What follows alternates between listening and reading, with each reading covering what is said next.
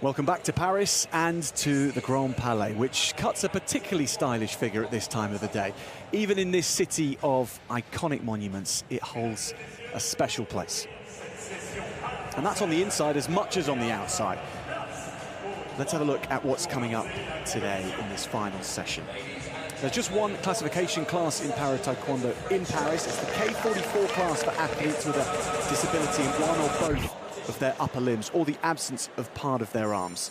Now we're across 3 weight categories in this final session: women's under 47 kilogram category, the women's under 52 kilograms, and the men's under 58 kilogram category as well. We begin with Repechages, move through into semi-finals, and after that we'll work things out from there. Now our Taekwondo expert John Cullen is with me, and John, the surroundings here are just truly special, aren't they? They most certainly are. Jack, thanks very much for that lovely introduction, and also, as you say, a wonderful arena for the fans and principally for the athletes. There was 70 players when Taekwondo made its Paralympic debut in Tokyo. There's now 121 of them here. Twice as many nations as last time, twice as big an occasion, but still the same big medals on offer. That all means we get to see more kicking and punching and the coup de baton. And of course this, a legend in the sport, Maria Espinosa, Olympic champion and coach of Mexico. She's landed a few blows in her time, and she's going to land a few more now.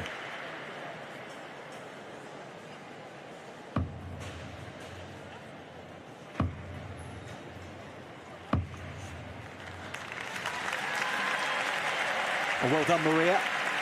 It's the origins of this tradition, by the way, are apocryphal at best, but we know they're borrowed from French theatre, and the purpose is to draw in the audience's attention. Dans la catégorie femmes de moins de 52 kilos.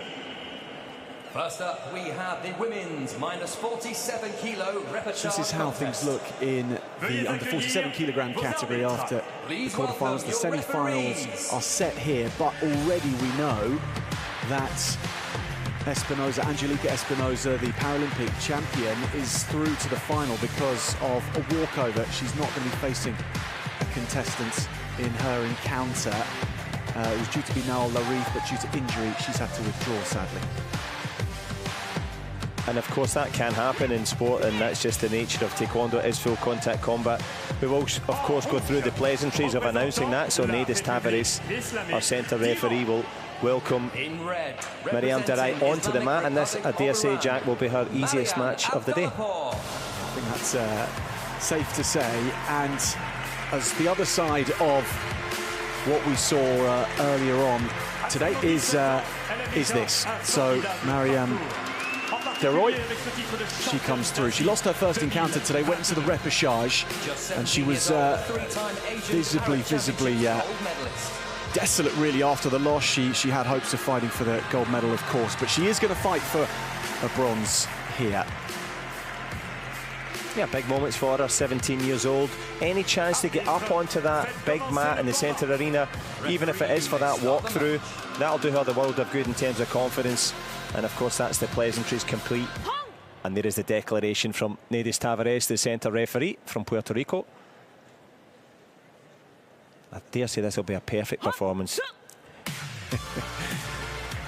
Not too much for us to pick over, but well done nonetheless to Mariam Darai, and a formidable talent as well. Of course, won the Manchester Grand Prix at the end of last year.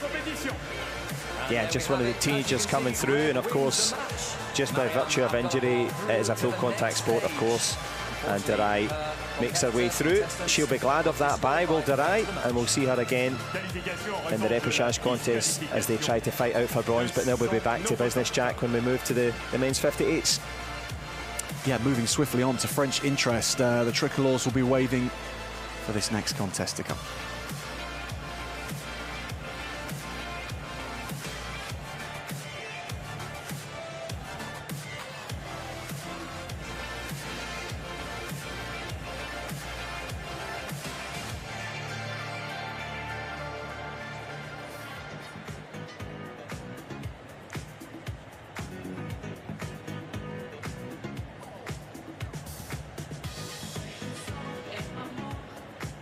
So here we go, the Repechage semi-final at under 58 kilograms in the men's competition, and a legend, Bopha-Kong of France in action against Thamwa Kankam of Thailand.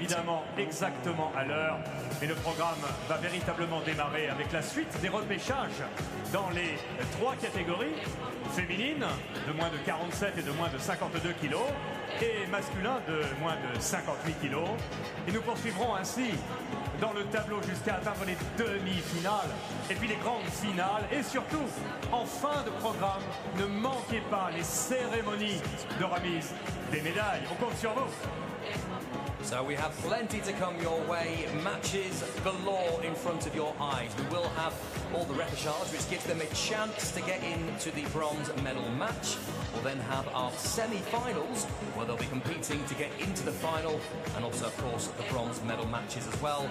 And then right at the end, 3 gold medal contests, followed by the victory ceremonies for all 3 of those. So plenty to come your way, and myself and Eddie will hopefully keep you in the loop as to what's happening when and where.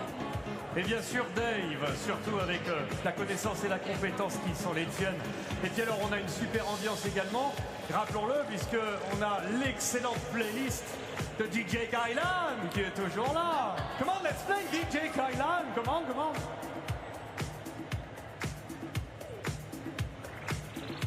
Pourquoi d'ailleurs ne pas taper dans nos mains? Pourquoi ne pas faire un petit peu de bruit ensemble avant que n'arrive le prochain match, ok? Avec nous, together? Why not to clap our hands? Together? In the rhythm? Come on, absolutely. Come on. As you can imagine, that match has happened, and it means we have a little bit, a few minutes, and we thought maybe the Grand Palais, which is known for the atmosphere, would like some more music to get us into the groove. So I think if I get a thumbs up, we may be ready for DJ Kylan. Grand Palais, are you ready? Sorry, you're not ready. Non, vous n'êtes pas prêts du tout. We are not ready. One more time, on fait un deuxième essai. Mais après, j'ai envie vraiment que tout le monde bouge avec nous. Everybody will move his body together, right? 3, 2, 1. Are you ready?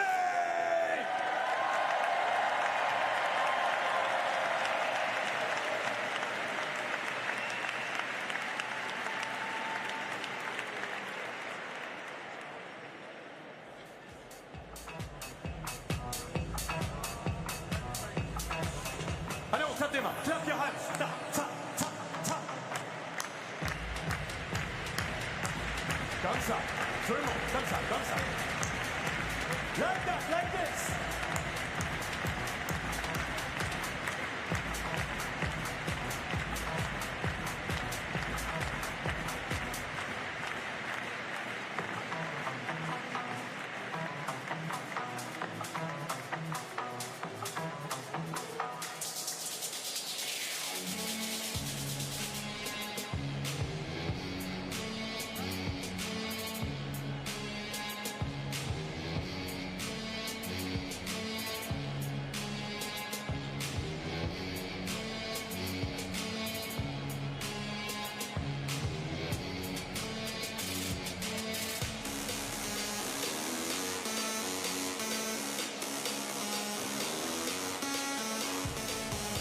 Encore un peu, encore. Tap, tap, clap, clap, clap, clap, clap, clap.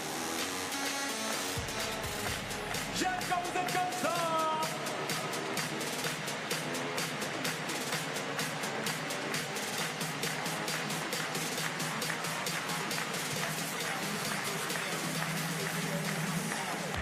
Let's go, let's go, let's go.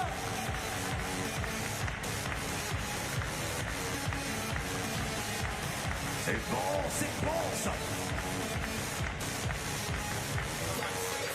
The aerial shots of the Grand Palais don't come all that much better than this, do they? Paris is best viewed for its urban planning from the skies, after all, and we get to see just how well arranged the city really is. And the Grand Palais in centre screen, the Petit Palais just to the right-hand side of it as well, and Pont Alexandre III, a good shot of that too. We like to look at it, John, don't we? And the action will be coming back shortly with the under 58 kilograms in the men's category with Thamwa Kankam and Bopha-Kong of France.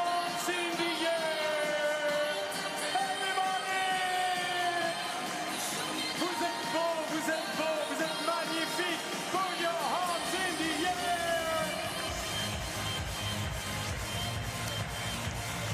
It's a great shot of the glass ceiling, the biggest glass ceiling in Europe, and underneath it the natural light streaming through, focusing in on the Taekwondo. It doesn't get much better than that, does it, for a sport? Surely doesn't. And of course 70,000 square metre venue, but it's the 8 square metres in the middle that matter when the athletes get ready. And there's a few fans from Thailand in. They'll be singing for Tanwa Kankan. I don't know if they'll be doing the Kankan for Kankan, but they'll be certainly cheering them on. They had one for Panipat Wongpatanakit. She took gold in the Olympic categories, and I know that she's been on social media wishing well to her Thai teammates. And I know that Yu Young Tek, the coach of Thailand, has had the team working extremely hard, because they will have 2 jobs, one to defeat Bopha-Kong and the other to silence this crowd. Yeah, it won't be easy. Bopha-Kong carries a lot of support wherever he goes, but in the Grand Palais particularly, the 4-time world champion, and 43 years of age as well, so there's hope for us all, John. Well, I wouldn't go that far, but there's certainly hope for Bopha-Kong, and hopefully he can live long in the memory. This will be obviously his last games. To have it at home will be a wonderful occasion for him, but there'll be no sentiment in business, because Tana Kanekam will mean business. They've been training prodigiously hard both in Korea and in Thailand, and Jack, they're more than ready for this one. So the Repechage semi-final about to begin, with Tanwa Kankan of Thailand and Bopha-Kong of France. Please welcome your referees.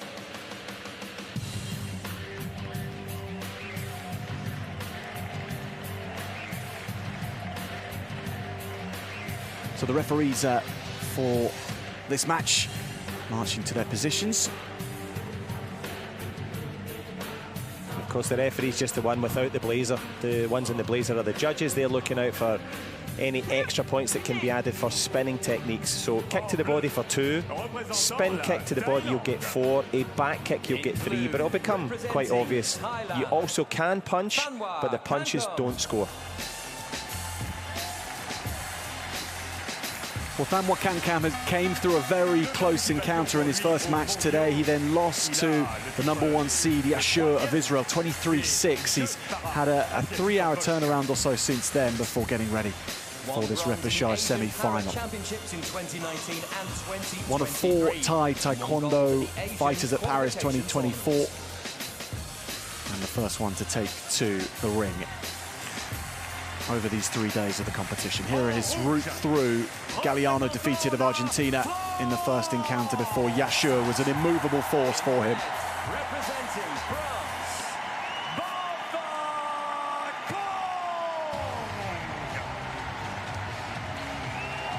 Well, 3 years ago in Taekwondo's Paralympic debut, he finished 5th. Fought for bronze but didn't quite make it. Can he go all the way this time and keep these tricolores flying? He'll certainly be hoping so, Jack, because the motivation will be there. We've seen that assured calm that he brings to it as well. The difficulty is when you're a 4-time world champion of the first generation, you're coming up with one of the, not so much up and coming, because Tana Kanakam's 31 years old. He's not a young man either, but he's also had a chance to study Bopha-Kong for many years, so he'll know his game plan. I know that Yu Young Tek, the coach in the corner by way of Pung Seng High School, they'll be studying that to the nth degree to find a way past this man here. Mbar Ndiaye, the Olympic coach for the Paralympic team now. So Mbar, a big star in the French team, and of course trying to pass on that coaching knowledge, as Nedis Tavares calls them in. Bopha-Kong lost to Xiaoxiang Weng of Chinese Taipei in his first match. He never really got going in it. But now, in the evening session, when the business end of things begins, can he bring that champion form out? The Frenchman in the red, and from Thailand, Tanwa Kankan is in the blue. So here we go. In the Grand Palais, the fight is on. Bopha-Kong will look to settle into this one, but since Kankan might start at a bit more of a higher speed, that's how he has taken to both his first 2 fights today. Yeah, and he'll know that age gap, Jack. You want to put the pressure on physically. Bopha-Kong wants a slow pace and counter right legs like that. We have the right leg and the left, obviously, front and back leg. There's sensors on the socks. They connect to the body for 2 points.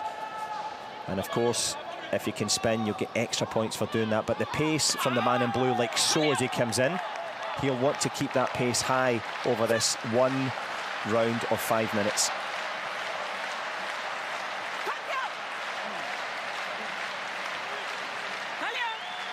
Hold the fight in one over those 5 minutes, and that difference from Olympic Taekwondo is stark, and it allows for a bit more feeling out, John, is that right? In these early stages, they can calculate and take things a little bit slow. Yeah, no question about it, as we see a little twisting kick that landed. Did it land after the referee said stop, in which case it would be invalidated? No, it wasn't. It was the gam jom, the penalty, the little yellow card. But the point you make is important. As we see another gam jom, if you get 10 of those, you'll lose the match.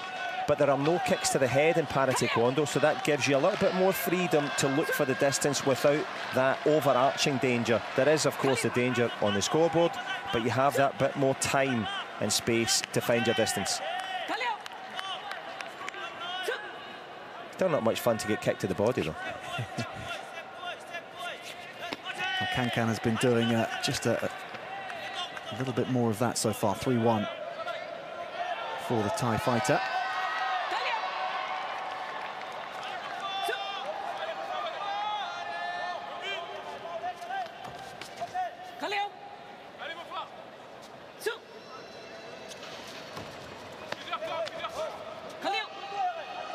Kong closing the distance.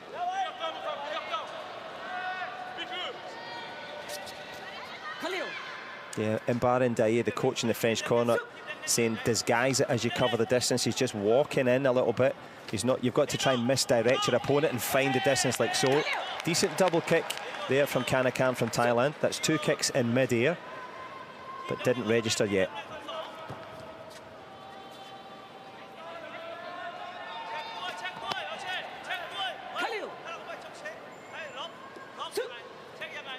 So there we see the punch from Kong, John, but punching in Para-Taekwondo won't score you points, but the objective there for the Frenchman would have been misdirection and in that aim. Like so.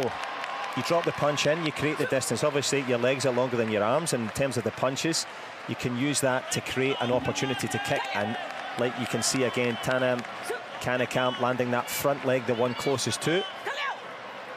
He's getting close to a really strong lead here. At some point, there may be a call of a timeout, and it is signalled there by Nedis Tavares. Came from the red corner. They obviously want to reassess. So French timeout. Chance to regather. He does say that both for Kong, he has a plan of attack when he goes into any match, but in any case, in his opinion, it's the one who surprises their opponents the most and who doesn't stop creating who'll carry the day in the end. So he needs to rethink that himself. This situation at 7-1 down, is that fair to say, John? I mean, that's exactly it, Jack. That's what he's trying to do now. Mbaran Daye giving him some encouragement and obviously some tactic as well, because it hasn't worked. He's come out, he's tried to play at a slow pace, and every single time that he's come into that kicking distance, obviously waiting for him there has been Kanakam, and he's landed, you know, 3 or 4 double kicks. And when you're throwing those aerial kicks, that means your confidence, not just the kicks, are high, because you're letting yourself fight with freedom. Bofa Kong perhaps needs to let go of the environment and try and let his kicks flow a little bit more. Still over half the fight remaining for the Frenchman in the red and Pampan Kankan in the blue with that lead. And now Bofa Kong grabbing his left knee in a degree of pain. And it's one of those ones, Jack, as you'll know from multiple sports, it's when it wasn't like a clash of legs as you fall over, uninterrupted. Well, we can hear that yelps in pain, so it could be a twist of a ligament. We'll certainly hope it's not that for Bofa Kong, and we'll cut away from that to preserve his dignity and hope he can recover quickly. But let's have a listen to what the referee says. The referee asks for pretending injury. Ah, well, there you go. So the referee is asking for simulation of injury, because Nedis Tavares, who's refereed at 3 Olympic Games and now here in the Paralympic Games, not convinced that there was a clean injury. And you can see the face there of the French coach, not convinced either by the referee's proclamation.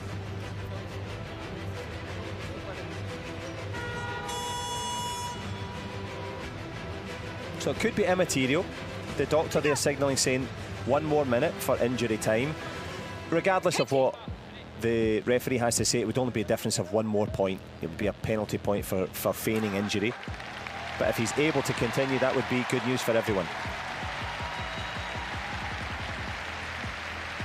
A little bit ginger on that leg. Let's have a listen here in case there's communication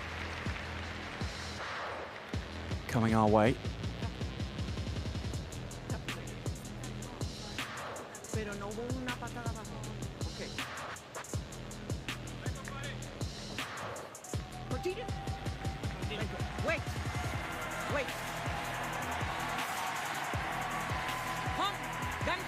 Yeah. The penalty for feigning injury. And a second Gamjon for falling down. Exactly. So 2 Gamjons in 1 against Bo for Kong. Things get trickier. 11-1 down now is Bo for Kong. Thamwa Kankam in a good position, but plenty of time left on this clock. And he's beginning to feel it now, Jack. Thamwa Kankam, he's relaxed, his shoulders are loose, he's shuffling around the mat, twisting kicks in the inside. That's perfect again.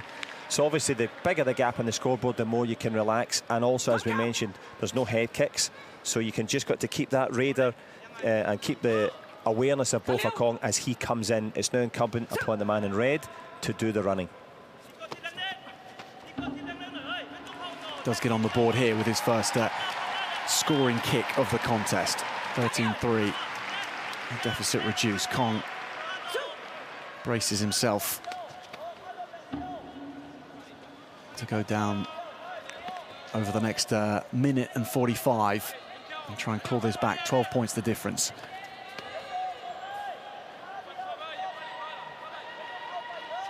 Increase the work rate, the call from the French coach in the corner. Bo for Kong will not want to go out without a fight here. Down the stretch, can he find the energy to put something more on the board? The front leg that he's using, he's been leaning back with it, so he's not committing to it like so, and when he lands, he leaves the space. And waiting there, Kankam. Been able to pick off Kong repeatedly so in this contest. And he's seen those opportunities, and that fast front foot of his, using it for deception and then to score afterwards.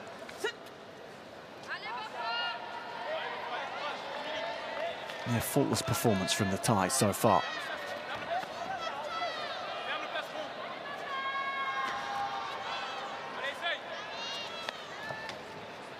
We've yet to see a real effort with the back leg of Bo for Kong. Front leg's been working.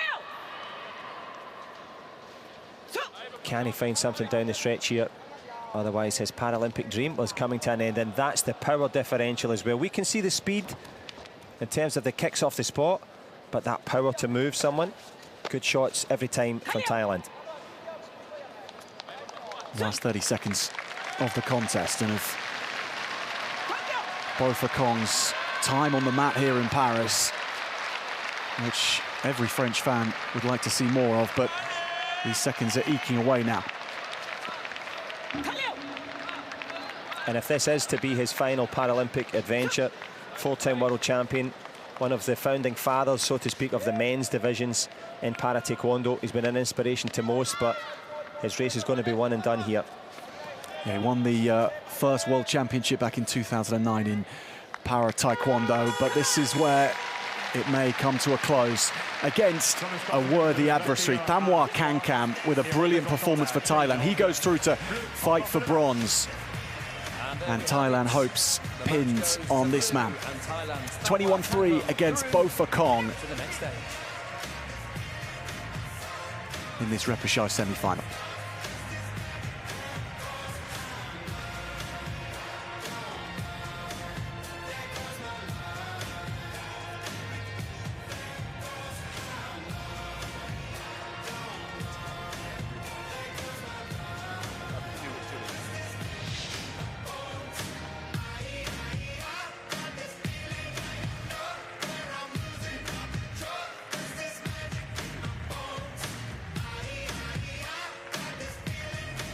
So Bo for Kong set out with a game plan, but Thamwa Kankam just kept on kicking.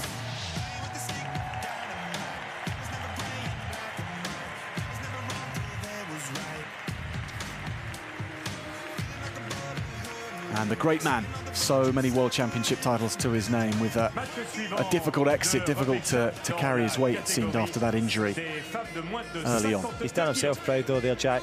Carried the flag with great courage as we carry ourselves on to the semi-finals. Yeah, and women's under 52 kilograms as well. Milana Klazatseva of Kazakhstan against Salma Ali of Egypt.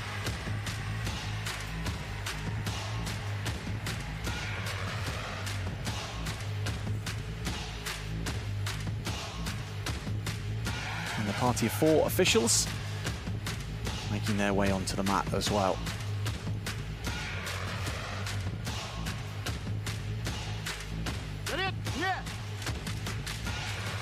En bleu, représentant le Kazakhstan. In blue, representing Kazakhstan, Milana Klazatseva. Well, what a day this young woman is having. Milana Klazatseva of Kazakhstan, just 19 years of age, and she keeps on surprising bigger names in the draw. Can she do it again against Salma Ali? participated in the World Championships last year and this year won bronze at the Asian Qualification Tournament. It started with a victory against Elizabeth Geraldo Diaz just by 2 points or so. 2 points exactly, in fact, in her first contest today.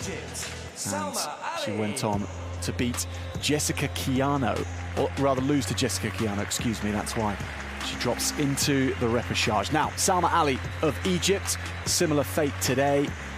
She won her first encounter, lost her second, but extremely talented young woman again.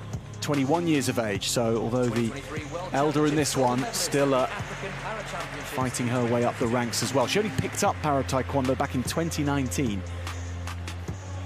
Arbitre, faites commencer le match. Referee, you may start the match.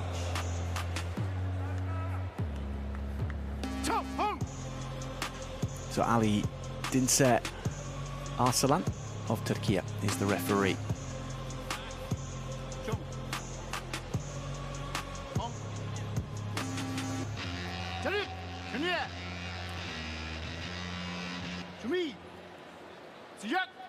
Egypt's Salma Ali in the red and Kazakhstan's Milana Klazatseva in the blue.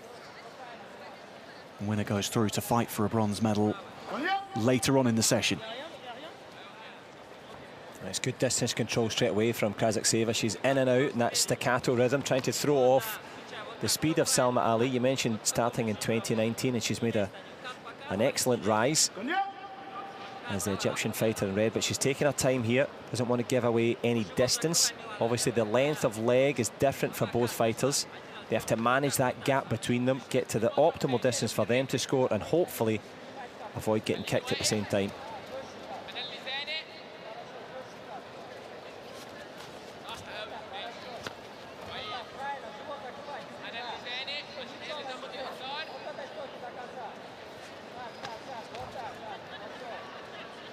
Ali unmoved by a moving Klazatseva.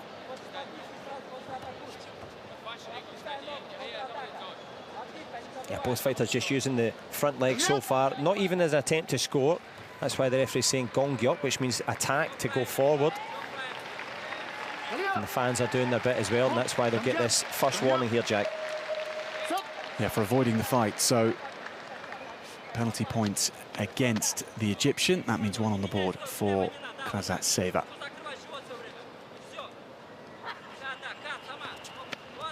Much better now. They get into that close distance. You can hear the crack off the protector. They've got the sensors on the socks. If they get the right distance and power, they'll get the scores on the board. But so far, as you can all see, just that penalty separating them. Yeah, no scores. 2 for a kick to the trunk, as we see there, scored by Salma Ali.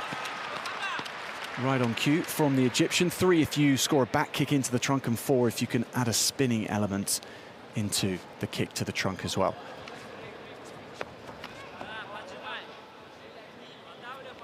Maximum score being that 4-pointer in para taekwondo. No headshots allowed. Yeah, Yerkin Alisa, the coach for Kazakhstan, in the corner, just saying davai, davai, to fight, to go forward a bit, to push the pace a little bit here. As the Kazakh fighter in blue has shown good footwork, but not yet the accuracy. And of course, you explained to us very well the different categories in terms of limb length and such in terms of the Taekwondo, but that blocking is so important to try and ride the technique, take the power out of it and make sure that it doesn't register. Another 2 points to Salma Ali's total. Notched up for a 4-1 lead. And another 2 to go with it as well. She doubles up in quick succession. 6-1 for the fighter in the red.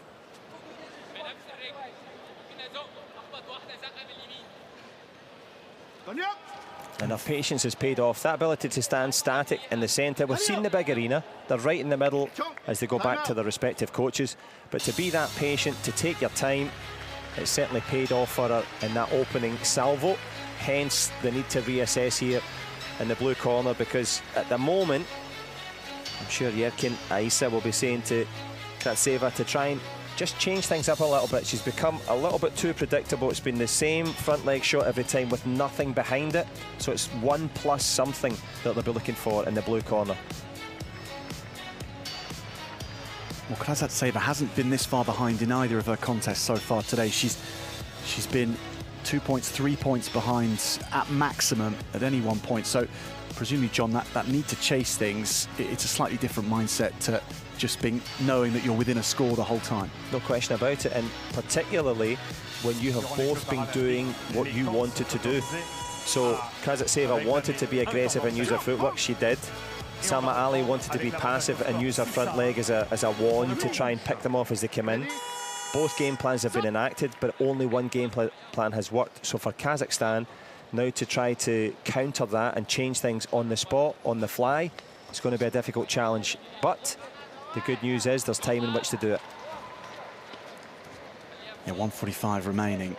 But John, for Salma Ali, if something's working like it is, should you stick to it, or should you try and be another step ahead and change it up again?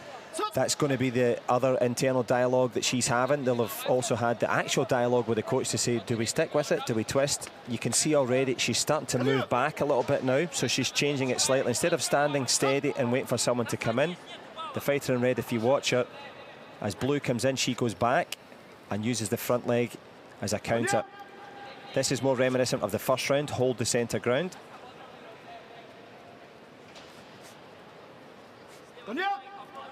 But she'll be happy with that. She's basically just killed a minute of the clock there with nothing coming back from the blue corner. It's all on Kratseva to chase this now. Still a teenager, a 19-year-old in the blue. She's got to see if she can score quickly, if she can pull that out of her repertoire now. Well, you mentioned, Jack, the spinning techniques, that she's got to go for that. So spinning technique would be up to 4 points. But to do that, you've got to turn your back on your opponent. Hence the difficulty, hence the danger. But she's in danger now as we go into the last 30 seconds and some change. But those 2 points give, you would have thought, all that Salma Ali needs now to see herself into the bronze medal contest inside the last 30. And I say that, but things can change rapidly in Taekwondo, even in the last 10 seconds, can't they? They most certainly can, and that's what they'll be hoping for as they go back. Well, there was a call for a timeout. The referee thought, maybe misjudged it slightly. Let's have a little listen. Maybe a video review instead. Let's have a listen to what the ref's got to say.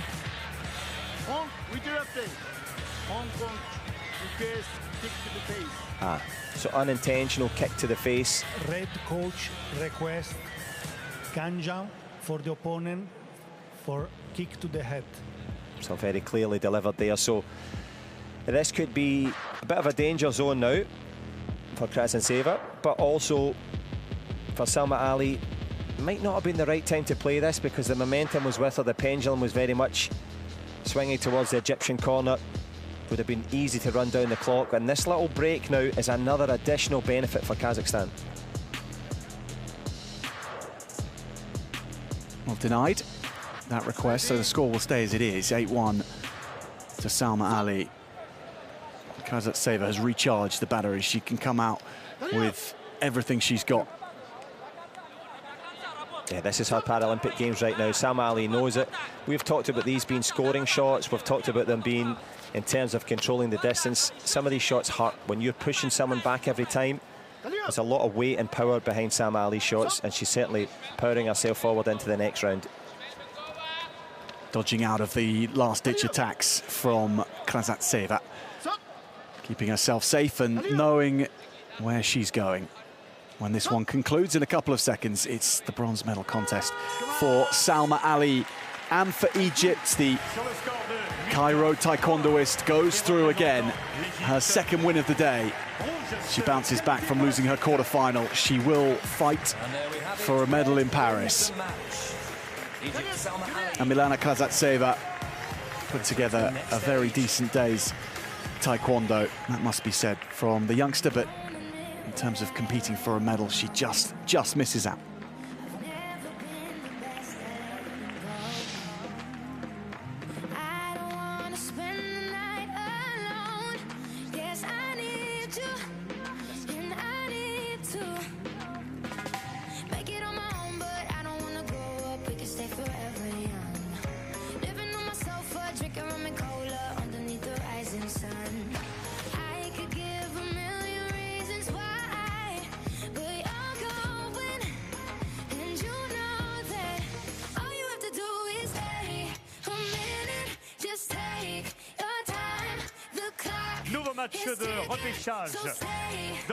At under 47 kilograms now, Turkey's Nurcihan Ekinci in action against the refugee Paralympic teams, Zakia Kudadadi. Please welcome your referees.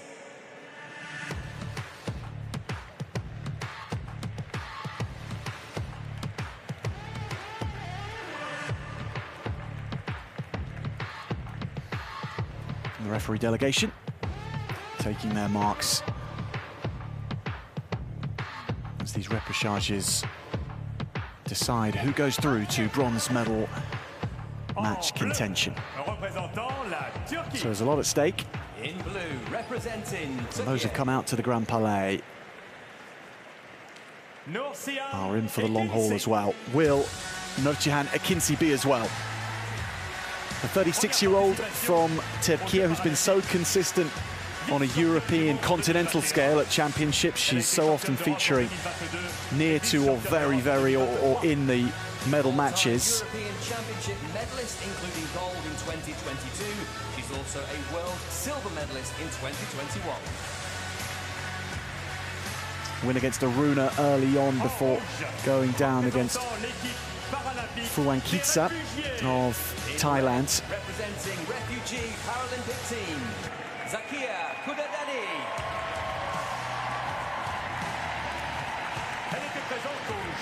Zakia Kudadadi has been the first of the refugee Paralympic team to take to the action across the whole Paralympic Games when she stepped on the mat earlier on today. And she can keep hopes alive of a medal as well if she wins this repechage semi-final. She's in the red, and there's a team of 8 athletes, 1 guide runner in the refugee Paralympic team, and they represent the more than 120 million forcibly displaced people around the world.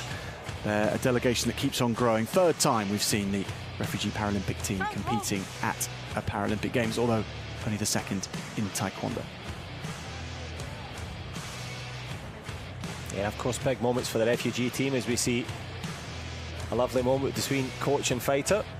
They've really formed a very strong bond on the way through. Haben Yael, Olympic silver medalist, the coach in the corner, and Zakia Kudadadi, based in the French Olympic Centre and Paralympic Centre as they train beside each other. So she'll have plenty of support from the Parisian fans here.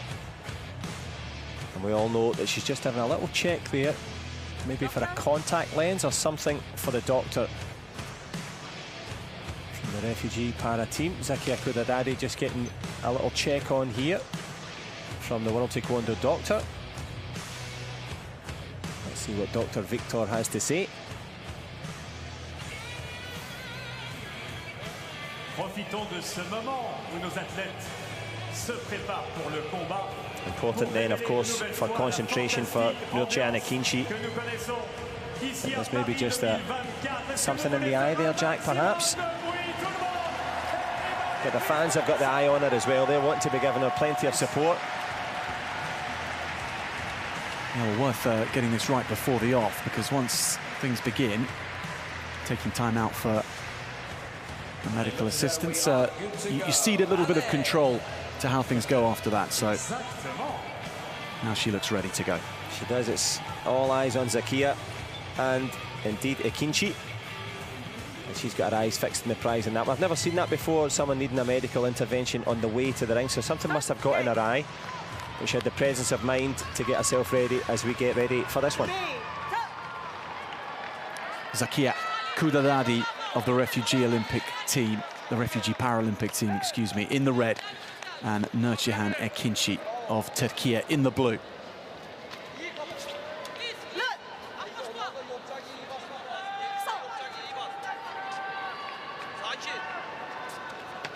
Oh, Ismail Menekşe, the coach in the Turkey corner, very pleased with that movement there. He got either the tactics right, because that slide back right leg to the body landed very powerfully. So Zakia Kudadadi will have to be aware of that. She's changed her stance. I think we're hearing something already in terms of possible timeout or a question from a video replay, in fact.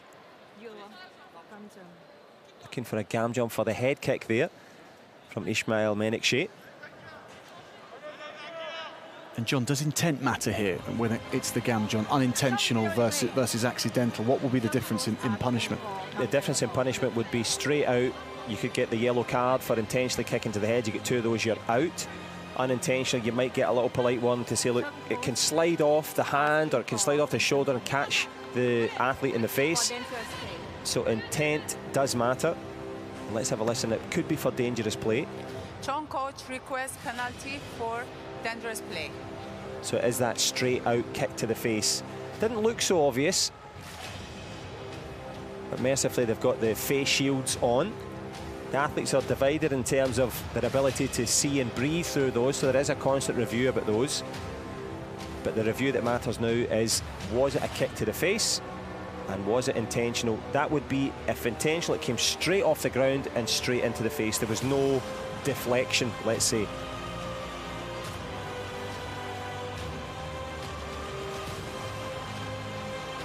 Good music. Good music to await your fate to from the video review judges. Certainly matches the tension.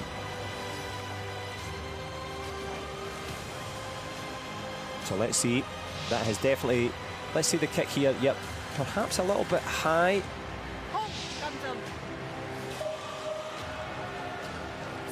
The gamjon given, and on the board then goes Akinci through that penalty point. That's what the yellow square next to the refugee Paralympic team flag means. It means Kudadadi is a point down.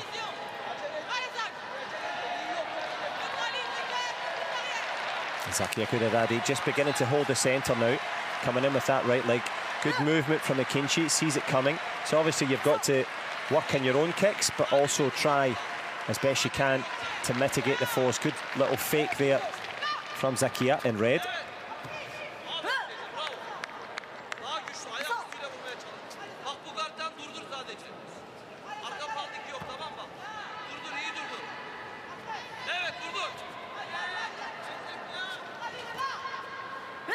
Kudadadi competed in Tokyo for Afghanistan, finished in 9th position 3 years ago when she was a wild card there. Moved to France in 2021 though, and as you mentioned, John, was able to link up with the French team and enjoy the training base and the facilities there to get ready for Paris. And she enjoys the support as well of French fans, as well as Taekwondo fans supporting this refugee Paralympic team. Yeah, she's done tremendous as well, as you say, Jack, from that time in Tokyo. Incredibly arduous life that she's had to try and escape. She did, and then find some refuge in France and some hope and some support, and then to have to master the sport at the elite level. So she's taken on a lot in the last 3.5 years, and she's now taken on the might of Nurcihan Akinci, who's been really good, the fighter from Turkey, has taken it calm and is always just, as an opponent, you want to either be too close so you can't get hit or too far away, like so.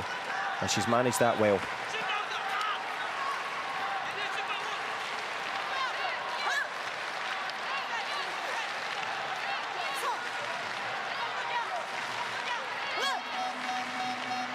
Shot there of Habi Niare of France, and the timeout is called. So it's over to the coaches, time for them to work their magic on what they've seen over the 2.5 minutes.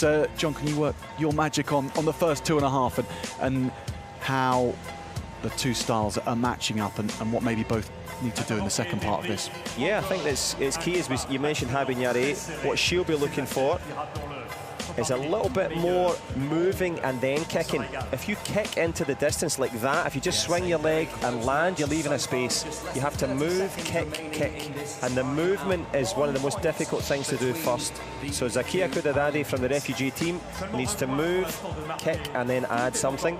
At the moment in this corner, Murichana Kinchi has to be careful, because as much as she's been moving well and connecting, she hasn't scored yet. So there's nothing between the two.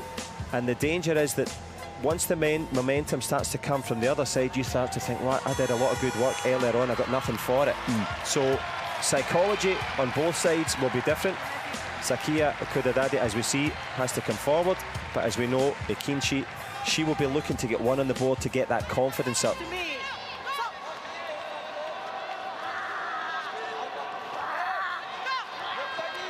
Ekinchi does well to hold her balance there. She was repelled, almost went to the floor, and in a low-scoring match, Gamjon's may well come into things and be decisive. It's a really good point, Jack. You don't want to incur the ref wrath early, and at the moment both are keeping it clean and moving. There was that one flick up the stairs by accident from Zakia, the fighter in red, and then she's got that yellow card.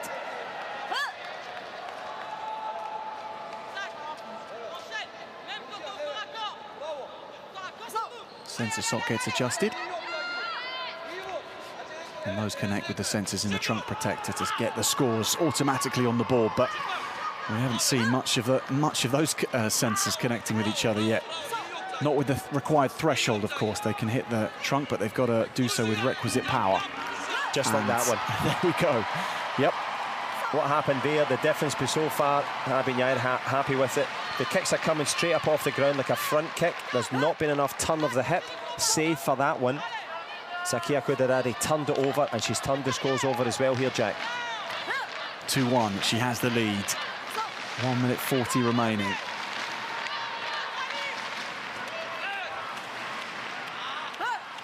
The winner goes through to fight for a bronze medal later on in this session.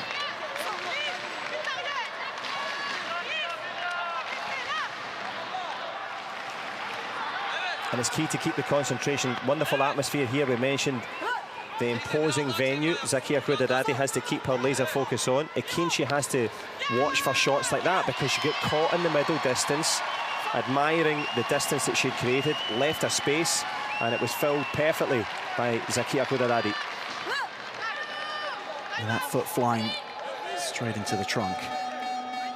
So timeout called. With 1 minute to go, but we'll have a minute of break this time to see, again, if a plan can be hatched for Ekinchi and her team to get back into this. 4-1 down now. Yeah, Ismail Menekşe will know. It's just exactly what we mentioned at the previous gap. No scores on the board for Ekinchi yet. She hasn't got that distance right. The reason for that, there's a sign of Kudadadi's confidence. Her shoulders are loose and relaxed. She's moving. And like this shot here, she turns her hip over there and turns her hip over so that the instep hits clean. And that's what's made the difference. Plus that there, a sprint off the spot, that means that you've dismissed the opponent. You're coming, no matter what. And that's the difference so far. Up for grabs from this place in the bronze medal match.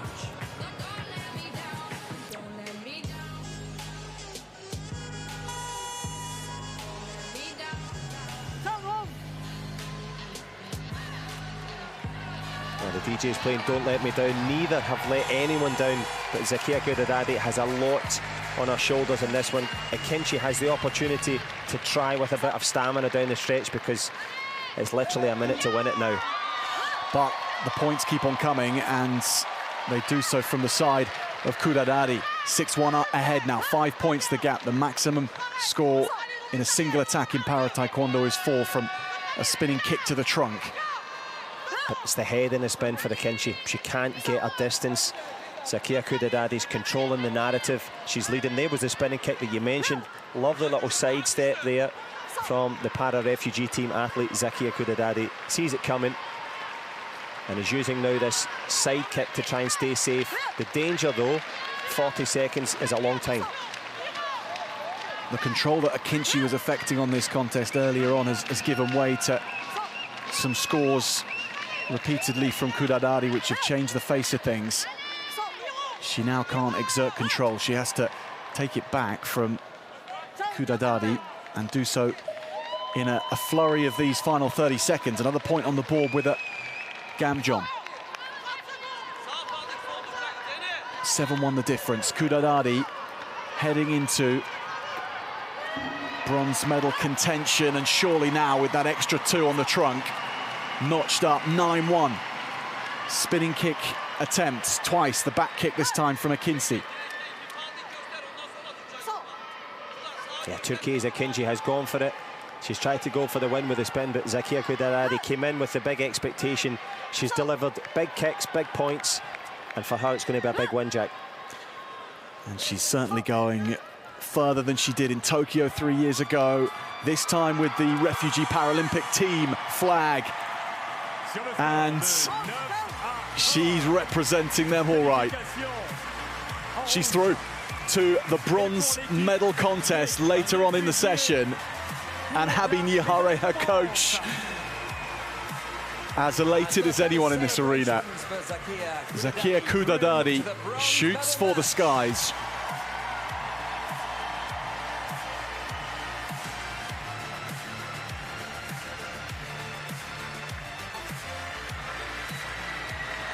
And Nurchikan Akinci comes down off the plinth and comes back down to earth. This woman is going to stay up on cloud 9 a little longer, we think. Yeah, Habi's happy. Zakia obviously elated as well. The French fans and indeed Taekwondo fans that you mentioned, you can see tears of relief, but will it be tears of joy? She gets to go for that historic possible bronze. A kiss to the crowd and a shake of the fist as well from Habi. She's up for the contest, no doubt about that. We'll see her in the bronze medal match later on tonight. What a prospect. Lovely moments that mean so much for so many people around the world, to have representatives both from Turkey and the refugee team, but representing more than the sport. Zakia Kudadadi and doing more than enough to make it through. Got her tactics right, got the scores when she needed, and she'll take some stopping in the bronze.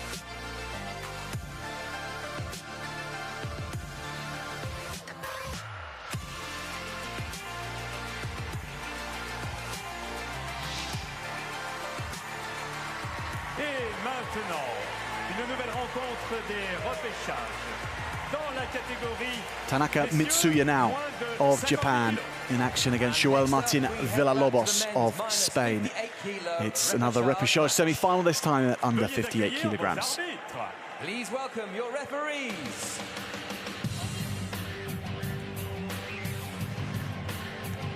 Well, as the referees make their way in, of course, it is conducted over one 5-minute round. Each coach can ask for a 1-minute break. They can also, the players can ask the coach to say, okay, play the card. The break can be tactical, it can also be physical to recover. The judges in the Blazers, they will add the extra points. And if you spin a full 360, you'll get 4. If you do a back kick, which is 180 degrees, you'll get 3. And if you kick to the body, you'll get 2. And that is what they'll be trying to do here. Tanaka Mitsuya from Tosu in Japan, a man who's finished 5th at the last 3 World Championships that he's entered. He's come so close to medals at all 3 of those. Can he go even better at the Paralympic Games?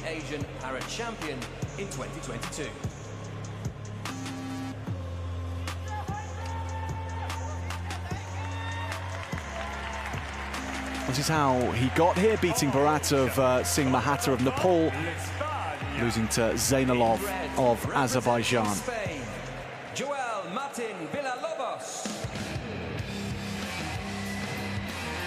Just 20 years old is Joel Martin Villalobos, representing Spain, the man who qualified through the European route, winning that qualifier, and he's made a habit of medaling at European Championships as well in recent years. 2023 Oceania Para Championships and bronze in the European Para Championships. He went close, actually, as close as you can get to someone who was right in form against Ali Shan. Ozshan earlier today, 22-17 in the quarter-final. He wasn't far away. Now he's got to reset and go against another talented practitioner in Tanaka. Sim Yong-kyung is the referee. And as we kick this one off, what you're seeing is someone that's used to being on the podium against someone that's used to being near the podium. So for Tanaka Mitsuya, it's going to be difficult for him. He knows the quality that Martin Villalobos brings, and also the leg length. The Spaniard has longer legs, he has the reach, and he's very quick off the spot. He can wield that front leg powerfully as well. It horizontally can bisect opponents. There we see it, right from the off to score two. It's a powerful shot, and he doubles up early on. The bank balance healthy early on from the Spaniard. Yeah, cashing in on that athletic capacity, but also the hesitancy of Mitsuya Tanaka. He's just been following him around a little bit here. When you're being led around, either in conversation or whether it be in a combat context, if you're always reacting, it's more tiring. And at the moment, for the Japanese fighter, he's having a little bit of a chasing shadows at the second. Yeah, the lights are up in the Grand Palais. It does cast a shadow or two down on the plinth, where the two are fighting in the octagonal-shaped Taekwondo ring.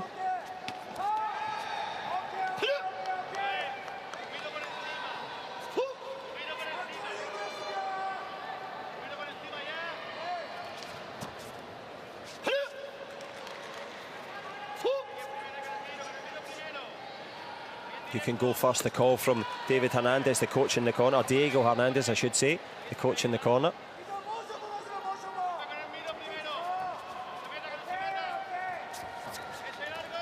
And that's the danger of just changing from patience into being too passive.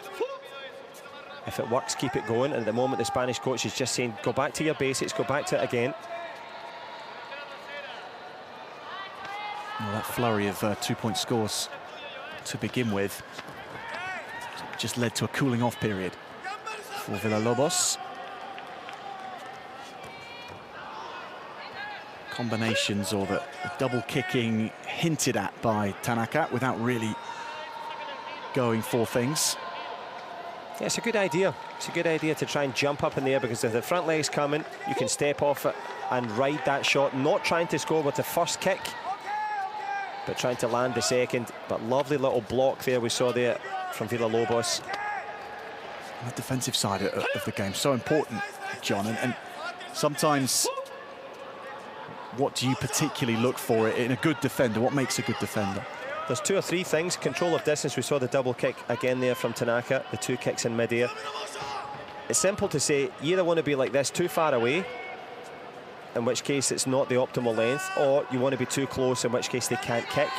But the defensive skills to try and block those shots, to mitigate it, to either slide off the line or use your arms to block the powerful shots and try and subdue that. But that all comes from concentration. And to be able to concentrate when you know the planet's watching. I'm in the Grand Palais. I've been building up for the Paralympics for the last 3.5 years. Here I am now.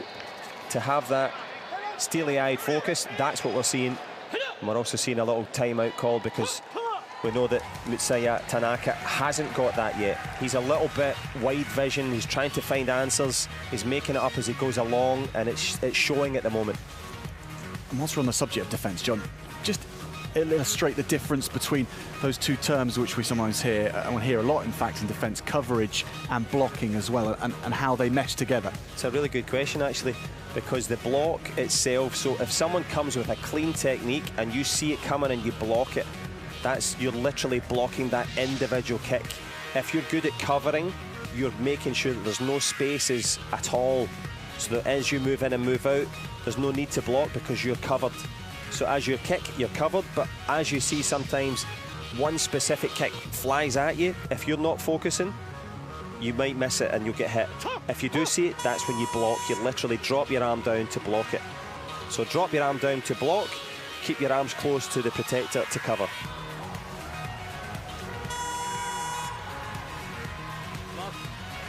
Okay.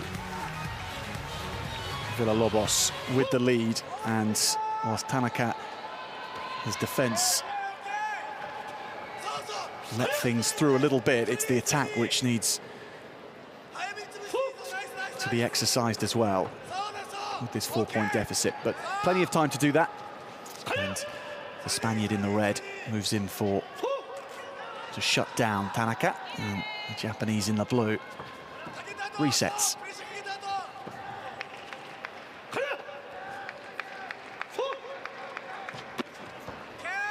That's Petter from Mitsuya, straight off the spot. He's beginning to find his distance. That's literally without any footwork, you just kick straight. Tries the double kick in the way out. It's not an insurmountable lead, but I'd love to get one on the board just to give Villalobos a little bit more to think about. The biggest thing in a fight is to try and become a big thought in your opponent's head, to try and put them off their game plan. And at the moment, it's cool and calm so far for Villalobos.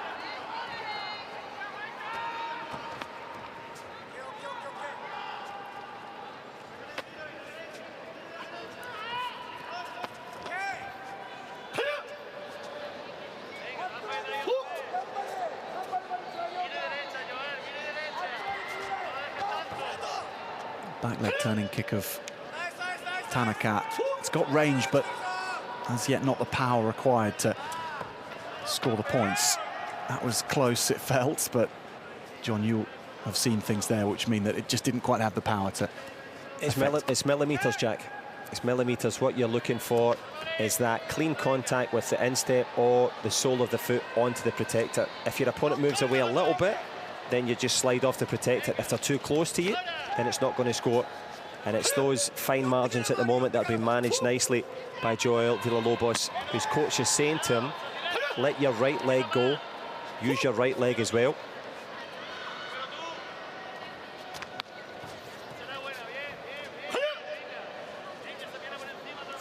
.45 seconds remaining. The winner goes through to fight for a bronze medal later on.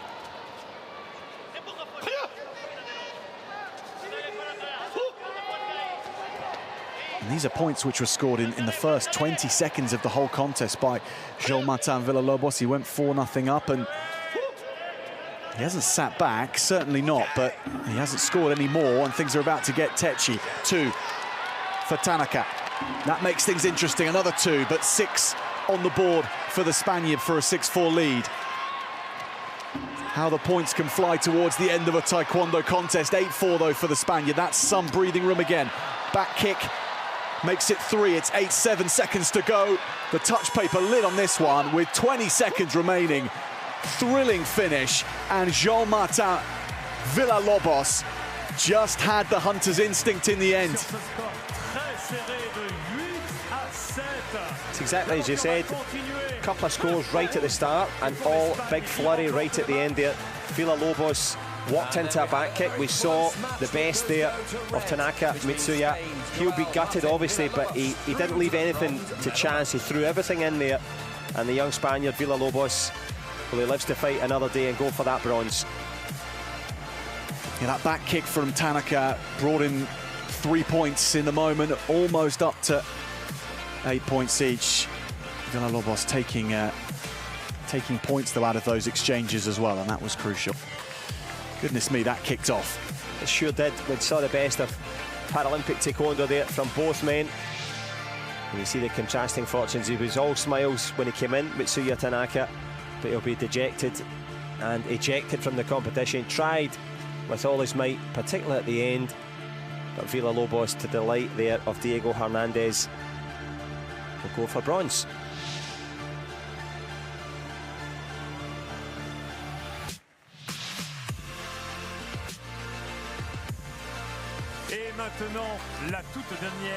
Brazil's Maria Stumpf now in action against Turkey's Meryem Çavdar. And now we have the next repechage match, which is the minus 52 kilogram category. Veuillez accueillir vos arbitres. Please welcome your referees.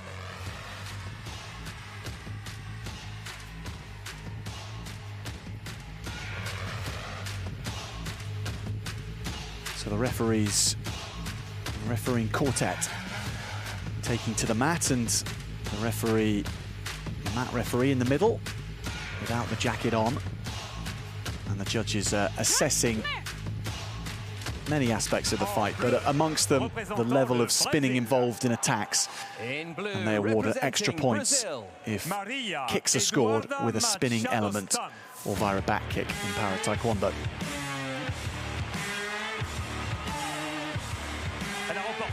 So Maria Stumpf of Brazil takes to the arena again. She had a very narrow loss in her quarter-final to the 15-year-old from Iran, Zaira Rahimi.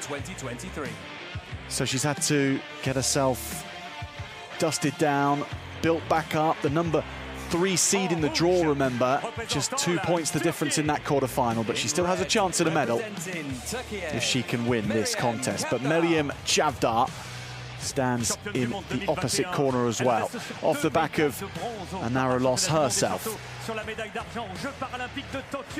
Tokyo silver medalist 3 years ago, but that was at under 49 kilograms, and this is at under 52 kilograms, so she's stepping up a few kilograms to compete in this contest, or at least her opponents are. And Çavdar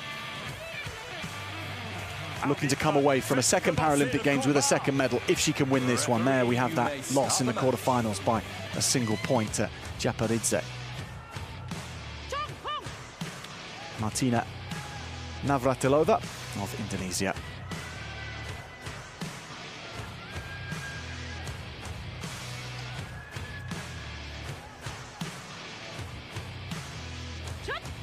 Head guards on, the visors on as well. No head kicking allowed in para-taekwondo. Here we go. Maria Stumpf of Brazil in the blue and Meryem Çavdar of Turkey in the red.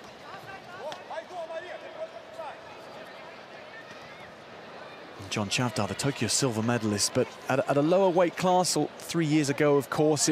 Is there anything to read into that much that she's stepped up into this new weight class? She has, of course, been a world champion at this weight class as well, so she's well used to it by now.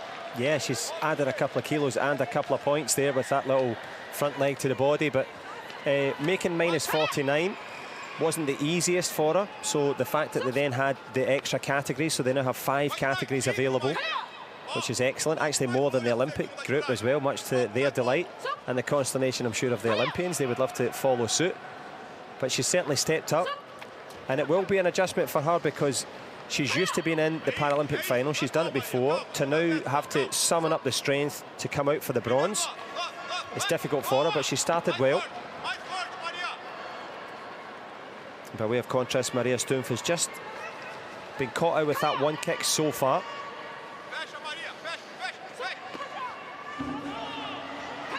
Double some money with that trunk shot.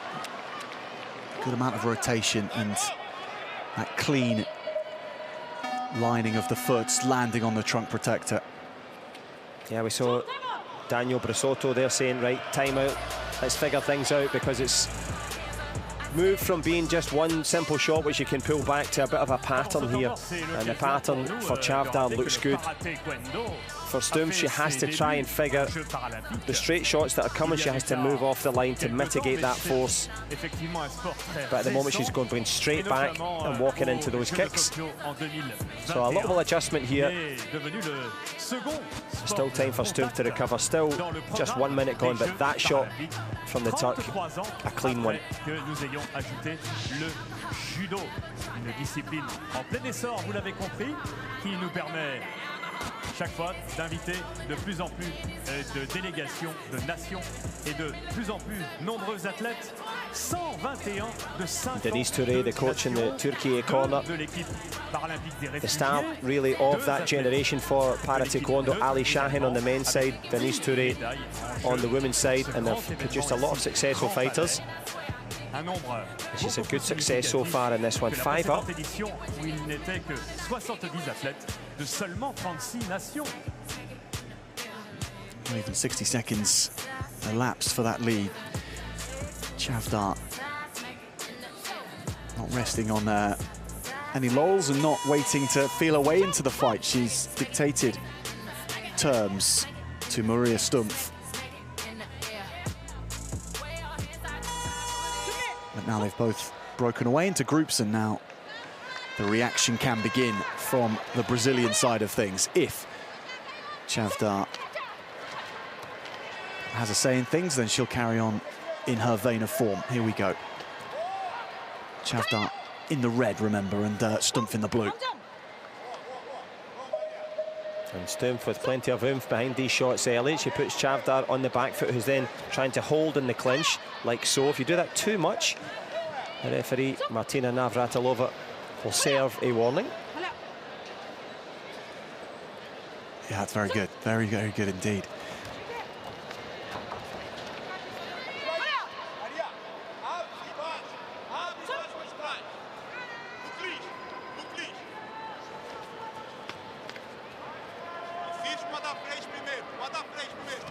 It's better from Maria Stumpf. She's working behind a safe pushing kick, which gives her a chance then when she gets in to use that left leg, the one that's closest to us as we look at it. This distance here, if she can turn that over, there is a little space there.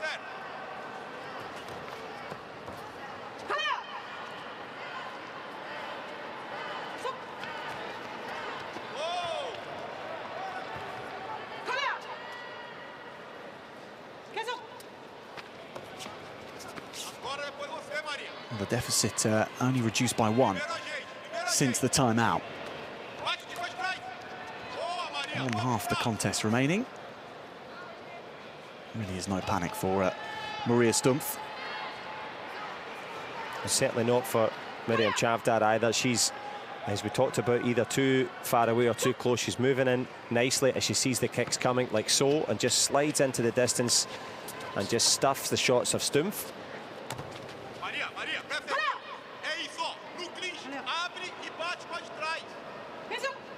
Danielle Brissotto saying spin out of the clinch, and that's exactly the dividend it's paid.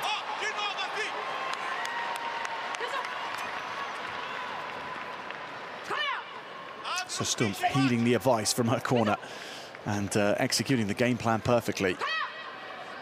She's someone who, over the last 12 months or so, has posted the kind of results which really suggest that her first Paralympic Games has come at a good time for her. Coming to the end of her teenage years, the 19-year-old, and the Pan American Games champion, of course, from Santiago in Chile last year. She made a lovely quote when she won that. She said, "I took up Taekwondo after watching the Olympic Games in Rio, her home nation."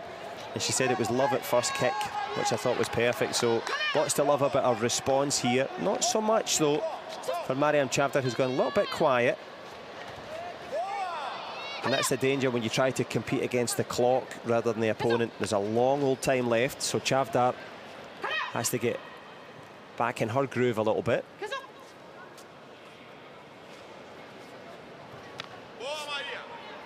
She's got the extra year's advantage over her opponent. Life experience and time on the mat, of course, comes with that. 7-3. She reclaims that buffer between her opponent.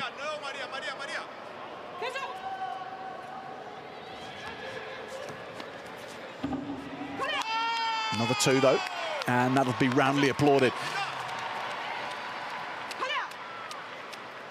And it's good from the Brazilian, Maria Stumpf. Again, we mentioned using that front leg as a kind of fake and then picked it up again. The second phase of the attack, keeping herself within 2.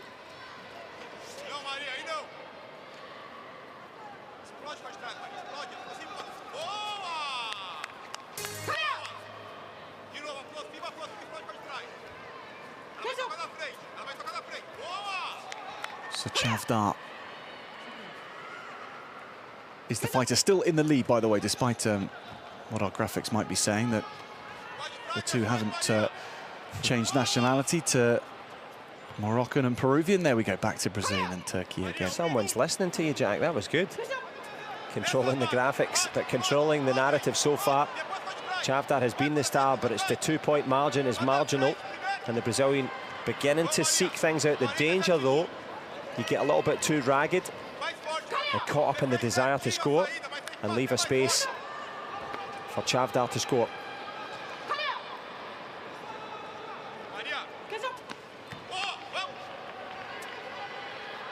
She's been ahead right from the off, has Meriam Chavdar, but that lead is as slender as it's ever been now. 30 seconds remaining, and the Brazilian is going to bring it, surely, in these last 30 seconds. Stumpf comes forward, tries to get a flick onto that trunk, doesn't land. And that clinch distance, is that benefiting Chavdar, John? Very much so. That's where she's happy to be there. A little flick there that might have went upstairs there, unintentional. So the Gamja will be given unless Meriam Chavdar asks for a video review, which is quite within her rights to do. Martina Navratilova, the centre ref, will play this card. Let's have a listen.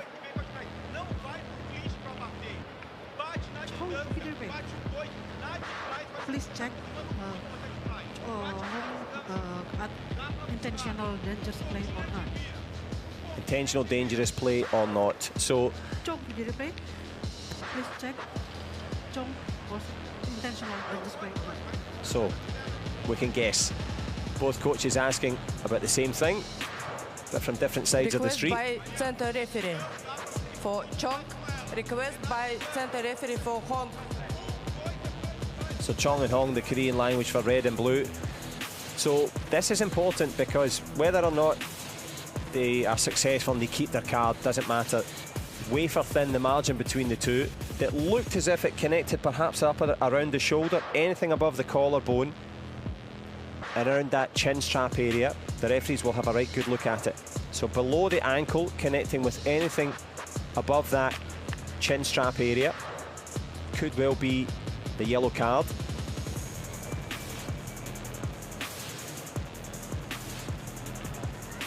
And possibly the scores will go to 7-all here if this is spotted and confirmed.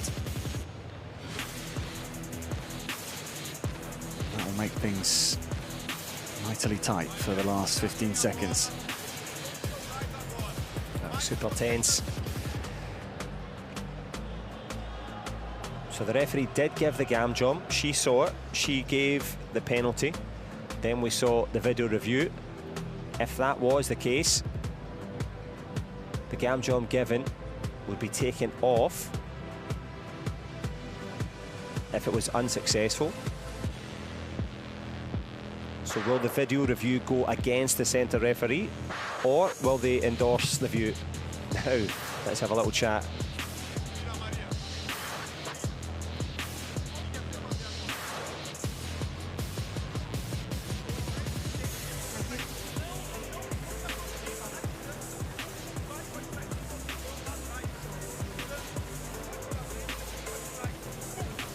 Now, regardless, the longer this takes, both fighters will have the chance to reassess, get themselves ready, because regardless of the outcome here, which we're about to find out, there's still plenty of time for either to turn it around. So the card looks if it's going back to Team Turkey, but there's a yellow card then for dangerous play.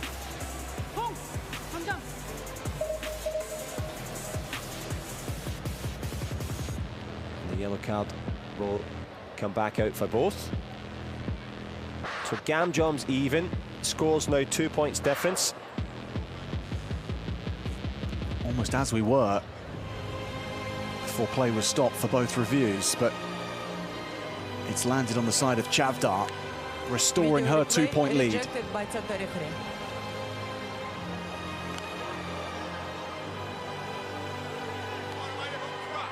So Chavdar in the red with 19 seconds to try and see out to book a place in a bronze medal contest. But Stumpf with every chance here, if she can land the right shot, and if she can land it twice. Last 10 seconds, here we go. The Brazilian coming forward from in close. That'll suit Chavdar. She then backs away, changes the distance once again, contends, deals with the feet flying towards her, and that was some match play to see it out. A flying and charging Maria Stumpf was shut down by Miriam Chavdar, and Turkey's Chavdar goes through. For much of the contest she was in control, but she ceded control for some of those last 90 seconds or so, but in the end sees it home, 8 points to 6.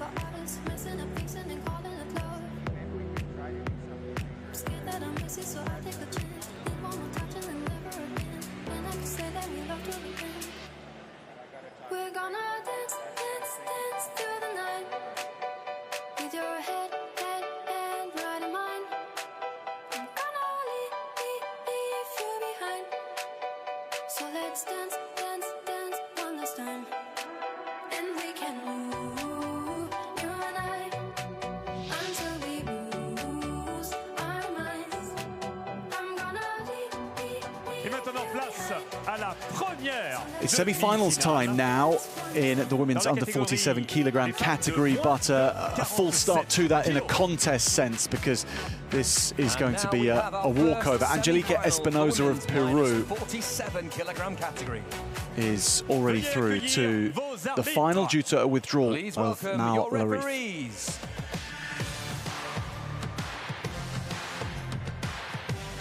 And it'll be great relief that Larif is not coming out for Espinosa, because she's been in the Paralympic Games final before in Tokyo. She's obviously wanting to defend that title, and this will be a straight walkover for her. Obviously we wish now Larif a speedy recovery in whatever ails her, but they'll go through that procession anyway of bringing them out, and that does give you the chance to walk out, get the feel of the environment one more time, and she'll be hoping to replicate this exact same situation in the final.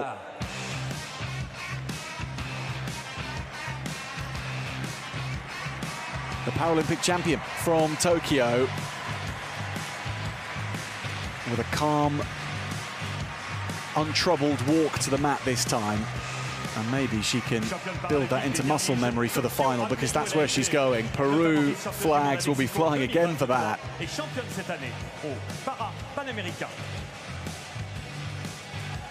She's had an interesting time over the last 3 years since winning that Tokyo title. She stepped back from the sport a little bit. She returned, she had injuries, and then she came back and won a world silver medal as well.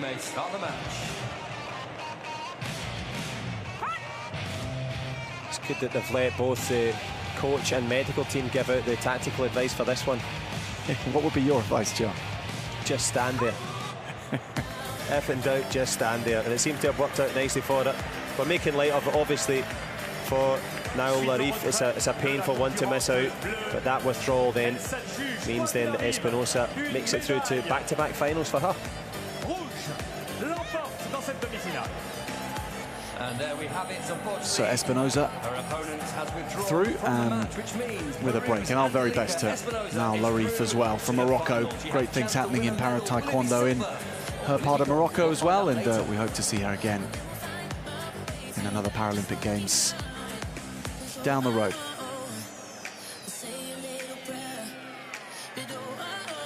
To the men's under 58 kilogram category then, and Asaf Yashur of Israel, who was in red hot form early on. He's up against Xiao Shangwen himself, looking in very good condition too. Chinese Taipei against Israel up next.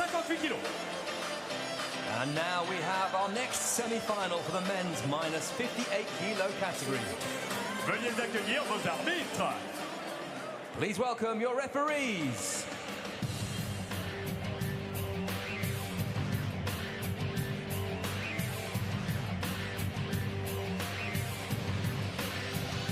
So the referees had to go through a big selection process throughout the entire Paralympic cycle to decide who would be fit to go, who was capable, against a very robust criteria. So the best in the World Taekwondo are here, running the rule over the matches.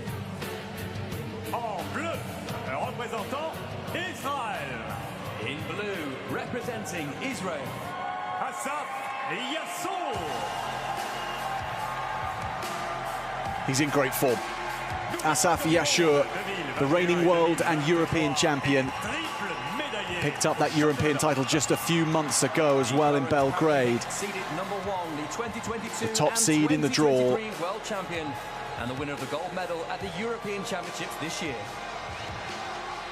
Asaf Yassou takes the plaudits, takes the applause from this crowd after that 23-6 opening victory to this campaign.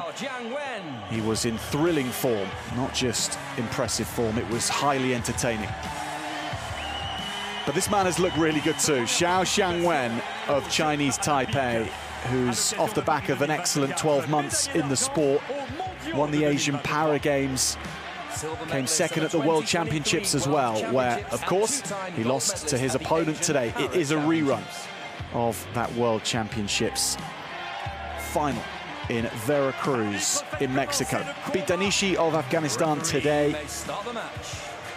And that got his campaign up and running. And then Xiao Xiangwen after that was too much for Bofa Kong as well. Paula Ramirez Ruiz of Spain is the referee. Yeah, it was too much for both of them, and he's been very good form indeed. You've asked me a few questions about the sport yourself. You mentioned to me Asaf Yassou. What was it that impressed you about him? He's got a real entertaining style. The speed of his back leg turning kick particularly, and for that matter, the front kick as well, and for that matter, the back kick and spinning kicks that he can affect. Everything. Everything was impressive. It was really, though, the speed of that leg and the way it could sneak through the guard of your opponent so quickly without even almost seeing it happening. And he's tried a few of those straight away there, Jack, as we see it, because that speed of foot comes from the speed of thought. He's got a very good processor in terms of dealing with possible dangers. As you mentioned, that win over Xiao Xiangwen. He's had a couple of wins over him in the Grand Prix series as well. So he'll be feeling confident. Evidence there by that big back leg boot from the man in blue, landing a couple there. Yet to score 2 points if you kick to the body. If you spin, you would get 4, and if you do a back kick, which we'll show you, it's worth 3. But both men in the open stance. That one a little bit high there. First point then goes to Xiao Xiangwen for the Gamjon. Penalty point system in Para Taekwondo means that if you acquire 10 in a single round or a single match of 5 minutes, then you will be disqualified automatically. We're a long way from that, but every penalty you give away is a point to your opponent as well. Request invalidation of Gamjon. Yeah, Yechaim Shaibri saying it definitely hit the shoulder, which I think that was a little bit high, but it looked to catch the kind of shoulder joint, maybe just a little lapels there on the hogu, as we call it, the Korean word for the protector system, the body armour. It's a brave use of the card early, because you get this wrong, you lose your card. But he looked to be within his rights to play it, the Israeli coach.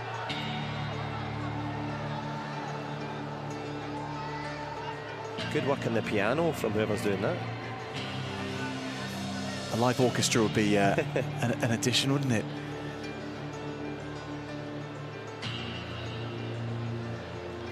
So the challenge rejected.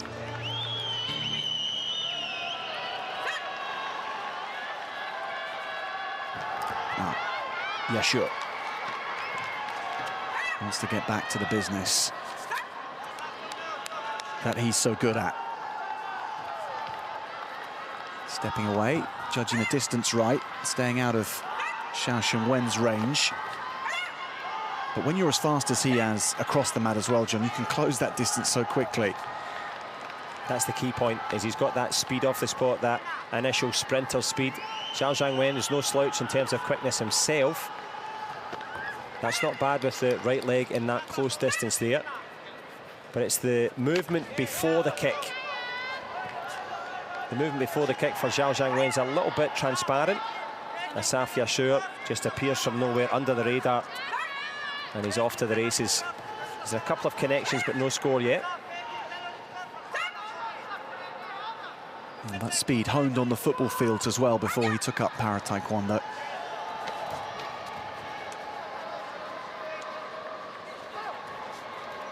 It's one of his super strengths in this sport, no doubt. Shot to the trunk as well, so he gets his first connection of the senses in this semi-final.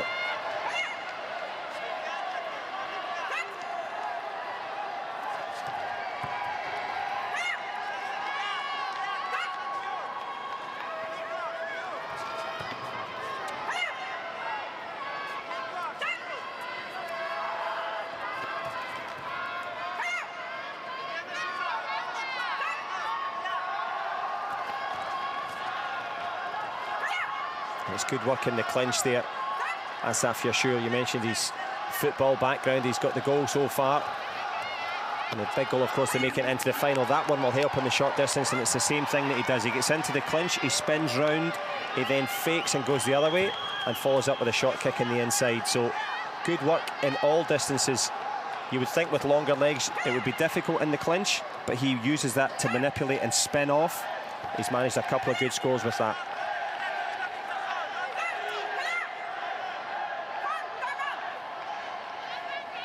And what are the key tactics, John, for negating the speed of an opponent? It's one of the most difficult things to deal with, because speed is something that you have to deal with by giving it that little bit more distance. You have to stay a little bit further away, which means that, okay, you've got a little bit more time to see them coming. You can fake them, you can try and intimidate them to put them off with feints so that they're not set to go. So you're still stopping them, but then you're leaving yourself with only one possible game plan, and that's dealing with them as they come to you. So if you're going to do that tactic of staying a little bit further away and try and mess with their rhythm, that'll work. But if they score and you have to go forward, then you're in real trouble. And that's what's happened there, because Zhao Zhangwen tried to stay away, but then when they got into the clinch and thought, I can relax here, he got picked off twice. And that's the speed of thought and the speed of kick from the Israeli. Yep.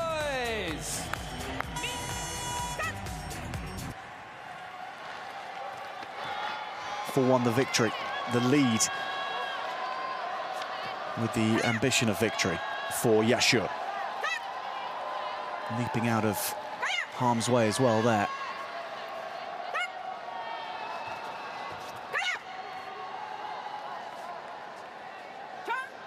Comes the gam jump. So Xia Xiangwei gets another, but it's another two for Yashur. A little tape has come loose there.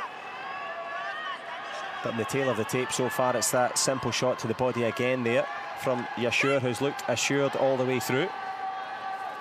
Looked assured without displaying some of the exhibition kind of taekwondo that we saw from him earlier on. And obviously so, this is the semi-final now, and Xia Xiangwei is by his own measure and with plenty of credits himself in this sport already. He's a formidable opponent. So Yashur finding different ways to take the lead. Through that tight exchange, as you explained, John, so well. I thought so. But Zhao Zhangwen, yeah, as you say, still a problem. He's moved into this open stance now. Oh, that one flicked up to the face, I think. And that'll be a straight gam jump. And a yellow card as well.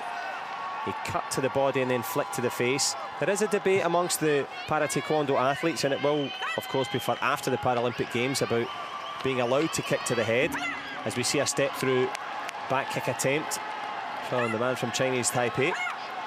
But as to how and when that could happen, for Zhao Zhangwen, the only thing that matters is he's looking for extra scores here, I think.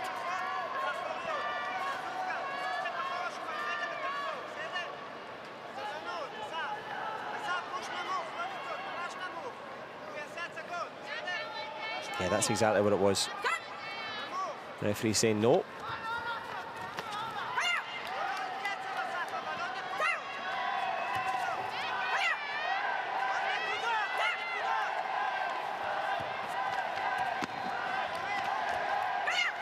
healthier and healthier position that Yashur is in as he seeks to book a Paralympic final place.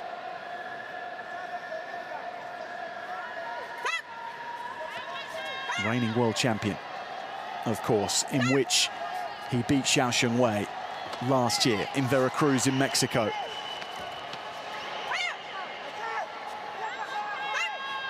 Added to the European crown as well earlier this year. So all those stepping stones on the way to the Paralympic Games have been hurdled with ease by this man.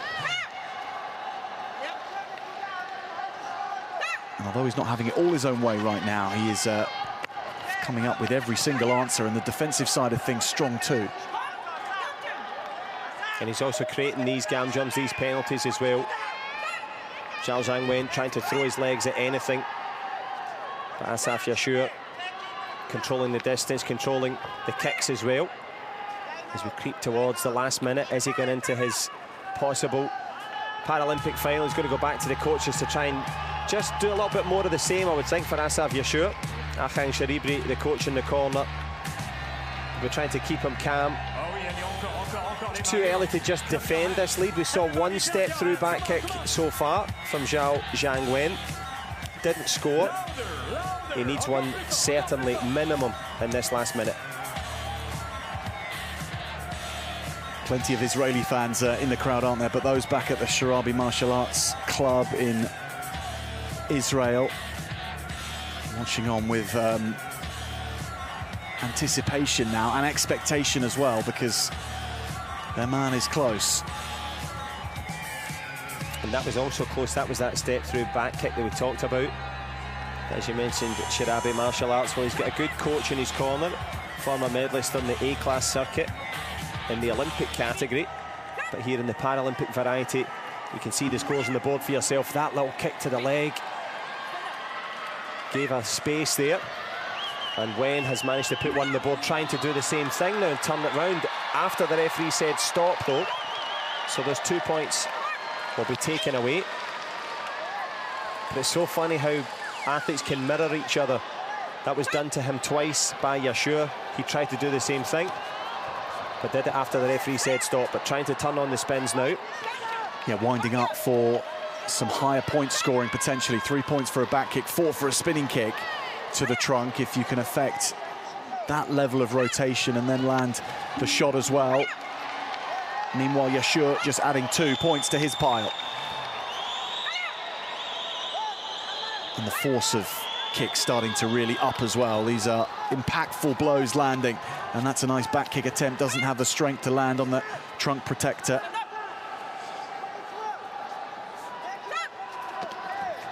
But nice technique, nice form amidst the fury of the fight.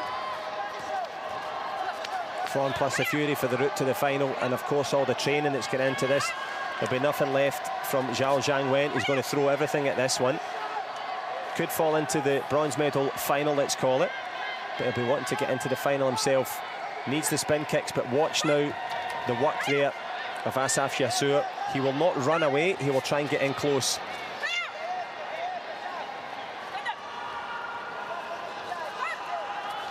Nine points his gap right now. And he won't feel under too much pressure. And yet the pressure will keep on coming from Xiao Shengwen. But Asaf Yashur has done everything right at the right times. When they've both fought well at the same time, he's got the better of the exchanges and on the cusp now of the final. Yeah, he's looked so sure, hasn't he, Yashur? He's been brilliant. Last 8 seconds remaining.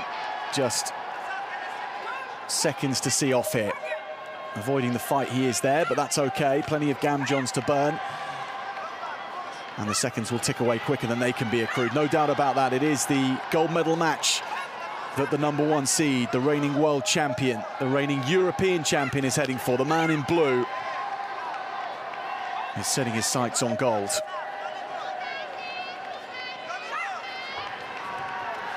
And by a points gap of 10 as well, in the end, seeing a familiar rival off in such a fashion. It's Asaf Yashur all over. Il se qualifie et rejoint la grande finale pour le camp bleu. plenty of ways to win in Taekwondo, and Asaf Yashur seems to know most of them. And there we have it. Blue wins the match. We'll see him in the gold medal match Israel. later on. Asaf Yashur is through to the final.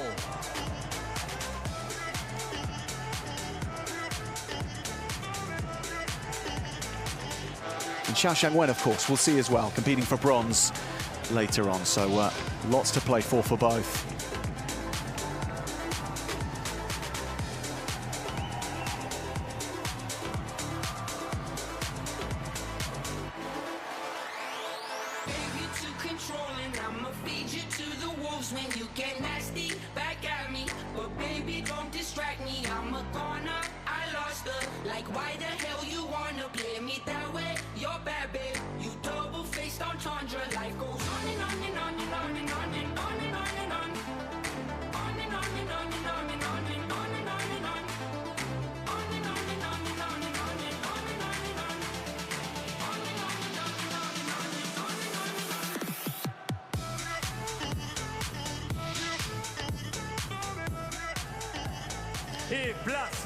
Under 52 kilograms now on the women's side of things, and Jessica Quiano of Mexico in action against Suranjav Ulambayar of Mongolia. Minus 52 kilogram category. Veuillez accueillir vos arbitres. Please welcome your referees.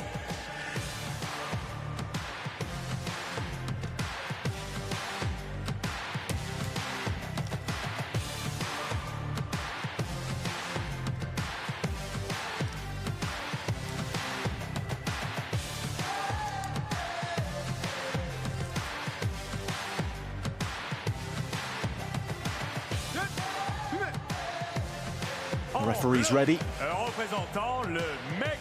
to get us rumbling in the Grand Palais. Representing Mexico. In the semi-finals. Plenty of Mexican fans and flags awaiting the arrival of this woman, Jessica Quiano, the world champion in this weight category. And when she achieved that on home soil in Veracruz, she became Mexico's first para-taekwondo world champion. So she's much loved Pan America and European gold medalist. and much expected as well.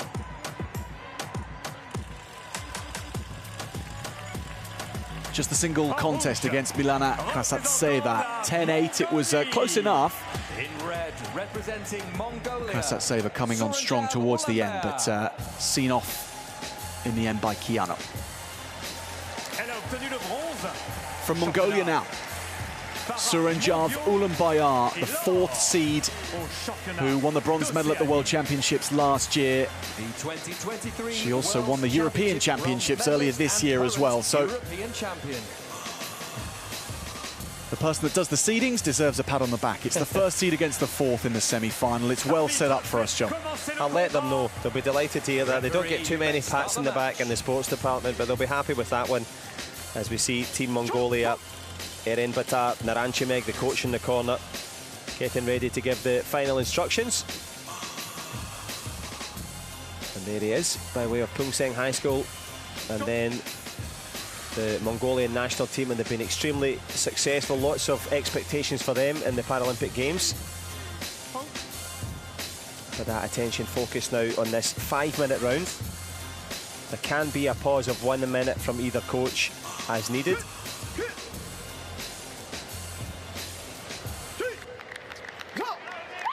Mexico's Jessica Quiano in the blue, the reigning world champion, up against Suranjav Ulambayar of Mongolia in the red.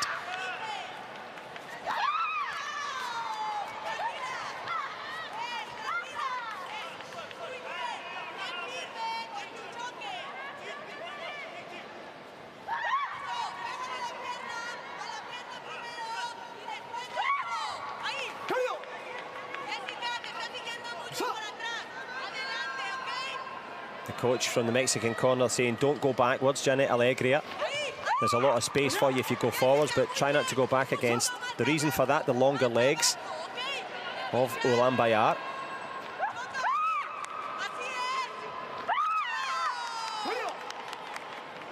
And there she is, London Olympian.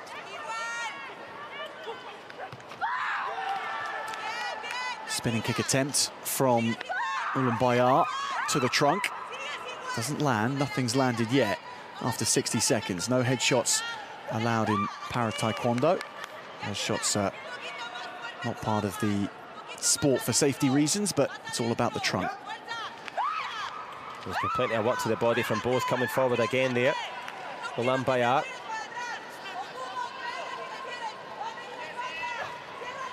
And the style of Jessica Chiano is very much one of high work rate, using that front leg just to get herself into the distance and follow with that right leg there, as she tried to do. It's working hard for her, that front leg, indeed, at the moment. She's having to put it to work. The Mexican, and then step round and be wary of the range as the step through back kick attempted by Ulan Bayat. And that level of fitness as she hits the deck, she'll given the Gamjom there the first yellow card for falling over. But that level of fitness, a lot of these kicks are not intended to score with the front leg. It's either to block the leg coming in or just to keep them busy, just to make them look at it and then follow in with the right leg when she can in this distance. But at the moment, Ulan Bayat more than wise to it.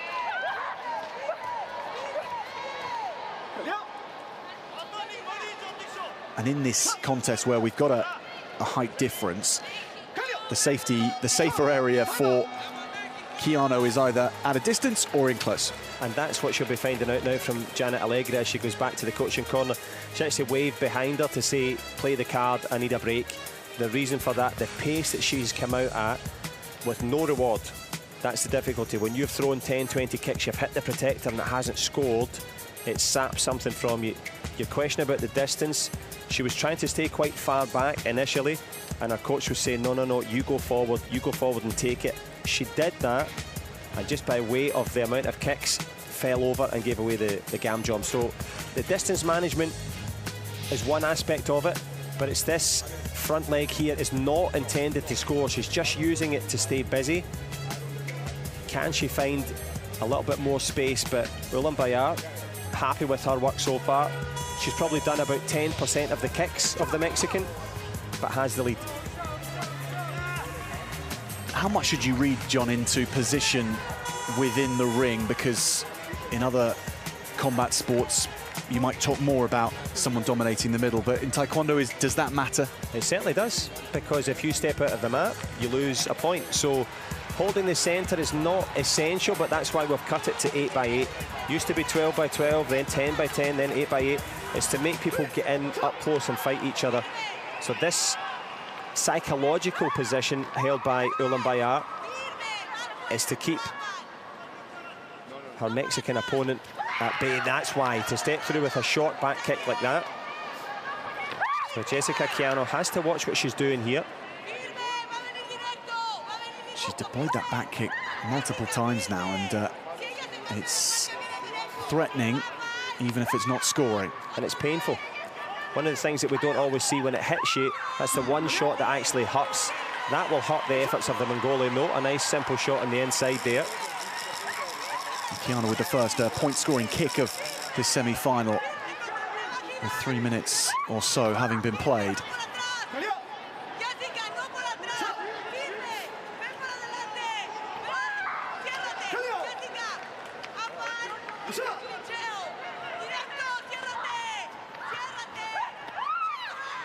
In from close, then out away. Chiano resets. There we go again. This time it does score, and it's going to be all three for that matter because of the back kick. So the turn through 180 degrees allows one more point to be added to her total for that attack. It's paid off. And the reason for that, Jack, we talked about, and you asked the question, does it matter where you're standing on the mat? It does, because if you hold that centre position, force your opponent back. The Mexican coach, Janet Allegri, was saying, don't go back, stay there, stay there. She did, and the back kick landed. So it's all about that control of distance between the two. The gap between them is psychological, physical, and it's now even bigger with that push kick. Yeah, it's a size of 4 points now. Here come the double kicks to fight forward from Chiano, the world champion, remember. but in a difficult, tight spot right now inside the last minute of this semi-final at the Paralympic Games. On the grandest stage of all in this wonderful venue in central Paris, and it's the Mongolian who is charming the surroundings right now. Suranjav Ulambayar 9-2 up. And a fast-kicking Keanu is coming for her. Ulambayar's done perfectly. Step through back kick is a long-range kick. Counter back kick is a short-range kick. So as much as it's a height difference, it's also been a height advantage for the Mongolian. She's controlled at every moment, Jessica Keanu. And there's a couple of back kicks. She goes for another one there. They've got their game plan spot on. She's executed it. Can she kill the clock now, as well as the ambitions of Keanu? 5 points the difference after Keanu has come back a little bit, but there's another 2. Order restored as far as the Mongolian is concerned, and she's going to add more, a flourish to the end here. That doesn't land. It doesn't matter either, because everything else has been exactly on point. And just right on cue, Janet Allegra is saying, well, there's no point in having this video review card in your pocket on the way back to the Paralympic Village. Might as well play it. So kicking up to the head. John Coach requests Camchon for dangerous play. But the biggest factor in all of this one is that little 1.8 in the top left of your screen. Yep. Not enough time left for Keanu to do anything of note.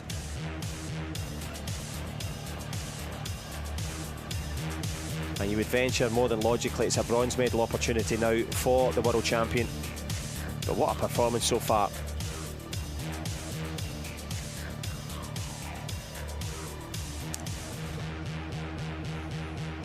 She's been boxed in, she's been pushed around the ring and controlled from a distance by Ulambayar.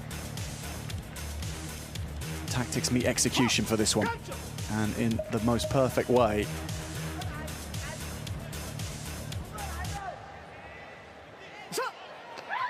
It is going to be Mongolia fighting for gold. Suranjav Ulambayar with 5 minutes of excellence on the mat.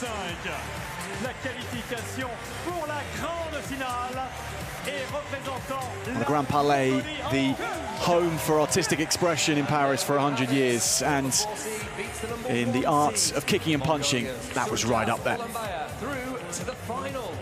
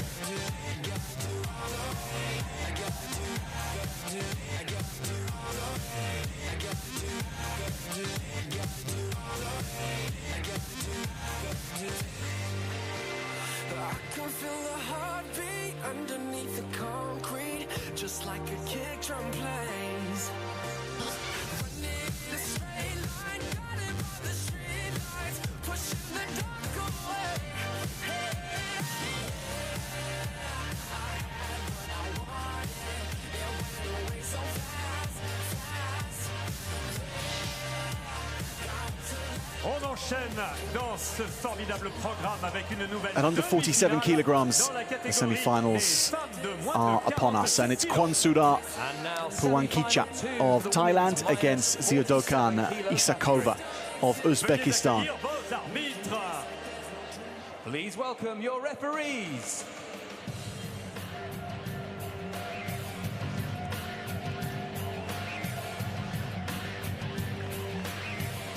Semi-final roster for the referees at under 47 kilograms. And they take their place around the ring.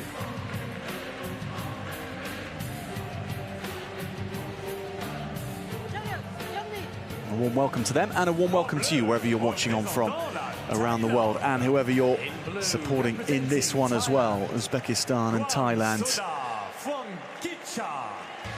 for a place in the gold medal contest.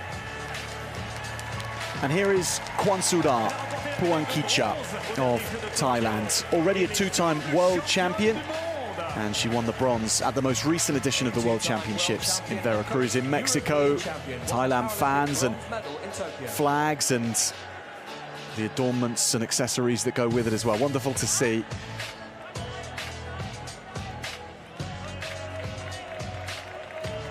Puankicha with just the quarterfinal under her belt. She had a bye through the first round, and then Akinci of Turkey was dispensed with.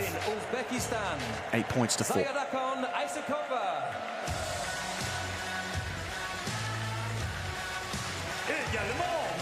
Ziadokan Isakova of Uzbekistan, the reigning world champion. In her second Paralympic Games, she finished 5th in the last outing, and in general she's been extremely consistent in the major events she's competed in. Always carries through to the latter stages. Can she carry through and fight for a gold medal? You may start the match.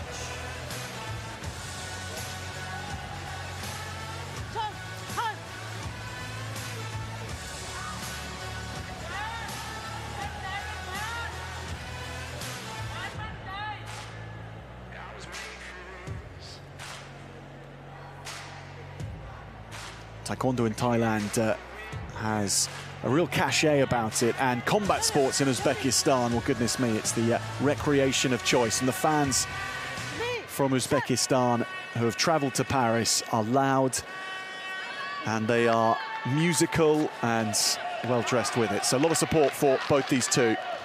It is Kwansuda Puankicha of Thailand in the blue, and Ziadokan Isakova of Uzbekistan in the red.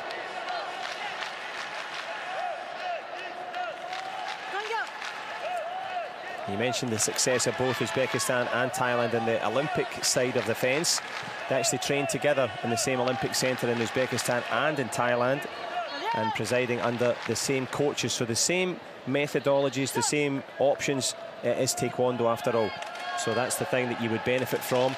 And then when you think about learning, you have Olympic champions from Uzbekistan and Thailand, where you can ask a little bit of advice.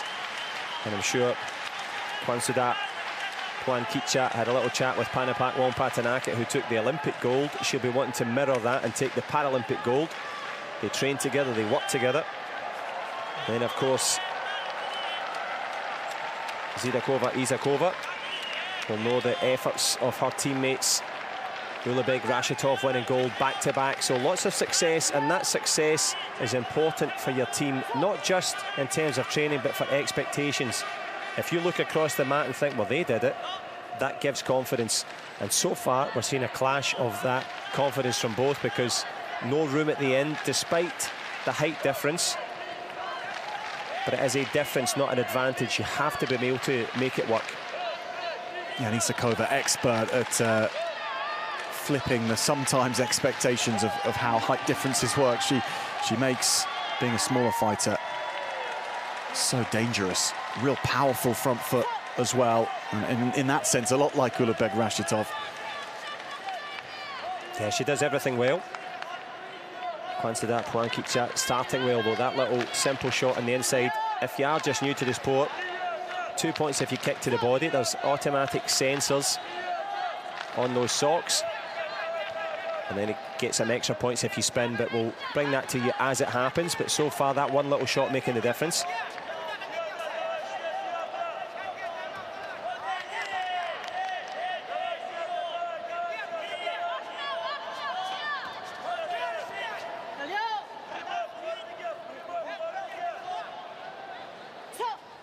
And of course, Bubar Kuzayev, the Uzbek coach, and Pavel Khan, his compatriot, they'll have been sharing the importance of dealing with this occasion. It's so important to be able to master that, set it aside. And so far, it's been a good start.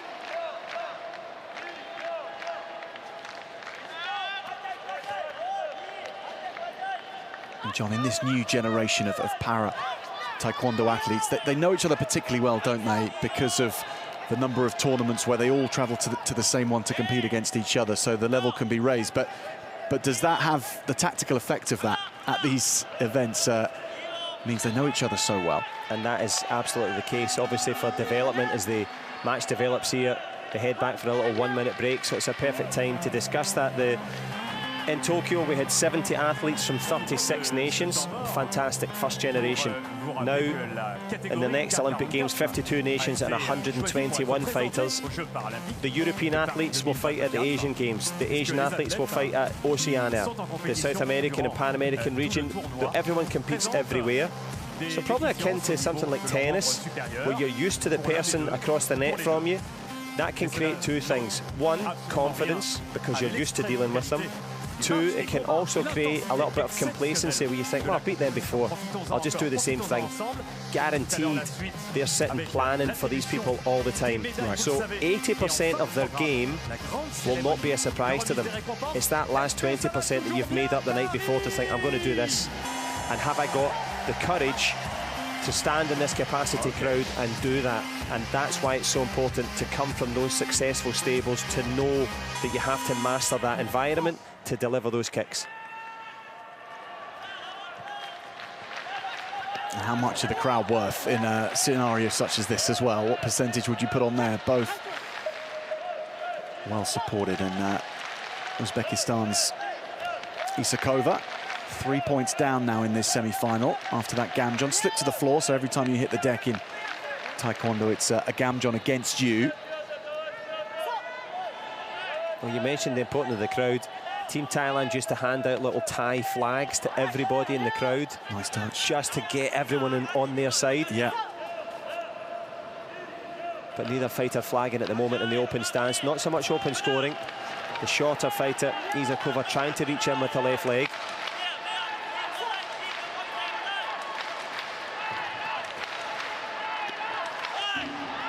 On the board for Isakova now.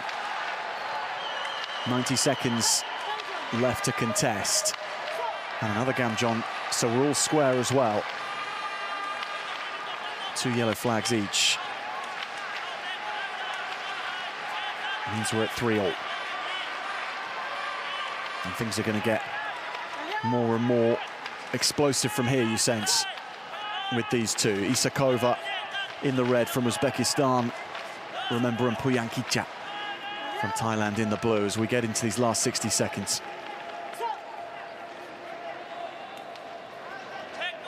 And this is where Isakova wants to get into that close distance, get into the clinch and lift that leg up short on the inside.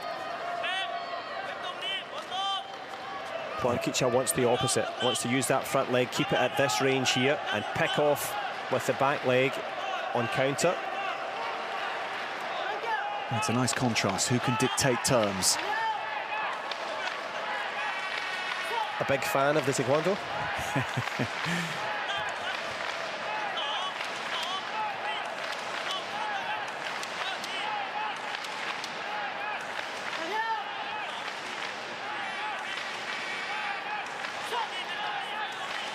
So if it did stay like this, we could go into the golden score. You have a minute to try and get the score on the board to get yourself into the final. Who can take it into their feet here now? Yeah, all square, set for something to decide it. Will it be in regulation time? No. We're into the golden round, as you mentioned, John. That's on the horizon here. It really is. Isakova, though, with something more to say about it, perhaps. Puyankicha and Isakova with a second to go. Gets the trunk shot. And time is going to be up here. She's come back from it. Isakova, Uzbekistan's world champion, is heading for the gold medal contest. And it's a late, late show at the Grand Palais against Thailand's Puyankicha. She had the composure and the poise when it mattered the most. Thrilling finish to the end, and it did ratchet up, John.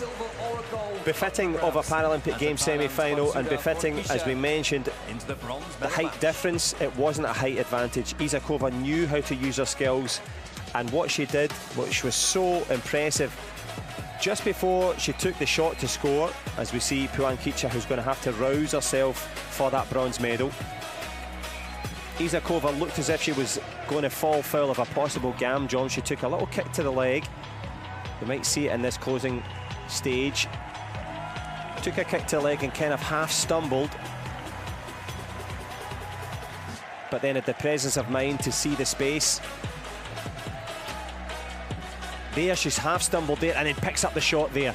That's the winning shot. That puts her into the Paralympic Games final. She could have fallen over, but it isn't all over for Izakova. She's into that final. Super shot from her. Place maintenant à l'avant-dernière demi-finale du programme pour les messieurs de moins de 58 kilos. Next up, we have semi-final number 2 for the men's minus 58 kilo category. Azerbaijan's Sabir Zainalov against Alishan Ozcan at under 58 kilograms. We already know that Asaf Yashur lies in wait for the winner of this one. That's a good prospect for all Taekwondo fans. If you're brand new to the sport and you've just tuned in, you're just in time, because that final will be one to savour. Who's going to make it through though, because both men evenly matched, not just in terms of resume, but in terms of their form today. Yeah, seedings are close. 2 plays 3. The top 4 in the world coming into the competition made it through to the semi-finals. It is the very best dining at the top table. And here is Sabir Zainalov, just 19 years of age, from Azerbaijan, out of the Neftchi Aiki club back home in Azerbaijan. They do flags well in Azerbaijan as well, don't they? They have one of the biggest flagpoles in the world, and to do that, you've got to have a decent set of flags to wave. They do. And Zainalov had things waving after his victory over Tanaka of Japan in the last round. Alishan Ozcan brings the good vibes into the arena. An exciting style of Taekwondo that he brings out here.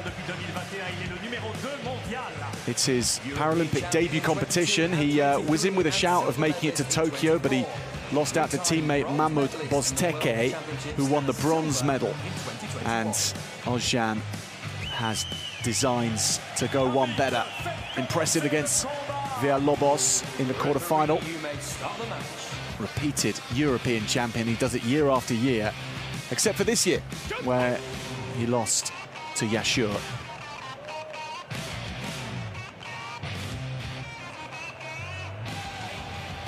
So he's ready from Turkey and from Azerbaijan. Sabir Zainalov is ready and waiting for him. Yeah, they'll have 5 minutes to now book that spot in the Paralympic Games final. They're into an open stance, which is to leave your body open. Putting the opposite foot in front and putting the boot on the board. So far, the man from Baku. Zainalov goes 2 points to the good.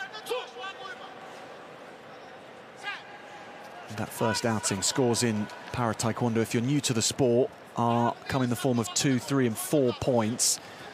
2 for a kick to the trunk, 3 for a back kick to the trunk, and 4 for a spinning kick to the trunk. No points for a shot to the head. Now, there's of course a penalty point system as well, and we're seeing that in action. 1 Gamjon against Turkey's Ozcan. And the reason for that, no shots to the head, if you've watched Olympic Taekwondo and wonder why, it's due to safety reasons as well, and to make sure that in para taekwondo it's all about the trunk protector. That's where the target zone is. Now, jumping spinning kick to the trunk, but only for 2. Yeah, it should be an extra point added. That's what the judges will be looking at. Or that they might not need the video review card there of Gokhan Nazli. Yeah, they'll just add the point straight away. That was what we saw, the judges coming in. They add the extra points. It was a perfect jumping back kick from Alishan Ozcan. Oh, nice little pretend kick in the way through there. Gave a little look as if he was going to go one way, kick the other, the kind of look away pass in football. And he certainly found the goal with that one. Good response from the Turk. Coming back though. points racking up in the first minute of action here. 7-5. Zeynalov down now by 2. Yeah, Alican Ozcan, the team captain of the Turkish team. A very big personality, funny guy. Likes to keep his teammates entertained, likes to keep the crowd entertained there. Step up double, not far away. Doesn't he just?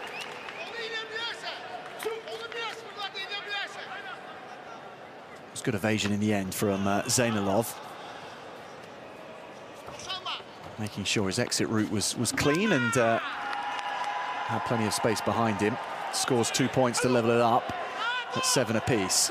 90 seconds of thrilling Taekwondo to open this semi-final matchup up, and it keeps on coming. Another 2 for Ozcan.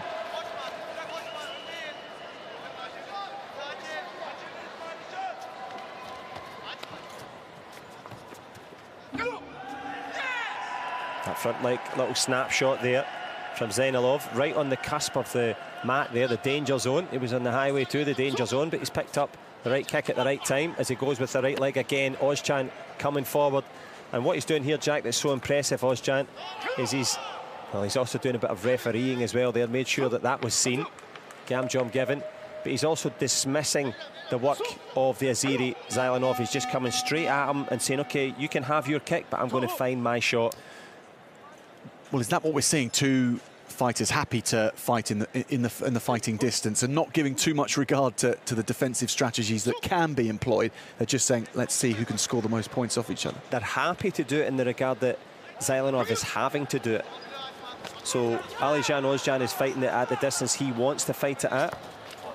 Adept at doing it as he lands a back kick there is Zeynalov. I don't think the referee needs to... He's just double checking. There's the point. It was indeed a back kick, of course.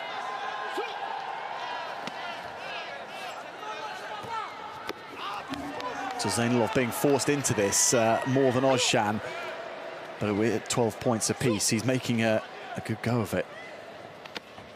Ozcan, though, nips in for those 2 points onto the trunk, right through the guard. He was so close, and the quality of his striking on the trunk is so high. And that also comes as we go for a little timeout here, called in the Azeri corner by Farid Tagazadeh. That, when your technique looks the same during a fight as it does on a pad or a bag, it's because mentally you're calm and you're going for it. You're not being aware of the situation of what's coming back. You're decided, I'm going for this no matter what. And that's what we're seeing from Alican Ozcan that's so impressive. So the kind of Taekwondo experts will be looking at that going, yeah, that's a guy that's cool under pressure. If you're brand new to the sport, get onto the World Taekwondo website, because there are para-specific clubs all over the world. There are also mixed clubs all over the world. And that classification process, maybe it would suit you. We've seen athletes already inspired by these type of kicks. Get involved. We need you in the sport, because the level that they bring, well, it's there for all to see.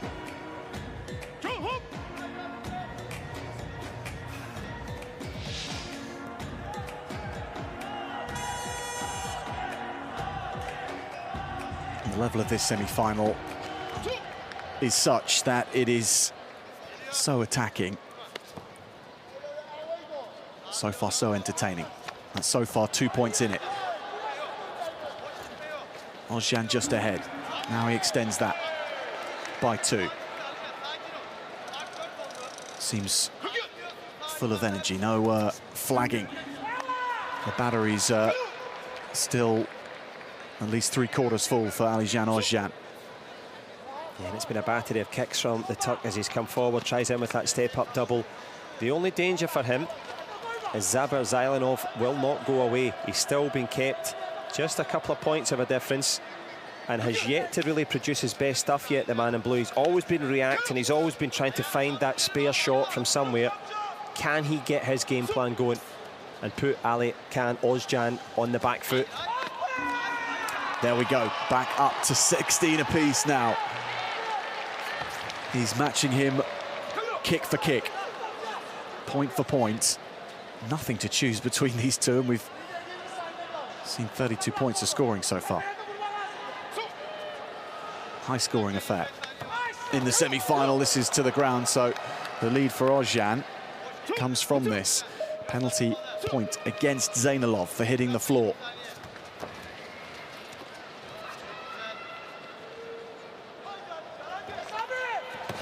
And he's forced him into it again. Zabir Zainalov trying with that front leg counter on the way through. That's what he's had to do all the way through. We haven't seen him as an attacking threat. The reason for that, Alichan Ozcan constantly up in his face, making him make mistakes. And it's paid off so far. A couple of points of a difference down the stretch. Ozcan keeps finding a way to raise his head above the parapet and go into the lead again. 2 more points from the trunk. Spinning kick attempt from Zainalov. Doesn't land on the trunk. Ozcan still looking steady. That's lovely. Look at the balance in the air as he launches the spinning kick from Zainalov. High caliber Taekwondo.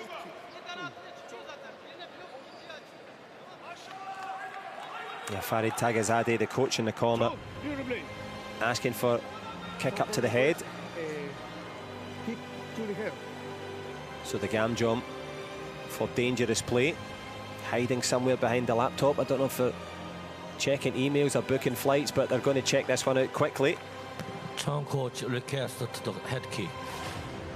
So obviously, as you mentioned, Jack, not allowed to kick to the head, but we saw there an example of what Zainalov might have to do down the stretch. The X marks the spot. There's no treasure behind it. He has to come now with that spinning technique. Alichan Ozcan will love it because he has a back kick on both legs if he needs to use it.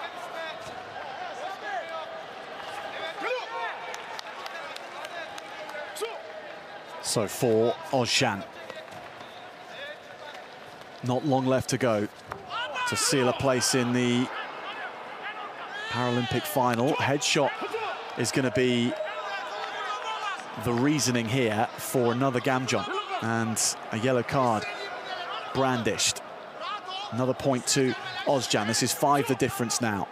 The job gets harder for Zainalov. He spins, and such an aesthetically good taekwondoist to watch, the Azerbaijani. And he's trying everything here. He doesn't just want to look good now. It's about points, and there's 2 of them to reduce the deficit. But 2 more from Ozcan. Last 5 seconds remaining in the semi-final. The block is good. Then picked off for another back kick. It doesn't land, and it doesn't matter. That was high-quality taekwondo from Alichan Ozcan. Turkey on target again. And Ozcan quick to congratulate Zainalov on his quality that he brought to this contest. And it takes 2 to tango. Taekwondo, the beneficiary of that semi-final. But Ozcan, the man who just had some answer to every single question posed. He was asking every question, he was given every answer. Zabir Zainalov was given every opportunity, but when he had to come forward, he couldn't. There was nothing there to find the reason for that. These are not just scoring shots, they chip, chip, chip away your energy, and then when you need it most, it's not there. He tried to put his foot down on the gas, and all he saw going off into the distance was this man here. So Zainalov will fight for bronze, and he'll be right in the hunt for that as well. You would expect, given the form he shows in this semi-final.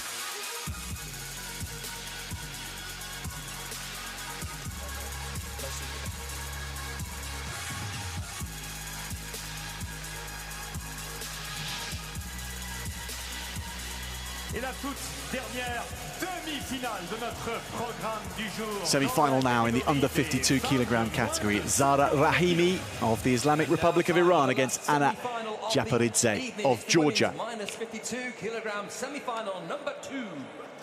Veuillez accueillir vos arbitres. Please welcome your referees.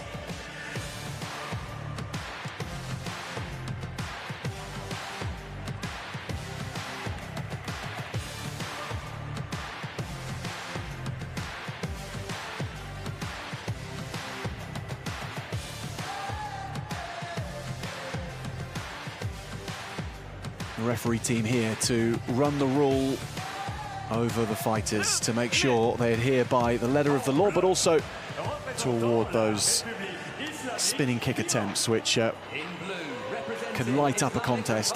And they take their place. Zara Rahimi. If you're good enough, you are old enough, and Zara Rahimi double underlines that maxim in sport once again. She's just 15 years of age from Tabriz in northern Iran, and she's fought through to a semi-final at the Paralympic Games. 15 years old, the youngest para-taekwondo athlete here in Paris. She won gold at the Asian Para-Championships. Took up the sport when she was 7. That was only 8 years ago. She beat Xiaoshan in her first contest of the day, and then Maria Stumpf as well was dethroned. They all had to bow to Rahimi's ability out on the mat. But Anna Japaridze of Georgia, well, she's young as well, still a teenager, 19 years of age. This semi-final, the battle of the fledgling emerging taekwondoists in this weight category. Georgia, flag flying, and they've won a few medals in the Paralympics in the past. Not all that many. They haven't been competing in too many editions. Just the 5th time as a nation after Beijing was the first. Just 1 gold medal in all that time. That came in judo. So Georgian hopes for more gold medals in taekwondo at the Paralympic Games rest with Japaridze.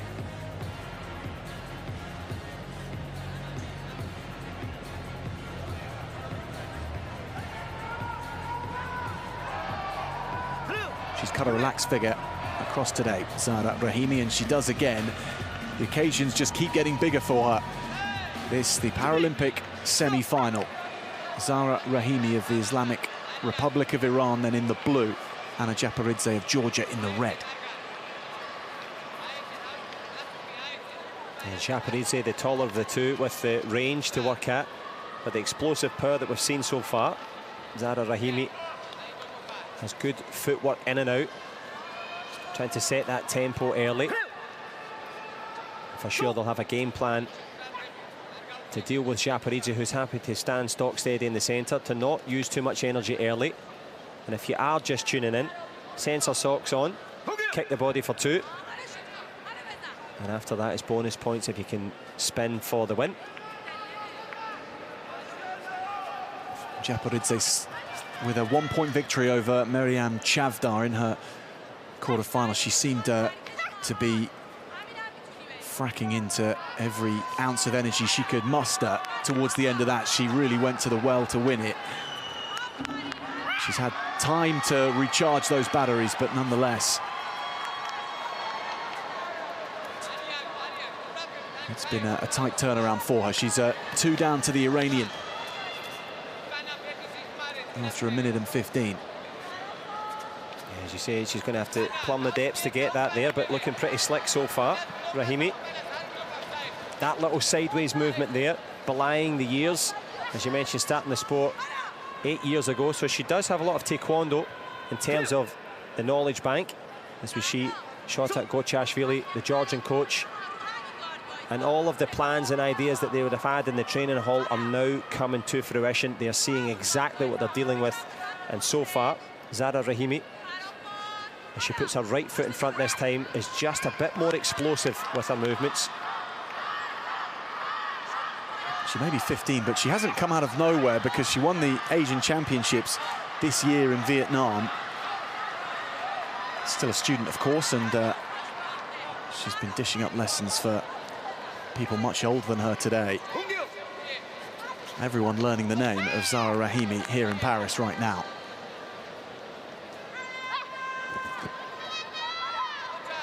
That was quite good there from Japaridze. Left the leg hanging out, hoping that Rahimi would come in. And she did, a little push kick to the body. And the call of Yupchagi there from Shota Gochiashvili to use the side kick. Atif Keshvaraz, the coach in the Iranian corner. Pretty quiet so far. Block from Japaridze from that turning kick attempt from Rahimi. I mentioned, John, about her power, holding the ace card in that regard in this contest potentially. So the blocking game and the coverage has got to be good. Yeah, she's got a little bit more spring in her step, a little more pop on the shots. So Japaridze doing a good job. It's almost like boxing where you cut down the ring, you try and force your opponent into one corner so you can mitigate that movement. She's doing a decent job, the Georgian. But Rahimi, if she can turn that back leg over a little bit, and there she does the front leg instead. And that is why Shota Gochiashvili, the Georgian coach, said, right, get back here, let's address the situation. Rahimi doubling her money to 4, plays nothing. Time for the coaches to acquire their, deploy their acumen. Keep the messages simple. Presumably, John, that's not easy to take on messages after 2.5 minutes of blood and thunder out there. It's a key detail. How much information, you have to discuss that. How much information do you want? How much information, when do you want it? So sometimes a coach will stand behind you for 10-15 seconds, let you get your breath back, tell you one detail in your ear, maybe one thing that you can do better, and then come back with, you're doing this really well, and then go for it, so that you're not overloading the amount of processing that's happening. Because when we're watching the kicks, if you imagine in the minds of both fighters, there's a database running, should I do this, should I do that? You're constantly playing rock, scissors, paper with your opponent. You're trying to figure out what's coming next. So when you get back for a break, you want that, and then you want the information. So who has processed that? We'll see. Rahimi a little bit more on the defensive already, which means that in the Georgian corner, they've said, right, turn up the heat. Let's try for the last minute and a half.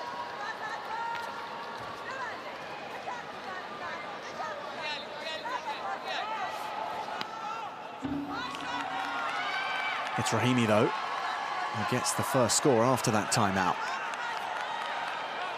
6 points the lead. The Mexican score in Para Taekwondo is a 4-point score for a spinning kick to the trunk. If that had been in the right direction, or if Rahimi hadn't stepped round it, that was the attempt there from Japaridze. So it's more than a single score away now.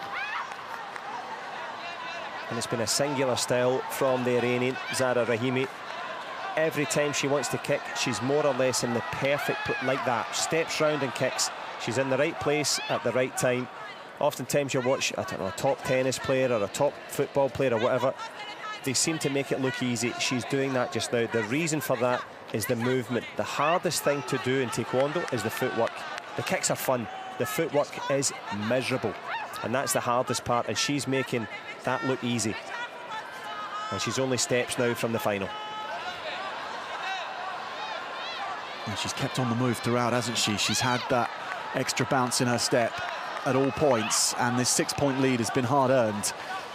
Defensive lockdown as well, brilliantly handled. It is Zara Rahimi, just 15 years of age, from Iran, who goes through to the final here in Paris. And Japaridze, her opponent, vanquished but thanked and respected as well by this young upstart, Zara Rahimi.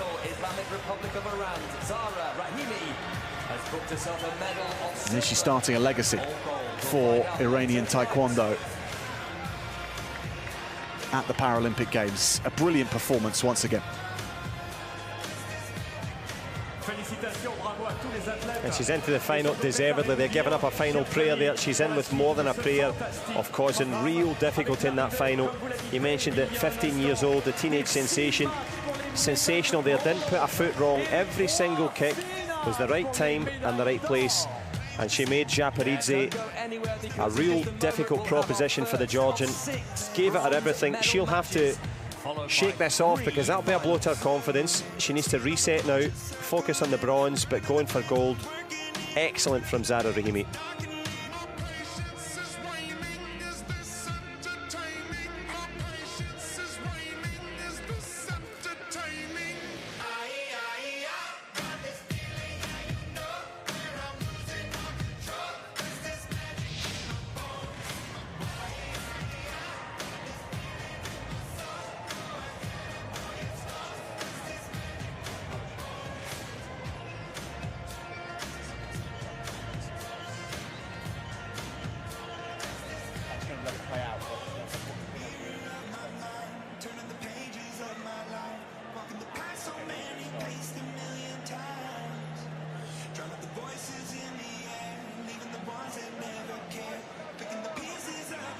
Mesdames et messieurs, place maintenant à ce match pour la médaille de bronze. Well, coming up for this one, obviously they saw the photographs all over social media. They came and did a tour of the arena, but to get this opportunity now to fight for a bronze medal, to stand at the grand staircase here in the Grand Palais, big moments now.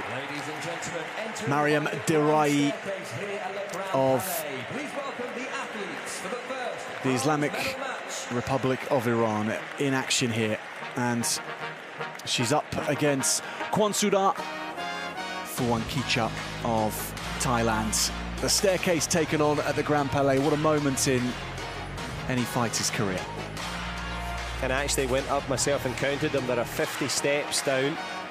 I don't know if they're having a race to see who's going to make it here, but the speed down the steps will be transferred to the speed on the ring, and this is how they speedily made it way to this bronze medal position. That gold medal still in the offing, but of course this one for the bronze medal. And one of the benefits of this is that you have to fight to win this bronze medal, so it is a feeling of elation and success because you have won and you've been rewarded for that victory. So that's a big thing in all combat sports, to be fair, but certainly in Taekwondo for both Phuangkicha and Mariam Derayi. A big chance to win a big bronze here in the Grand Palais.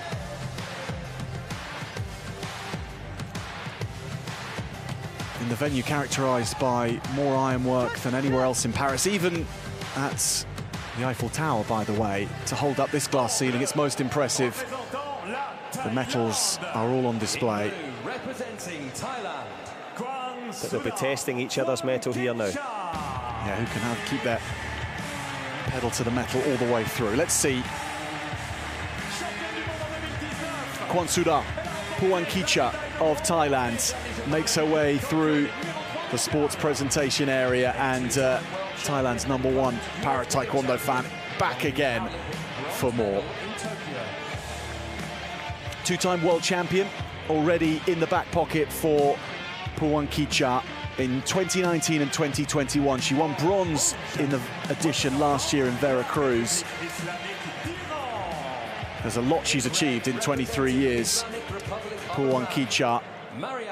But now, one of the true tests in her career to perform at the Paralympic stage. Mariam Derayi cuts such a joyful figure heading towards the mats ahead of all her contests, and she does again. Not much seems to trouble the 17-year-old from the Islamic Republic of Iran. It's all joy at this point, and she says that's fundamental to how she performs. And I think that's something we're seeing, the new generation of fighters, be they Olympic, be they Paralympic, or be they your teammate Zara Rahimi, who's just made it into the final. That gives you a buzz, that gives you a little bit of expectation. As we see, of course, the coach in the corner, Atafe Keshvaraz, they'll be surfing on that emotion, trying to fight with that freedom. Yu Yong Tek, the coach for Team Thailand, they will have a game plan in place. But Kwansuda Phuangkicha, big key detail for her. Has she shaken off the disappointment of not making that final? Because she had legitimate expectations.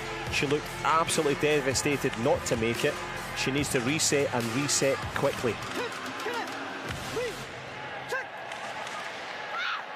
Into the action we go. The first bronze medal contest up for grabs at Paris 2024 in para Taekwondo. It's between Thailand and Iran. Derayi of Iran is the fighter in the red, and Phuangkicha is in the blue. So Derayi, the younger by 6 years. but with such a growing CV as well that she's been building for herself.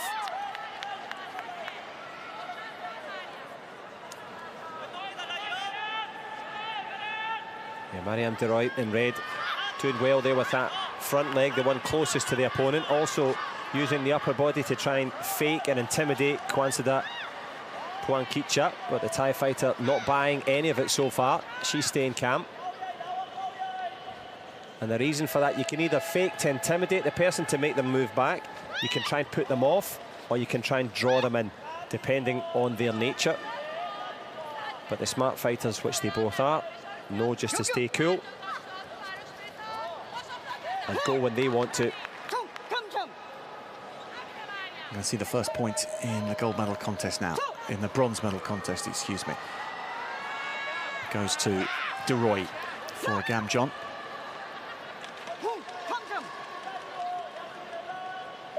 Yeah, asking for the card to be played there, but the coach said, no, it's fine. Just let it go.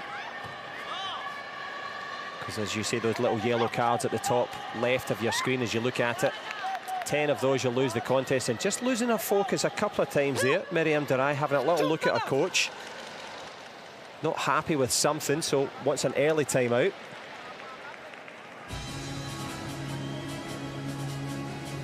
But she waved very early. You can play it any time. You can play it after 1 second or 4 minutes 59, but she wasn't happy with something.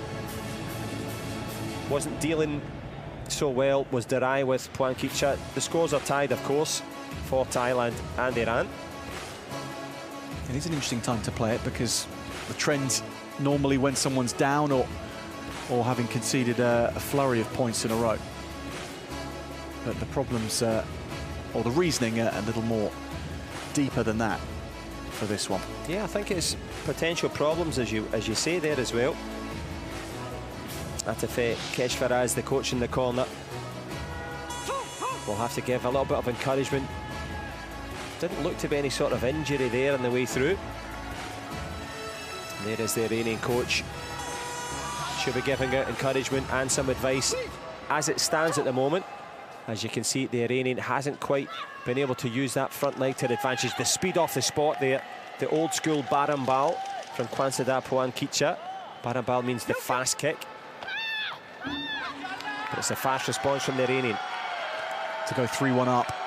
First point scored from a kick in the bronze medal match.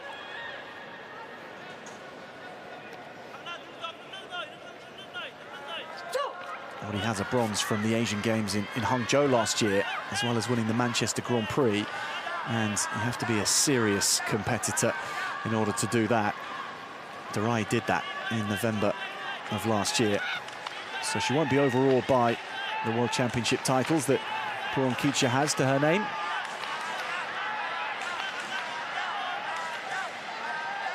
Yeah, as you say, it's not fought on paper, it's fought on the mat, but also we've mentioned the possible benefits of that timeout when they went back to the coaching corner. Whatever was said or done has obviously paid off because the pendulum swinging into the red corner. Kwanzada Poankitcha has a good left leg back kick. Maybe a bit early to try and throw that more difficult shot. I've not seen spinning attempts or back kick attempts yet, but those are the techniques that can score you a little more highly. 2 for a kick to the trunk, a regular hit to the trunk, but then 3 for a back kick, 4 for a spinning kick, all to the trunk in Para Taekwondo. Almost sneaks one off that left leg.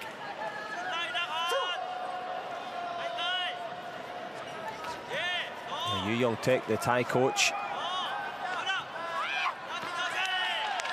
trying to encourage his fighter to come forward with that back leg that you mentioned. That's the distance that she wants to be at there. Easier said than done, of course, because de Rooij handing out the demands at the moment. That movement there, close again from the Iranian. There we see the back kick attempted, not with the requisite conviction from Poankitcha. Perhaps sensed she'd exposed us back a little bit in going for the spin. That's always potential danger. 3-1 still the scoreline. 90 seconds left in this last match of the day for both these two. Everything starts with everyone in contention for a medal. It ends with just a handful in a single day in Taekwondo. Yeah, and in hand now is the video review card. There was a Gamjom signal there for pulling. That was what the referee saw. For invalidation of Gamjom.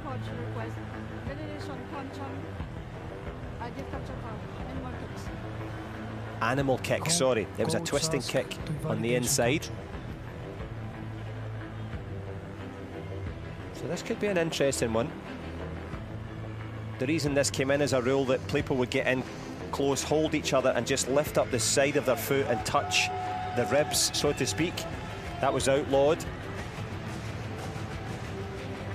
So if the coach has spotted that, it's good work. That's been a positive ruling as well, hasn't it? Very it's much. Cut that out.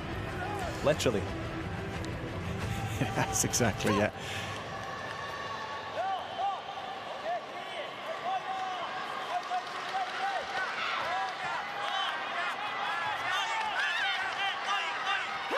So back to it after the slenderest of margins separating the two.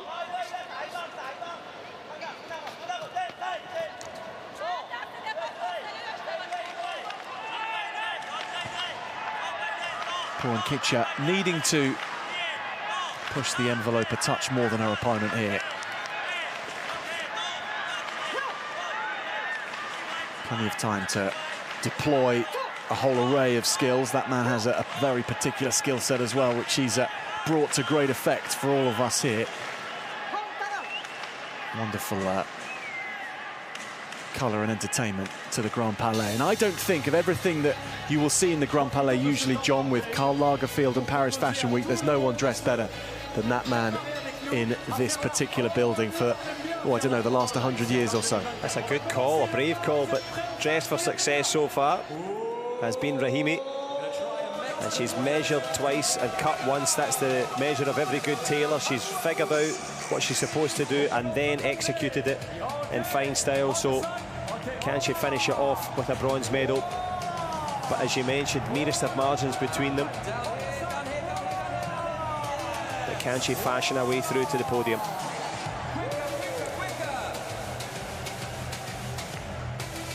De Roy, who we felt almost was in need of a timeout earlier on in the contest, and she flipped that and settled brilliantly afterwards. She called it, she asked for it, she wanted it, it made a difference to her. Roland Kicha's turn maybe to reset. 1 point in it with the bronze medal up for grabs. 45 seconds. You can guarantee that Kwanzada Puankicha will come forward. And it's that shot there that she's looking for. Short, sharp left leg. Good cover though, good block on the inside there. Gets the arm down, Miriam Durai as the Gamjom given. Pulls it to parity. 3 apiece with 30 seconds left to run. Puankicha in the blue for Thailand and De Roy in the red for Iran. Now both needing to rethink things slightly. Who will go out and seek this? Last 15 seconds. On the edge, living dangerously. Can't afford to step out. Gamjom will be given. One has been given. It was given there to Miriam Durai for stepping out. And I'm puzzled as to why, unless that's went round the wrong way on our scoreboard, but there was a Gamjom given and a video replay requested from Team Thailand. So invalidation of Gamjom, but on our scores, it looks as if the Gamjom, it was 3-all, right? And it also says that on the stadium scoreboard as well. Okay. So if it's 3-all, Gamjom given against Thailand for sliding. Now, I don't understand that particularly. I can understand if it was the Iranian going back and maybe looked to be on the edge of the ring, which she wasn't. But if you slide across the ring without the intent to kick, that was the call. Yu Young Taek disconsolate. 10 seconds will tell us, is it bronze for Iran? De Roy pauses, gets going again. 4-3 the lead for the Iranian. Disconsolate faces from the Thai corner as that last hope potentially ran out on them. But now the pause. Gamjong to level it up again. De Roy's turn to shake her head. We're at 4 apiece with 5 seconds to go. It's still out there for either of these two. Thailand against De Roy from Iran for the bronze medal in Paris, and we're going to go to a golden round score. The first person to a 2-point score after this break will take it. Shake of the heads from both camps, John. Both coaches not convinced there by the referee's decision at the end. The referee herself was certain that there was avoidance there at the end there from De Roy, and hence derives the Gamjong to go with it and pulls her back to parity at 4-all. Whoever scores now in this minute here, Jack, wins the bronze. And this is key. This comes down to stick or twist, go for it, or wait and try and counter. What we've seen as a pattern so far from Kwanzada Puankicha is to go. She likes to come in with the front leg, to skip in. This is some big-time risk-taking now because it's the first bronze medal at the Paralympic Games in Paris. The key, I would tell you something, though, about Mariam De Roy's mindset. You said that she was positive. The big shout there, she's up for this one. But it's nature plus tactics now. And getting that heady cocktail right. So here we go. First competitor to score 2 points. Kick will win the bronze medal. De Roy circling, now coming back. Encouraged to engage in the fight. Puankicha, the two-time world champion in the blue. Might know her way around these kind of situations a little more. And then again, De Roy with all that energy and the fearlessness as well, which she brings to things. Still no score after 35 seconds. There's De Roy's front leg almost leaving herself open.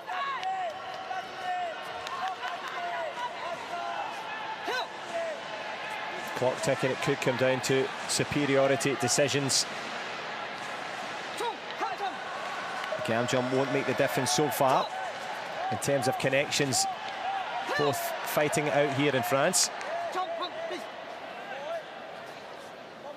Mariam De Roy. Gamjong for stepping out, but it's the point scoring that matters. So 10 seconds for it to be decided by what happens next, otherwise it's on criteria. 4 seconds remaining. Here it comes for De Roy and Puankicha, and they can't exact anything towards the very end of it. Comes down to the referee's decision now based on that criteria. The effective aggression goes in favour of Thailand.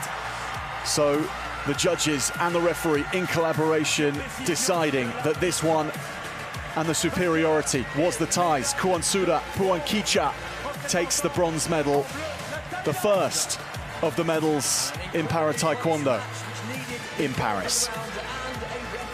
And she's won gold on plenty of occasions at World Championships, but this bronze at the Grand Palais weighs heavy, and it's a seismic achievement. De Roy, the teenager with all the talent in the world and pushing Puankicha so close. And it couldn't have been any closer, Jack, because tied up on scores, tied up on number of penalties, it came down to what did the referees believe was the person that carried the fight the most. It's Usei Karok is the name of it in Korean. It's that effective aggression, the desire, the one that was carrying the fight. It's subjective. Obviously, dejection here for De Roy, but delight, of course, for Kwanzada Puankicha.